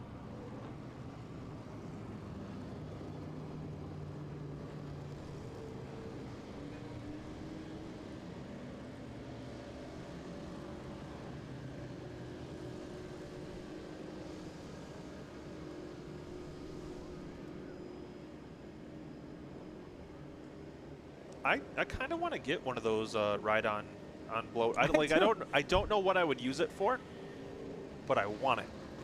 I'd be happy just to have one with just right behind lawnmower. Of course, you got to wait to get a lawn. Yeah, we're getting there. When you go out there and pluck the one dandelion, go all done. Well, it's growing in patches now. So Jordan went out last weekend and weed whacked our whole yard because it was about. Parts of it were 3 feet tall. Jordan had to do it? You don't get your hands dirty? I was here. Oh yeah, that's right. Oh yeah, that's right. We watched it rain. She was out in the rain doing it? It was before it rained. Oh, gotcha.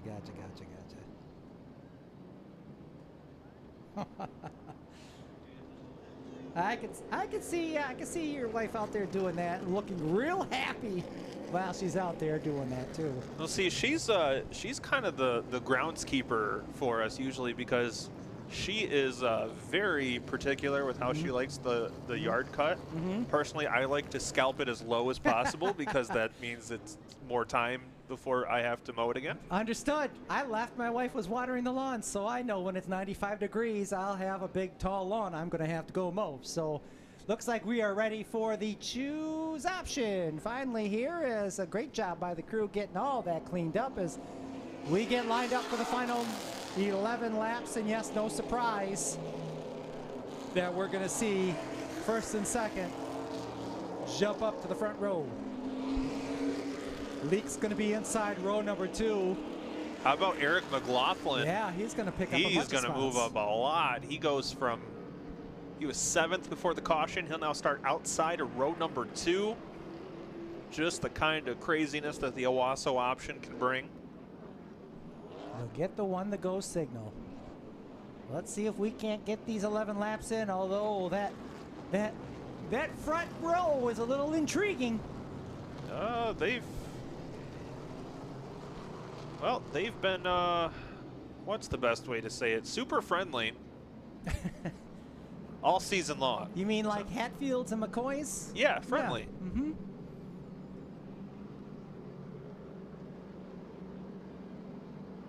All right, so Jack will lead him into turn 3. 11 laps still on the board off of turn 4. Green flag's out. Boy, Hunter Jack got a good start on that one, and Beach not going to be able to do anything with it for now. Boy, Leak was to the inside, had to give room there for Beach to get into that lower line. As they come by, nose to tail, 10 to go.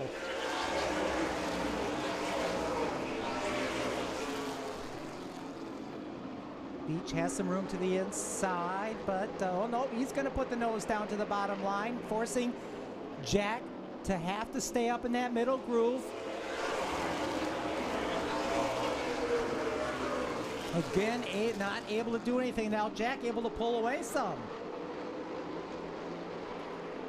Yeah, it's going to be a great battle there for 5th as Dylan Stovall gets inside of McLaughlin. He'll take the position. Potential for a pretty solid weekend for week for the 24 car as Hunter Jack continues to drive away in the 41. I mean, Dylan Stovall 15th. Oh. Caution is out. Oh, we got problems over at turns 3 and 4. And although all cars are rolling, the caution flag waves. I'm not sure what happened there.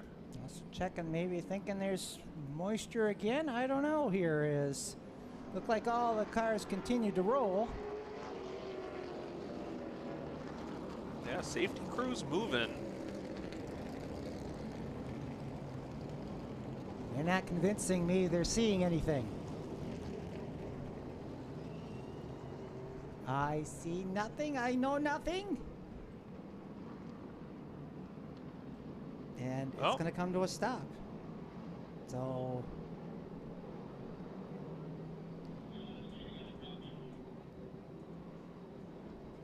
So I may be an abundance of caution.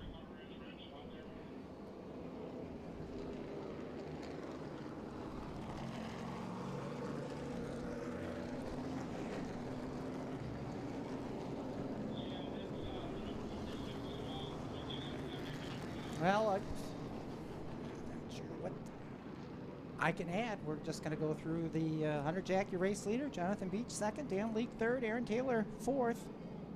At lap 43. Dylan Stovall, 5th. McLaughlin in 6th. 7th, Ron Allen. Clarity Patton, 8th. Jerry Blanchard, 9th. Lane Head, 10th.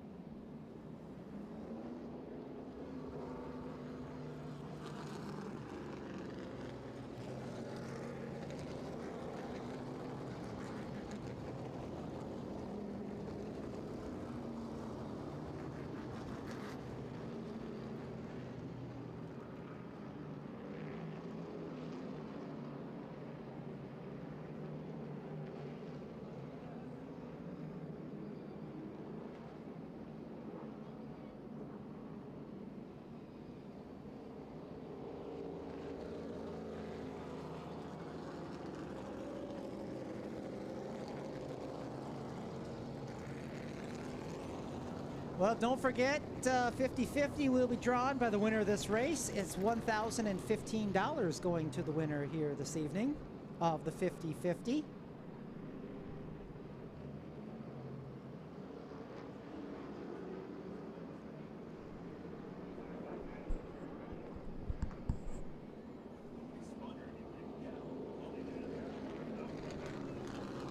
So Dager looks like he's going to be the car that's going to be asked to restart from the farthest position back, and Well, we might be losing another car. Looks like we might lose the 15 a lane ahead as well. Well, Roger, you and I were questioning what happened. Right.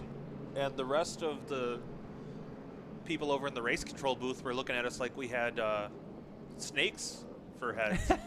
And See, they had it under control, is what yeah, you're saying? Yeah, apparently there was a spin over in turn 4. By the time we saw it, everyone had come back around, but... And that's exactly why they're on that side. Yeah. And we're on this side. That's why they're race control and we're out of control. That's right. The loose cannons of motorsports. The fun ones. We're the fun pew, ones. Pew, pew. Yeah. Couldn't see it because it's audio, but I was doing finger guns there. Look how far. It's pretty cool. Look how far Luckhurst is going to go.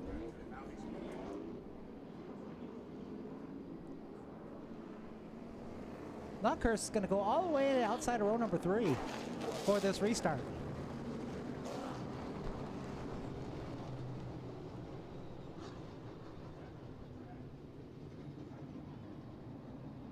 So the drivers are being told, Chris, that the next flag will end it. Whether it's a caution flag or a checkered flag, we are at the time limit. And our scorers at home were right on top of that one, weren't they, Chris? Yeah. Got those stopwatches out. All right, green flag's out. We're back underway.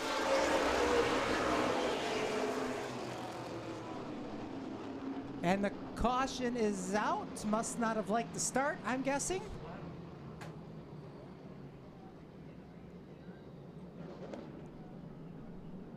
Okay, so an aborted restart there. So we'll go back to give it one last try. One last try. One last chance, I believe. A big country hit.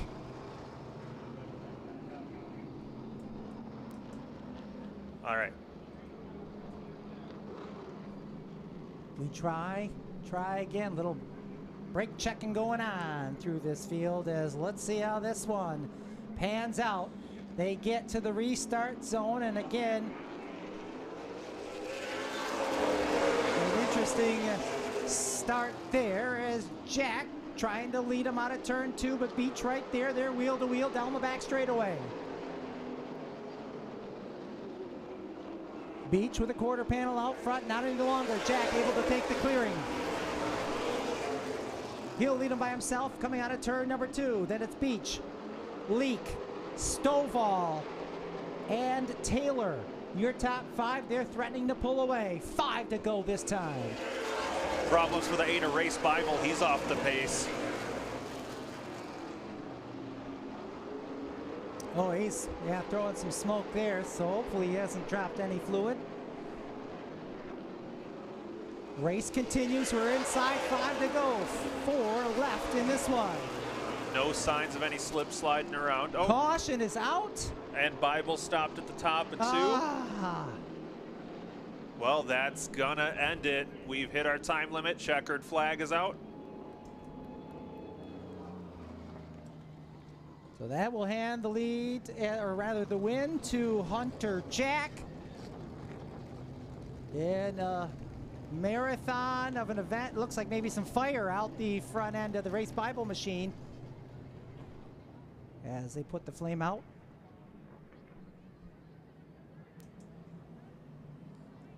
Well, for an action-packed race, a bit of an inauspicious ending. But nonetheless, he's a former champion of the ASA CRA Super Series and picks up the win tonight. He'll head to Victory Lane. Excuse me, Gross Construction Victory Lane.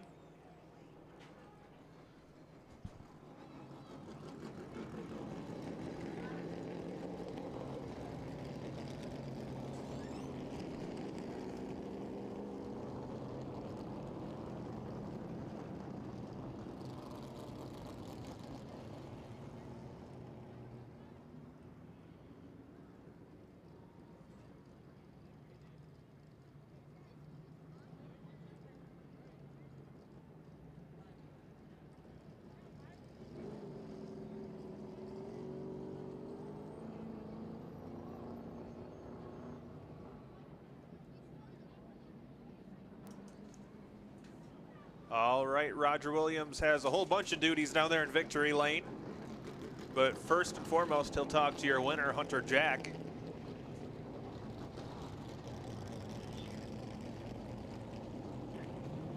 Well, it might be a moment here as field having to cool down, maybe take a lap or two before they can get in the pits. But Hunter Jack down here in Victory Lane, he'll get a nice checker flag courtesy of Top Speed Motorsports, as well as a big payday. He's also going to be drawing for the 50-50 winner here tonight as he picks up the win. Hunter Jack, ladies and gentlemen, out of the car. First of all, I got to give you this because I'm running out of hands. Congratulations on the run there, boy. You saw a lot of things in that feature event. Anything you'd like to say about what was going on? Yeah, a lot of tough racing out there, a lot of hard racing. I was just trying to be patient there behind them couple guys that were getting into it. Unfortunate for my brother there, he was in a good spot as well. And then unfortunate for Buddy Head there, he had a fast car. So we just lucked out tonight, and we were in a good spot, and I was just trying to be smooth. But pretty cool to pick up a win here at Owasso Speedway. They're doing a lot of things right. Well, we appreciate you making a long tow up here and being a part of the show. You guys seem to be fast each and every week. You had yet to seal the deal, and you finally got her done tonight. Yeah, you know, we had a lot of bad luck here to start the season. I hope it's starting to pick up for us. We're making a run in the right direction. So pretty cool to win here tonight. How about thanking those sponsors? Yeah, definitely. I got to thank Color Master Incorporated, Van Dorn Racing Development, McGonigal Engine Performance, Jim and Barb Lambert, Napa M&S Auto Parts, and Hartman Auto Body. And then my crew back there for busting their butts, my dad, my mom, my brother, everyone that helps out. It's a team effort for sure. Well, we got one more bit of work for you to do here. We've got $1,015 that's going to go to somebody from your 50-50 tonight. If you want to reach down in there deep and pick a winning ticket, you're going to make somebody else very happy today. How about it one more time, by the way, for Hunter Jack picking up the win. That winning 50-50 ticket number. If we call your number, you can pick up your prize at the souvenir stand. I'll drop the money off there in a minute. It's, again, $1,015. The winning ticket number is 719129. 719129. And we're all hoping it's not Rex. 719129. If we just called your number, stop on down to the souvenir stand to pick up your 50-50 money. Congratulations.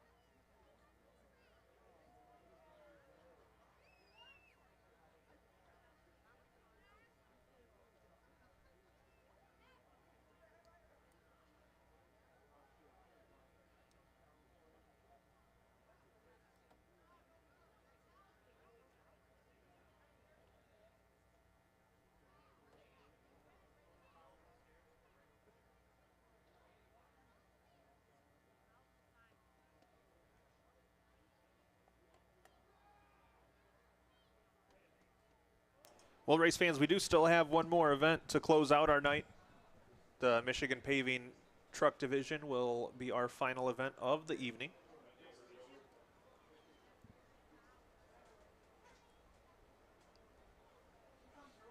And then don't forget, we'll be back in action tomorrow afternoon, 3 o'clock, Destruction Overload number 2. Got the stacker cars. We have school bus figure eights, figure eight enduro, oval enduro, push cars, pull cars, and something we're calling the second place race, which is exactly what it sounds like, and should be a pretty exciting event as well. So that'll be right back here tomorrow at 3 p.m. start time. Gates open at noon. We'll also be doing kids bus rides earlier on. I believe around 1:45 those will start. And then if that wasn't enough, we'll be back here again on Wednesday for the second annual Bob Finley Memorial. Race number 2 for the Owasso 500 Series, Reveal the Hammer Outlaw Super Late Models, Valley Truck Center Modifieds. Boy, can you imagine how busy a week it would be if you had a regular job during the day, during the week? Oh, yeah. Actually, luckily, I have Wednesday. Juneteenth is on Wednesday, so we are off anyway at my regular job. So I'll be here bright and I'll be here. I'll be here. And then if that wasn't enough, Roger, we're going to be racing next Saturday, too. Yes. There's no rest for the wicked, as they say.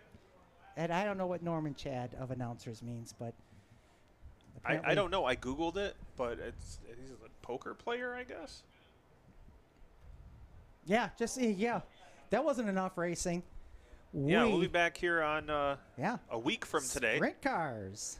Yeah, we'll get to hear our friend Jacob Seelman come in and good call. To see him again. It'll be good to see him again. Yeah, call the sprint cars, must-see racing, and the sprint lights, and the Tommy Bowles Memorial for the MCR Matt Dwarf Preer Cars. will be here on Wednesday, so I know a lot of Matt Preer fans. Yeah, both of them. Truck Series making their way out. Well, you thought all the other events were edge of your seat. Get a load of me now. Right. We went through all that excitement, and we haven't even raced the trucks yet. Charles Hamilton, pole sitter for this one. Brad Rosé, got himself a heat race win. Going to be on the front row for the formal champion. Joe Shamel in the 47. Mark Wilcox in row number 2. Row number 3, it's Cameron DeLong in the out 6-7, and Greg Long the 3rd in the 38. He did make it out. Darren Burton in the 05, Brian Doherty in the 22 make up row number 4. Row number 5, Mark Palmer with a heat race win in the 50 truck, and Richard Gillette's 51.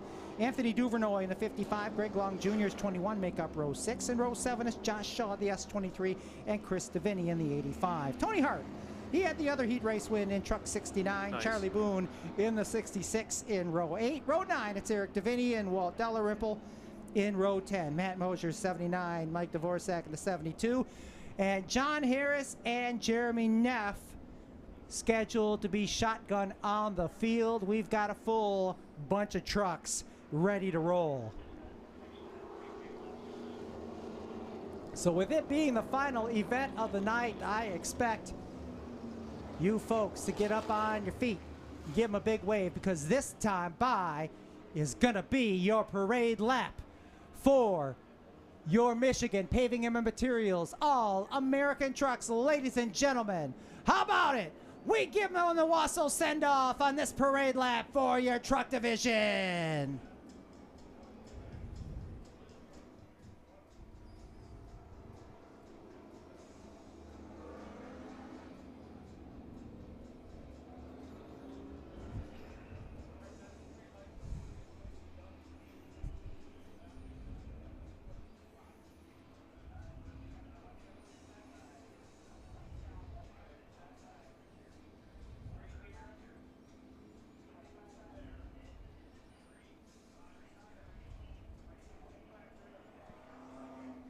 One lap to go, signal given. We're going to go racing just momentarily. One more circuit, our final event of the night, scheduled for 25 roundy rounds. And we hope it's on the big track and not on the little track as they get set to go.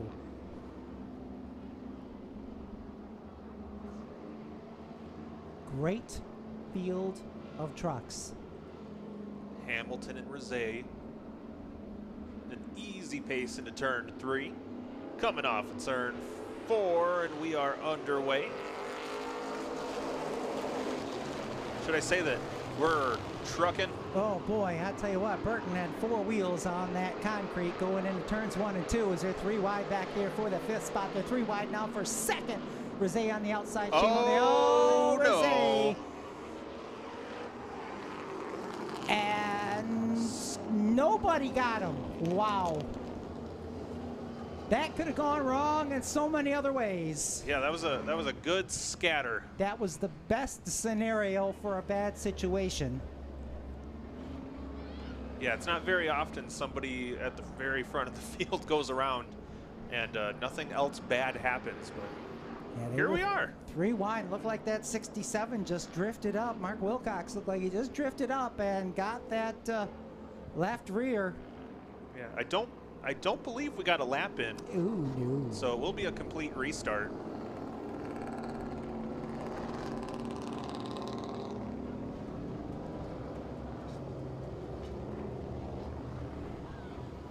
So we shall give it another try here, and got to assume somebody will be getting the blame.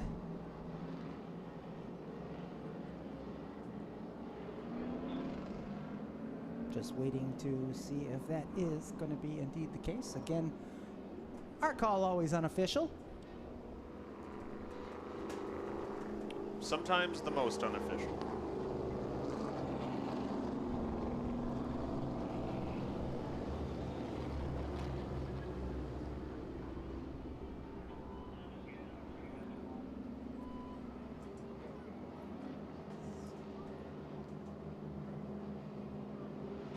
So a complete restart, 0 in, 25 to go. Everyone will take their original spot.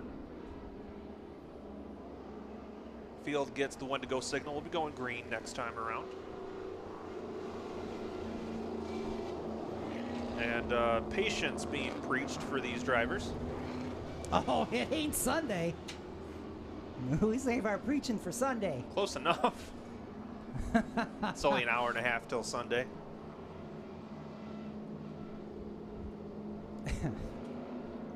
We try this again. Hamilton, Rosé. In the air is the green. Fast. Be the motion of the day as they work their way into turns 1 and 2. So far, keeping it to a minimum 2 wide. And Rosé, boy, did not get into the corner very well. Backed off, and we're still 3 wide. We didn't learn anything from the first time, did we? Well, I mean, we learned something. We actually made it back to the line. Yeah, it's true. Hamilton, your race leader. Wilcox holding on to that second spot. Going to take a peek top side. Rosé continuing to fall back in the 7 truck. Shamo up to 3rd.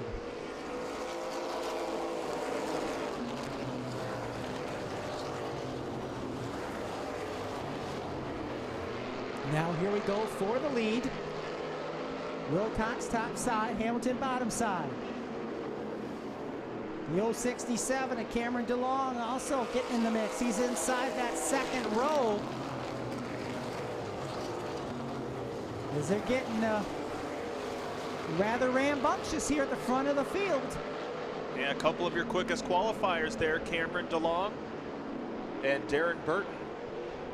Both on that inside line. Oh, there's a lap truck that in got there. real tight. I was looking, where'd the lap truck go? Oh, in the 05. Problems with the 05. No. Comes to a stop. Gosh. Poor Darren Burton, his bad luck continues. Boy, it has just been a rough one. And he backs up into the lap truck that was at a stop behind him. Well, That's insult to injury there. yeah, unfortunately, these guys don't run mirrors or spotters. Sure. And who would think there'd be a car sitting behind him, or a truck sitting behind him? We get 4 complete.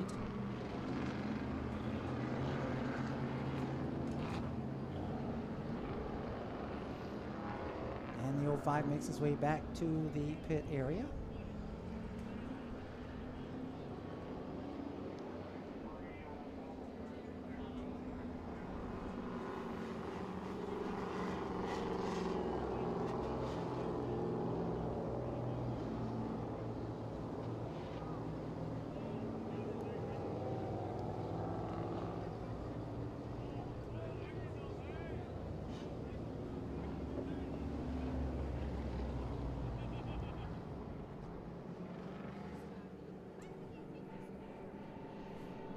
So we pick up some junk around the speedway here before we give them the choose option. Just 4 laps complete. Hamilton, your leader. See, and it does do that. See, we went to the truck feature and it went right back to best lap instead of the running order on my race pass. So. Being told it's a system-wide issue right now. A lot of tracks are dealing with it. Fantastic. Charles Hamilton, your race leader. Cameron DeLong second. According to what I have here on my race pass for the running order, Mark Wilcox in third. That'll move Shamel up to fourth. Greg Long to third, up to fifth. Rosé sixth, seventh spot to Palmer, eighth Doherty, ninth Gillette, and 10th Greg Long Jr.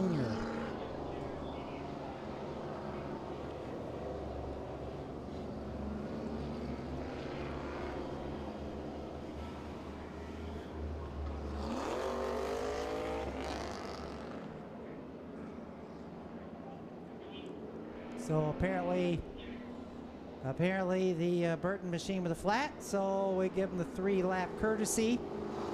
We're on lap number 2.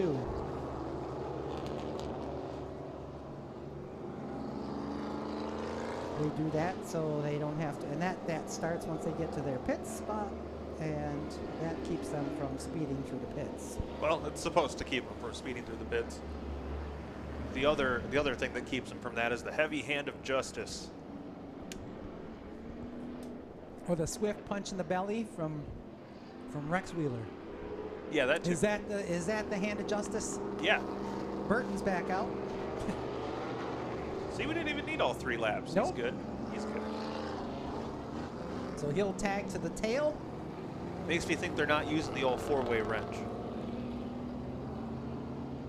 And again, yeah, we might have been able to do the choose option there while we waited, but we'll do it now.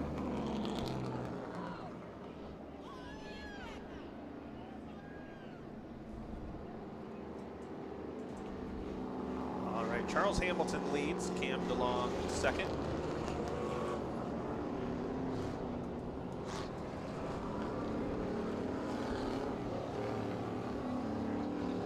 Looked like a little bit of confusion as to who was going to be on the inside between the 7 and the 50. Palmer almost had to take evasive measures.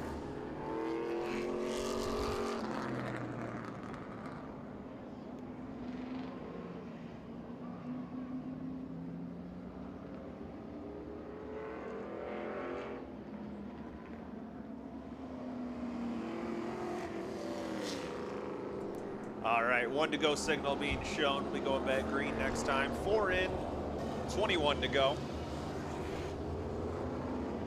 It's now Charles Hamilton and Cameron DeLong on the front row.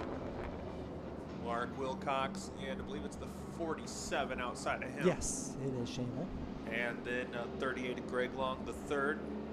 Greg Bob Circle Track Pants.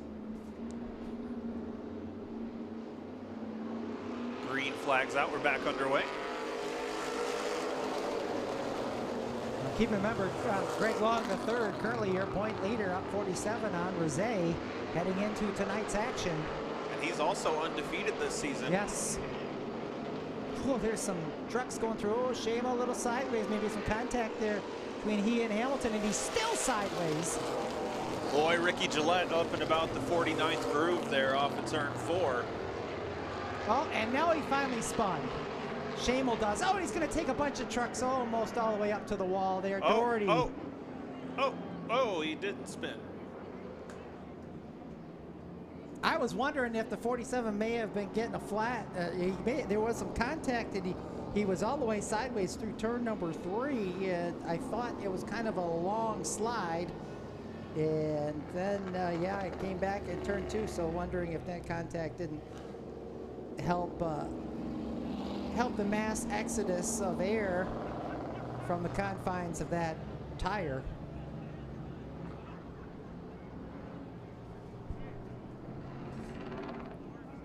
I'm glad you came up with that sentence. 'Cause I don't know if I could have. I don't know if I know that many words. I think I'm on autopilot. Brought to you by Monster Nitro.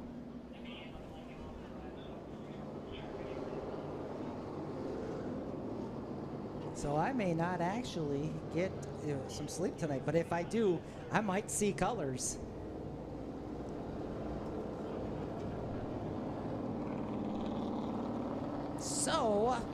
with 5 outstanding laps completed. Cameron DeLong, your race leader. Wilcox in second. Hamilton will move up to third. Long, the third, will move up to fourth, and Rizet up to fifth. Then Palmer, Doherty, Long Jr., Deviney, and Duvernoy. Unofficially inside the top 10.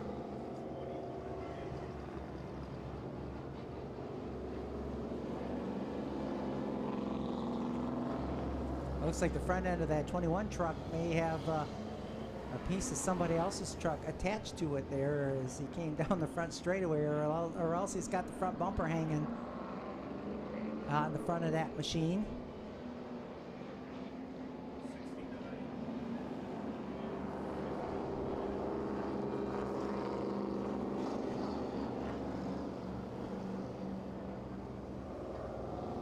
Yeah, it looks like that bumper, the guard part of the bumper on the 21, that plastic piece hanging down and dragging on the speedway.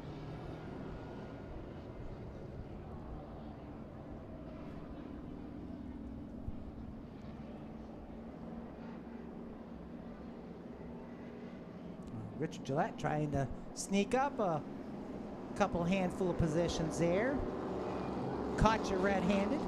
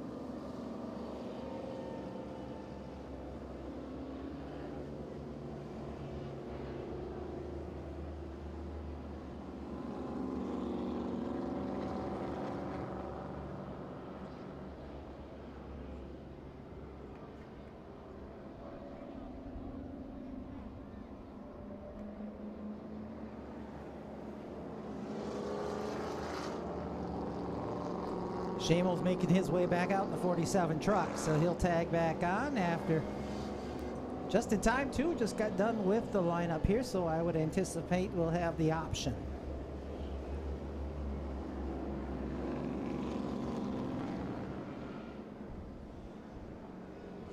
Still 5 in, 25 to go, or 20 to go. I'm adding laps now. Now you're cutting in my beer drinking time. You're gonna start adding laps. Pay no attention to the can opening in the background. Checkered flag is out.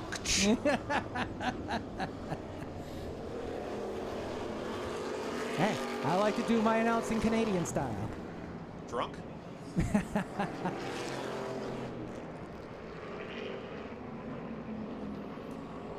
Well, I guess we may have the field lined up and ready for the 1 to go signal.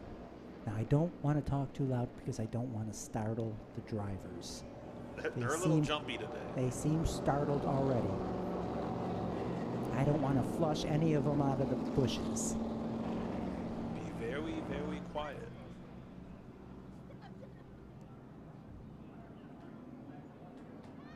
Oh, apparently now we're coming to the 1 to go.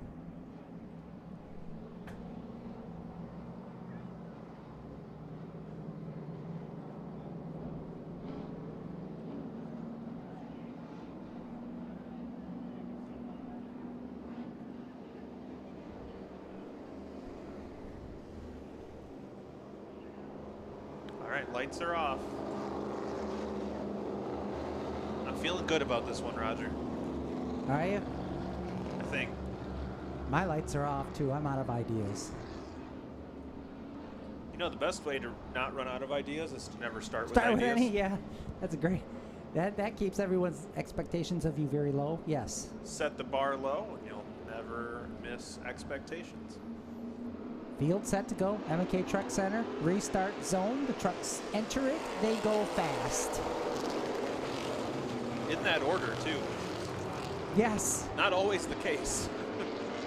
Oh boy, 3 wide racing. I'm watching Wilcox top side, battling for that lead. Cameron DeLong on the bottom side. They're still wheel to wheel. And DeLong leads that side by. And the caution's out again.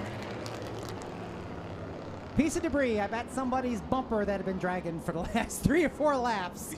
I have a suspicion. Yeah, I'm going to guess it's the 21. I mentioned it. It fell on deaf ears. I mean, we figured it out eventually. Let me see. I'm waiting. Yep, it's off. Yep, it's off the 21.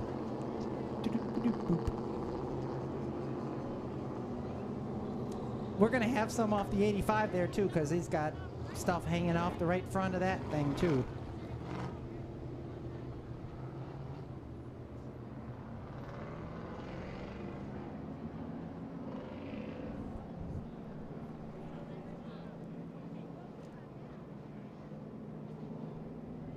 Must be very heavy, or unless there's some up on the top side. I can't tell if that is a piece of debris up on the high side of 3 or not.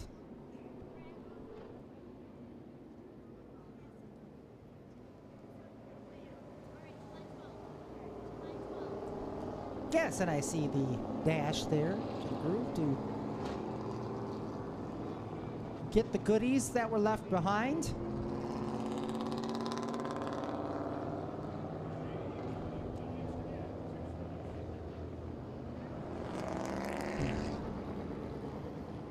I'm telling you, that Davini 85 truck will be your next debris caution here if we're not careful.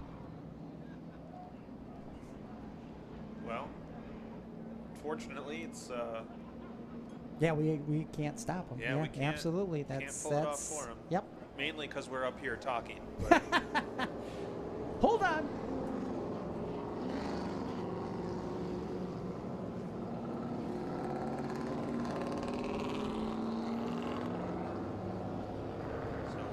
on the 24 hours of Owasso. And what's the fuel mileage on the trucks? I'm going to guess 13 miles to a gallon.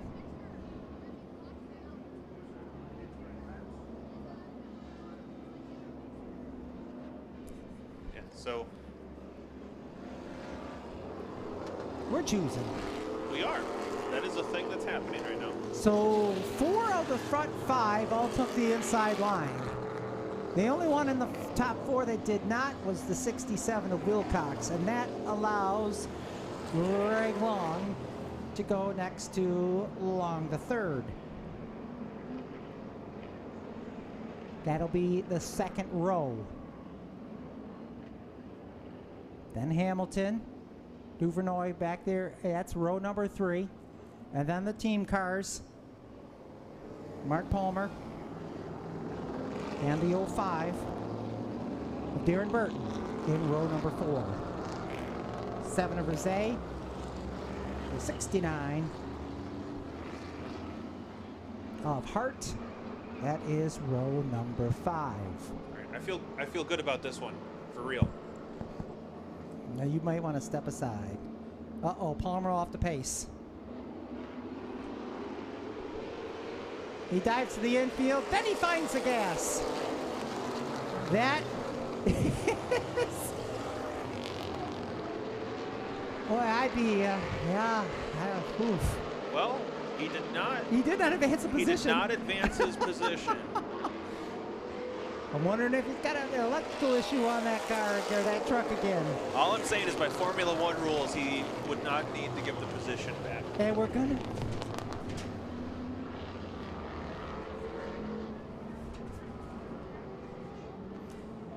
And what shall it be this time, sir?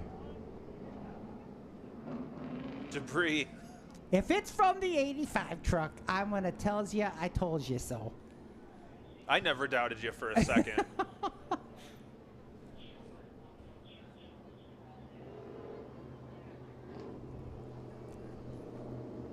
I shall let you know shortly. No, it's not off the 85 truck, so...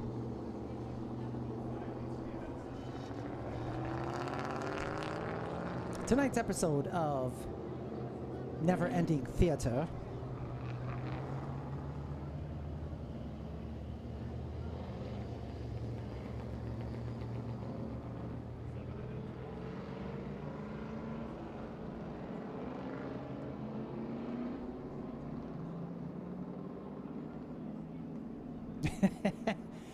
and a big thanks to the camera crew catching that debris on the 85 truck, by the way.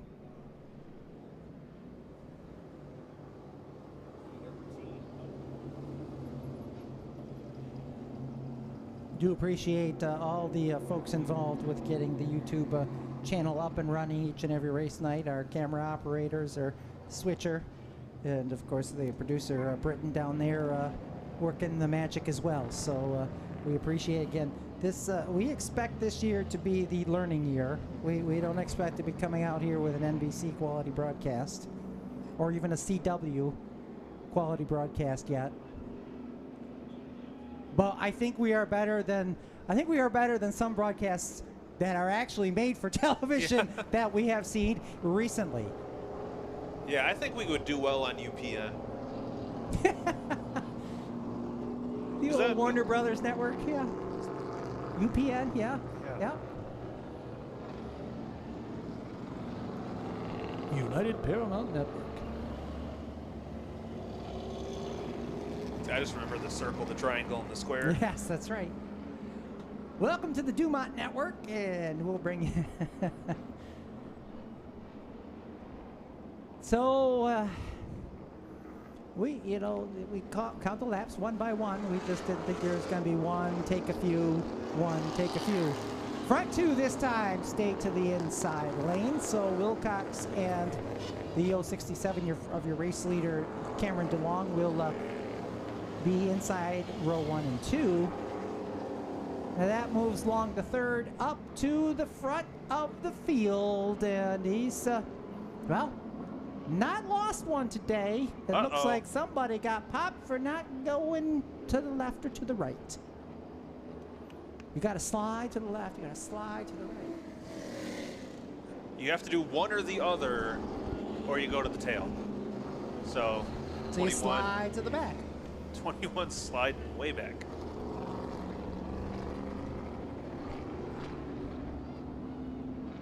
So mental error there by the 21 truck, and that'll be one to watch as we still have a lot of feature yet to go here in this truck division. As we get to the M&K Truck Center restart zone, where the green flag has come out of hibernation. Oh, good. Long and DeLong battling for the top spot. Oh, contact 50, 85.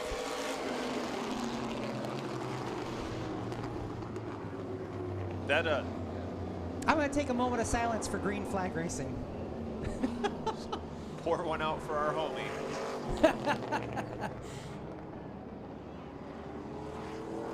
But you know what? The good news that is debris still has not still fallen there. off the 85. That is one hell of a pop rivet right there.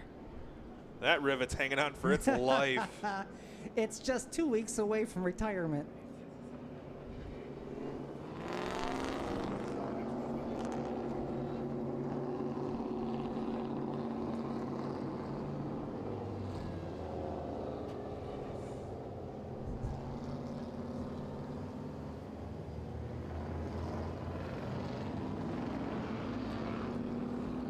Oh, and the 50 has come to a stop.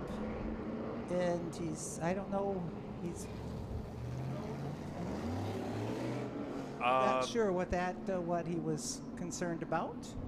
Or is he? Charades? It looked like charades. I don't know. Now he's going to talk about it over there in turn 2.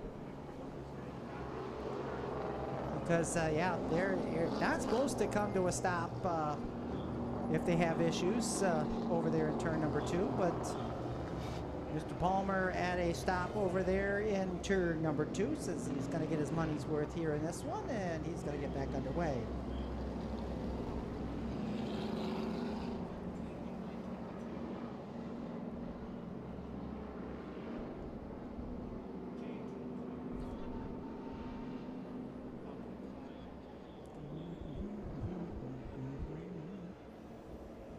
So, maybe he's trying to say there's something on the track, possibly somewhere here heretofore.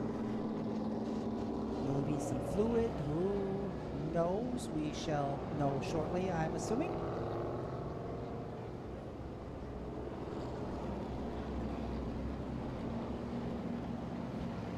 Safety officials taking a gander. Might have found something that piqued their curiosity. Yeah, it looked like a rather large piece of debris that they just picked up. So at least he wasn't lying. No, not at all. Wait, check that 85. Nope, still there.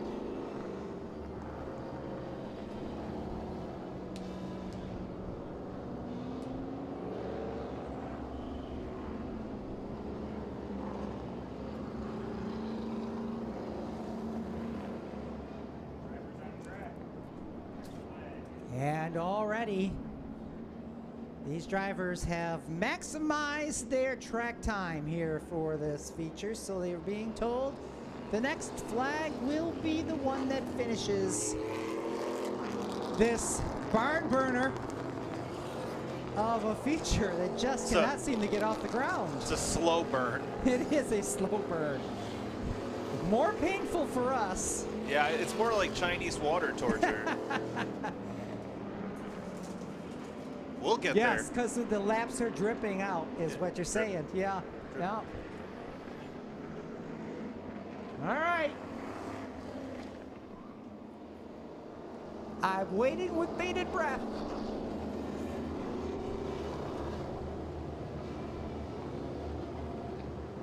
My drink is getting chillier and chillier, so that's the upside. The downside is we'll be ready to start Destruction Night in 20 minutes. Wait, isn't it 3 yet? All right, here comes your field of trucks. Let's see if we can get them to the checkered flag. Here we go.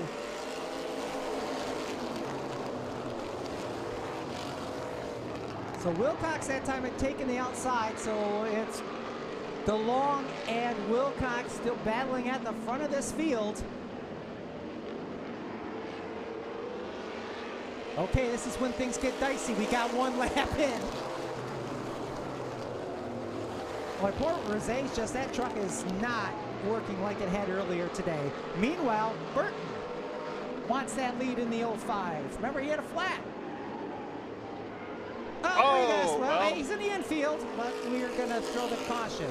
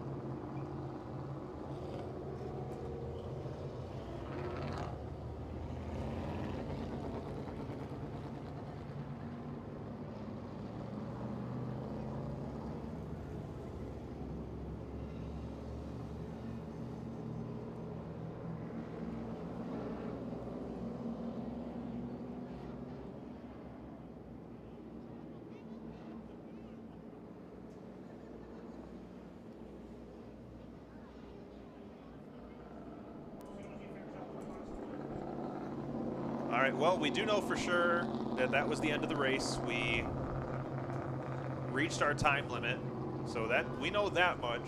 Just trying to determine what the end of that one was. I believe on the last completed lap, it was the 067 leading.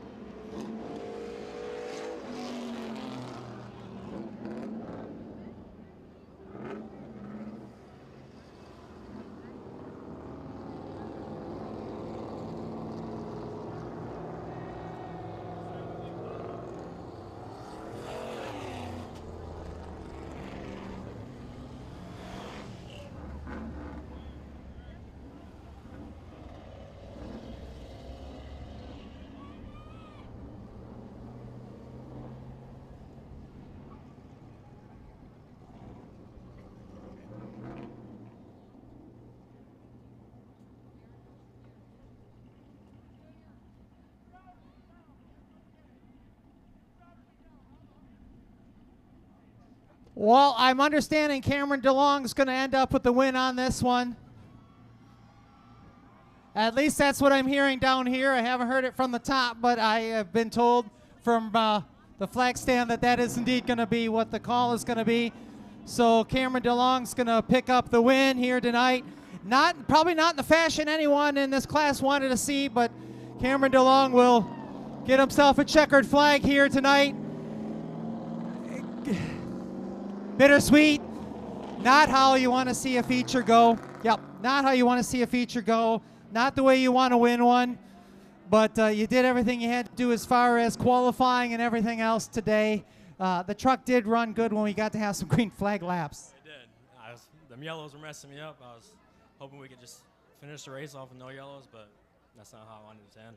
Why don't you go ahead and thank everybody as everyone tries to figure out what just happened there. So why don't you go ahead and thank everyone, because we haven't seen you much this year. I want to thank my dad. He's always there. No matter what, he's always by my side. He let me drive his truck. My truck's messed up. He still lets me drive his truck. We got Ron's Bump Shop. They got my other truck looking good. Zodiac Enterprises, they got my truck looking good. Randy, he's always at the track every weekend helping. Muffler Man on Pearson Road, they're always there. My grandparents. Zach, my buddy Zach right here. Can't do it without them. Well, congratulations to you. Enjoy the win. All right, we'll see you next week. How about it? Cameron DeLong picking up the win in an interesting truck feature event.